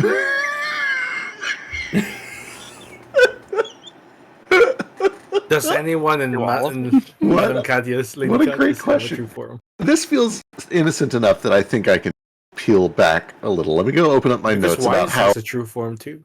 I do have notes on how all of the different talking animals came to be. So let me go pull up those notes and I'll. Oh, good. I really need to know about some of it. I'd like to go way back and change my answer of where I'd want to live, by the way. Yeah. Popcorn is Darbin's father. That feels improbable. I hope so. So what's Macarena's deal? Evil. Main villain? I don't know. Like he's so like experienced in the criminal talking, supposedly, but like his plans are so low stakes. Is he just a crow that learned to talk? What a great question. I need to know. He helped Branch pull the fucking caravan heist when he was a lot younger.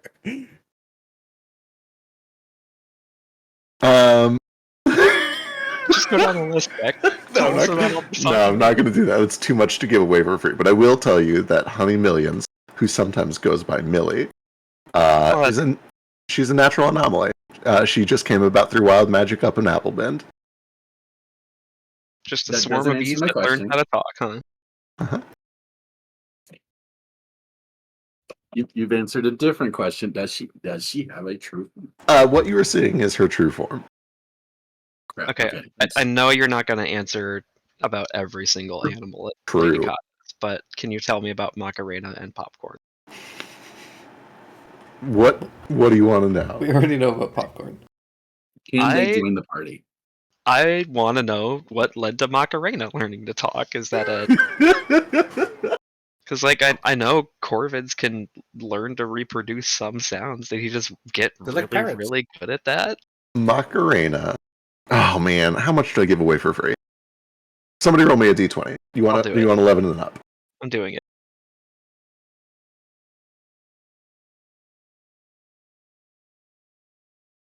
Ah.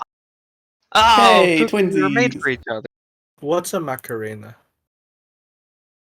Macarena is a crow who can shake talk. it, I know what the Macarena is. Well, what does it mean?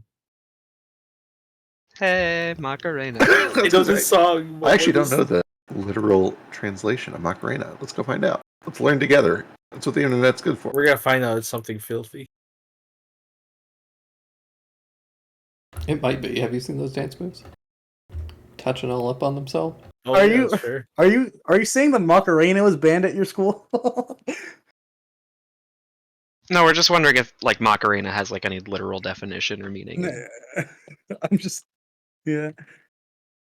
It was not banned in my school. Fair, okay. It looks like it might be a proper noun, but even proper nouns are usually based on some sort of a meaning. I'm digging still, sorry. I'm going to be on an etymology hole for the next 15 minutes, so you guys go on without me. Macarena is just a dance type. That's... Well, I know it's a dance type, but we're looking for the literal meaning of the word Macarena.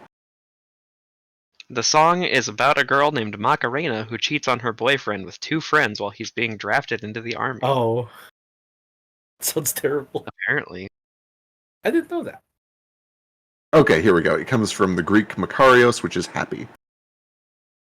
She's happy to cheat. Gotcha.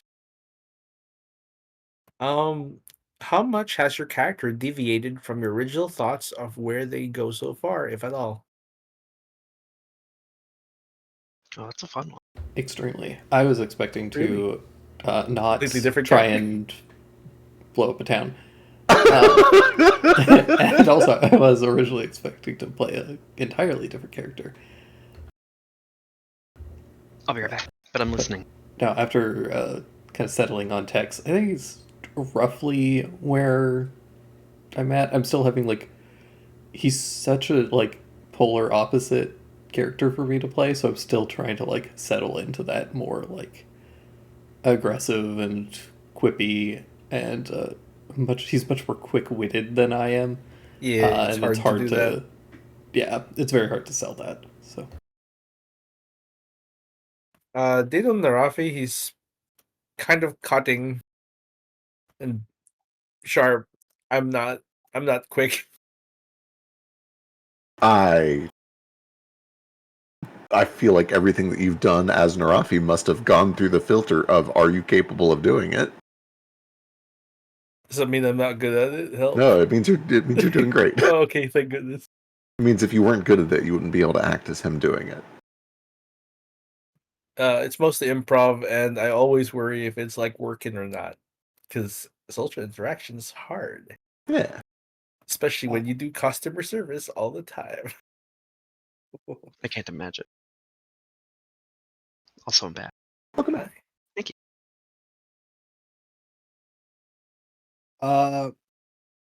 Before the second branch opened his mouth, I had no idea how I was going to play this character. And then you doubled down on what happened. Yeah. Hell yeah. It's a good journey. I still don't know if I'm doing it right, but whatever. What? We're going somewhere. So we're just gonna go on this ride and see where it takes us. I'm gonna say about 20%. Okay. 20% deviation or 20% still the same? 20% deviated. Okay. Gotcha. I'm mostly on course. I did not anticipate spirit weaving being as big of a deal as it is, but I am rolling with it. That's the 20%. That makes a lot of sense. I actually didn't know how much fetch would get swept up into that. And part of that is that I didn't know how much fetch versus sketch were going to invest into the magical side of things. Well, and it turns out it is about exactly equal. The answer to that is not as much at all. Almost nothing. Almost not at all until there were some like scenes. Until the like flashback scenes with Mama. Right. And then I'm like, oh yeah, let's go. Hard. Yeah. There. Yeah, that makes sense. Oh, okay. I have to I have a question. I'm going to throw in a question because this was going to be for Sketch and he wasn't here, but it can apply to you just as well. Up until the latest, I got one. You got one. Yeah, it's not even a real session. You got one.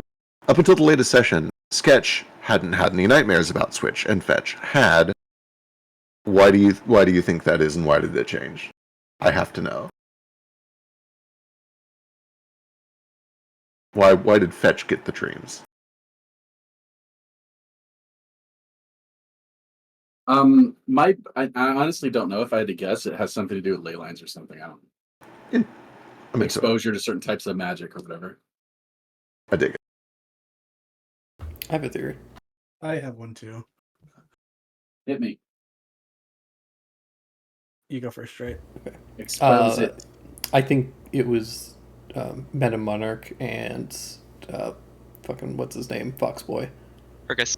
Argus, Oh. Hot Foxboy were either it was their proximity unintentionally or intentionally they were kind of like protecting them or blocking it out. And now that he is no longer being like in their proximity, he's getting affected by it. It's an interesting theory. It would make sense if they just had some sort of like magical suppression device for like all their, slaves / employees. Yeah. And canonically, this is a fake curse, right? The maddening? We aren't even sure if what Fetch is experiencing is a fake curse. Mhm. But that's potentially the theory, like Echo Fae. Oh my god! Which Madam Monarch, It's Yeah. I know what it is. Puberty. It's exposure to Jane. Jane is the source. You were traveling with her for a while, and Sketch wasn't having it. I think She had dreams. No, Yeah, she had dreams. Yeah. I She's think it's lying. She's a liar. She's the cause. I think it's because when you did the fucking that it's happening because your mom's contacting you, and for a while she was only contacting you because she has no faith in the other son. Oh, yeah, the other son was, but then she found out the other son's alive and started contacting them again. But something's like muddling the message and making it weird. And I think the same thing's happening to Rita. To But kind of, also like, Drifter? To expand on that, I think that the thing that is interrupting or interfering with her contacting is Drifter, and that's why Drifter is like, constantly wants to go and check on Fetch and Sketch whenever there's a Zenith. If Drifter betrays him. I can't wait for it. I want to kill that fucking dog so bad. Okay, why this time? Along with all the other familiars. Oh, that's fair. You want to be the top. If You're you starting kill the union so you can set the hall on fire. I couldn't possibly. But I do Like, intend to turn all of them on you. I will say, Kaz is pretty laid back. There's not a lot that most people in the party could do that would like make him fully turn on him. But if you hurt Cackles again, yeah, they have a saying in Balmora: "Fool me once, shame on me. Yeah. Fool me twice, Yeah. won't be fooled again." Okay. Fool me can't be fooled again. How did I fuck it up? A little bit. That's okay. Okay. That's within the spirit. Of Yeah. Yeah, that is very in the spirit. Oh, I have a question. Why did you name it Balmora? Are you a big Morrowind fan? No, I honestly forgot that Balmora was from Morrowind. Wow, that's great. That is the starter town, though, isn't it? Huh? I can't remember. Maybe I just like unintentionally logged it from that or maybe Balmora is also the name of a town in Dungeon Fighter Online, which is an MMO that I keep going back to, in spite of how kind of mediocre it is. So I've taken a lot of names and stuff from that over the years. Because I'm not a creative person at all, actually, you see. Me neither. Was Morrowind? So, More? another quick question. You guys remember when I said I drew a pretty cool robot earlier today, and then I just kind of waited, and then nobody really. I thought maybe I'd give you a chance, and like so eventually somebody would like, hey, can I check it? We'll take a look, or can I see it? And then nobody did. Is that what's the reason for that? Can you are you not interested in robots or? I didn't hear you say this. Where did you? I was going to ask why you weren't drawing on our cool magma. Oh, because we were waiting for you to pull it out yourself when you said it, and when you didn't produce it, it's a failure in your part. I drew a Kilroy. What do you mean? But draw some. I wanted to face your artwork. I started to, but then I was like, oh, I really actually need my tablet for this, and then I couldn't find it, and then I'm like, well, how many artists are actually gonna? And I'm like, oh, there's not really actually gonna be that much room. Well, so I just decided not to. That's fair. I just downloaded this, by the way, and boy, this resolution is pretty small. It's pretty small. Yeah. That's it's failing, I guess. It doesn't give I'm you sure you result. probably can make a s- bigger could canvas. make it Yeah. bigger. If we do this again, I can set up as bigger. I didn't because I had the resolution kind of like locked on my screen so that people could That see makes sense. the whole thing. Yeah. But yeah, Biscuit, show us your robot, or show it's- me your robot. At Yeah. least. Where's that robot? Well, let's get one last question and then we can wrap up the stream and do robots. We need to finish with the nice tail one. Yeah, I think we have only like hit half the questions. I can't even remember True. what the recent question Well, was. there's no way we were getting through all of these Oh questions. yeah, Yeah. I figure It's we good can. for a part 2. Yeah. we can What was the do most some- recent question for everybody? I don't know if I answered. It was how much you've shifted away from your original idea, basically. Oh yeah, I haven't yeah. answered that. I feel like Kaz is pretty on par with the sort of just like very revenge / personal justice motivated story that I anticipated and planned for him. The biggest thing is I did not expect any of that to be like magical at all. But then Feck fucking cursed me on like session 1. So now I've got like a curse and a time limit on that. And then through feats and stuff I picked up, I also just happened to get like magical crafting, and then like also took some other stuff that like I can cast a few cantrips and stuff now. So I wasn't like planning for Kaz to be like magically attuned at all going into this campaign, but it's just something that like I think it's kind of neat to kind of play up that like, oh, this is a thing that like he and his family and like maybe they've kind of always had it to some extent, but because he's been far away from any magical ley line his entire life, he just never really realized that he had any sort of natural magic. And that's why, like, I know this is a different question, but Feck also just asked, like, what's cackles? Tell me about cackles. True, I did ask. I know I've played it off every time, just saying, like, oh yeah, Kaz found him in a bush. But to really give you the full boring answer, I got cackles because I leveled up to a point where Kaz could pick a racial feat or whatever they're called in this one, ancestral feat, something like that. Yeah, and one of them was hyena familiar, so I went with that just because, you know, why would I not? Yeah. But since I've also, mild spoilers, gotten like Magus dedication and stuff, some of the stuff that's given Kaz like a little bit of that magical ability, I do plan on giving Cackles like more stuff. So I'm kind of like in my own mind explaining that as like some of the magical shit in Kaz is just kind of like manifesting in the world around him. Like he's creating some magic whether he knows it or not, like even just like in the cantrip deck building stuff. So he probably like created Cackles maybe like in a dream or something. Doesn't even realize though. He literally did just like find him in a bush. But you know, they're very obviously connected. Yeah.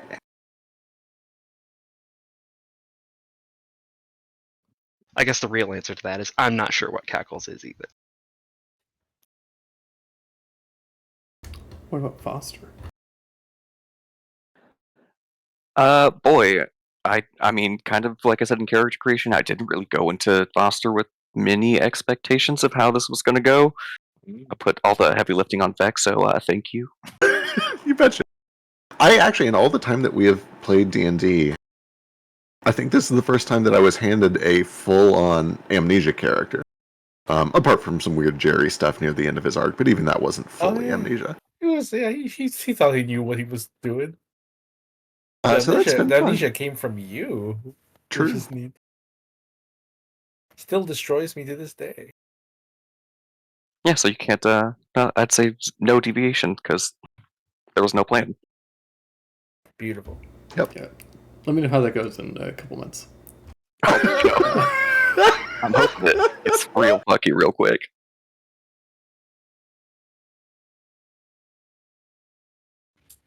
Ruko's been playing out exactly as I planned. Well, at least me playing him, I guess, is pretty.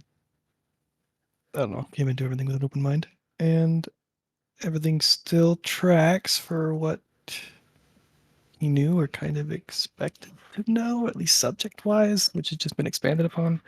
Nothing that dramatically changed who he is, I guess, immediately. Like, I don't know. I went into it with a vibe, and it's still his vibe. I didn't have specifics to live That's up good. to when I started playing. Right. Nice. You're a vibe. He did cry a lot more than I was expecting. So a little bit. Sorry. No, you're No, I'm not. Not even a little bit. sorry. All right. Last question. On a scale of 1 to 10, how would you rate your tail? The best out of 10. My tail? Yeah. Oh, Can we we're just do? rating Can we do our own tail, and then who do we rate as the highest, the best tail? Sure. Yeah, I thought it was a ranking thing. Well, the issue with the ranking thing is that there's 10 characters and there's too like many for a 8 of us. It's going to take forever if we do everybody. Okay, Kaz's ranking for everybody is a gold star, except Jane has no star, Foster has no star, and Baby Boy has a 9 out of 1. 9 out of 1, amazing. Tex gets 2 gold stars. Yay. I'll go next. Yeah. Kaz has the best tail. Oh, okay. Thanks. Weird. And Fetch thinks that his tail is 12 out of 10.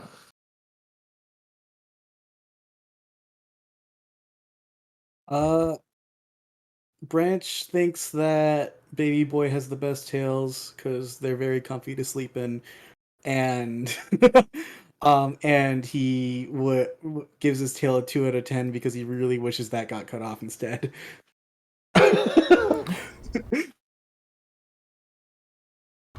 Tex gives himself a 10 out of 10 because he's an egomaniac, and the best tail for him probably Ruko.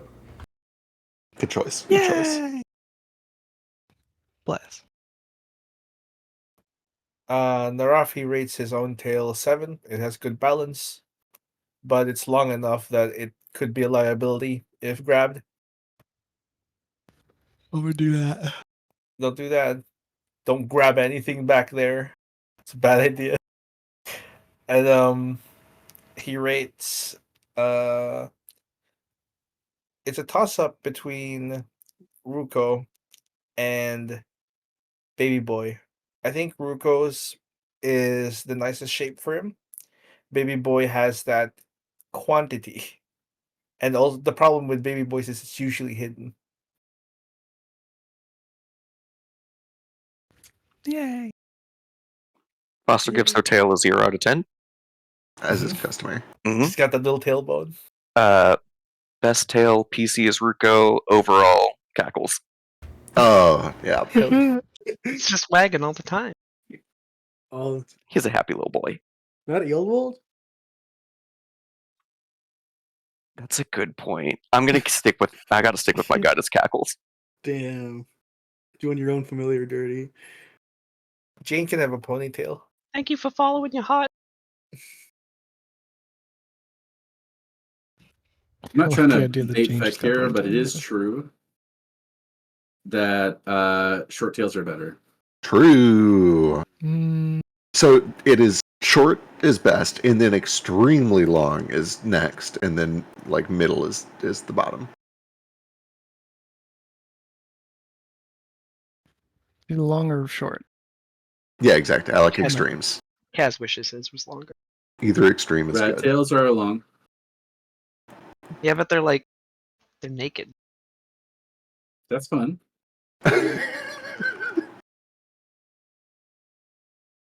So is Branch's. Branch has like a longish tail, I think. I was gonna say, I Yeah, imagine, like as a proportion to height, it's probably right behind Ruko. Yeah. Yeah. Narafi rates Branch's tail quite high because it does seem very balanced, and he uses it quite a lot. It also makes a satisfying slapping sound. When it hits something. One of my favorite videos is the lizard slapping the other lizard. You guys ever been tail whipped by an iguana? No. It fucking hurts. Oh. Yeah, it'll take your eye out. Do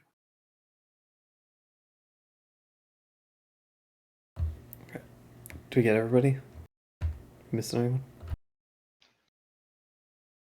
I think so. All right.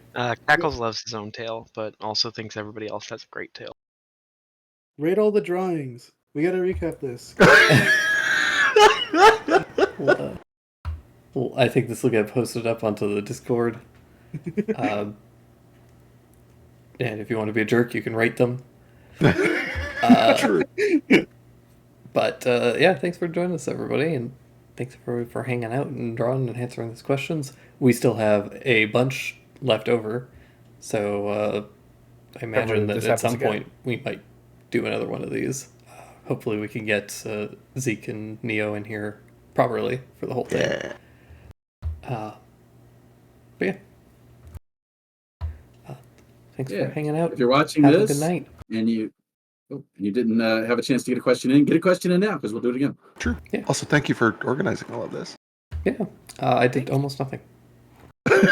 I did even less, which is awesome. You did. I think you did more than me. You did more. You got the sheet all pretty. I did the least out of anybody here, making me the victor.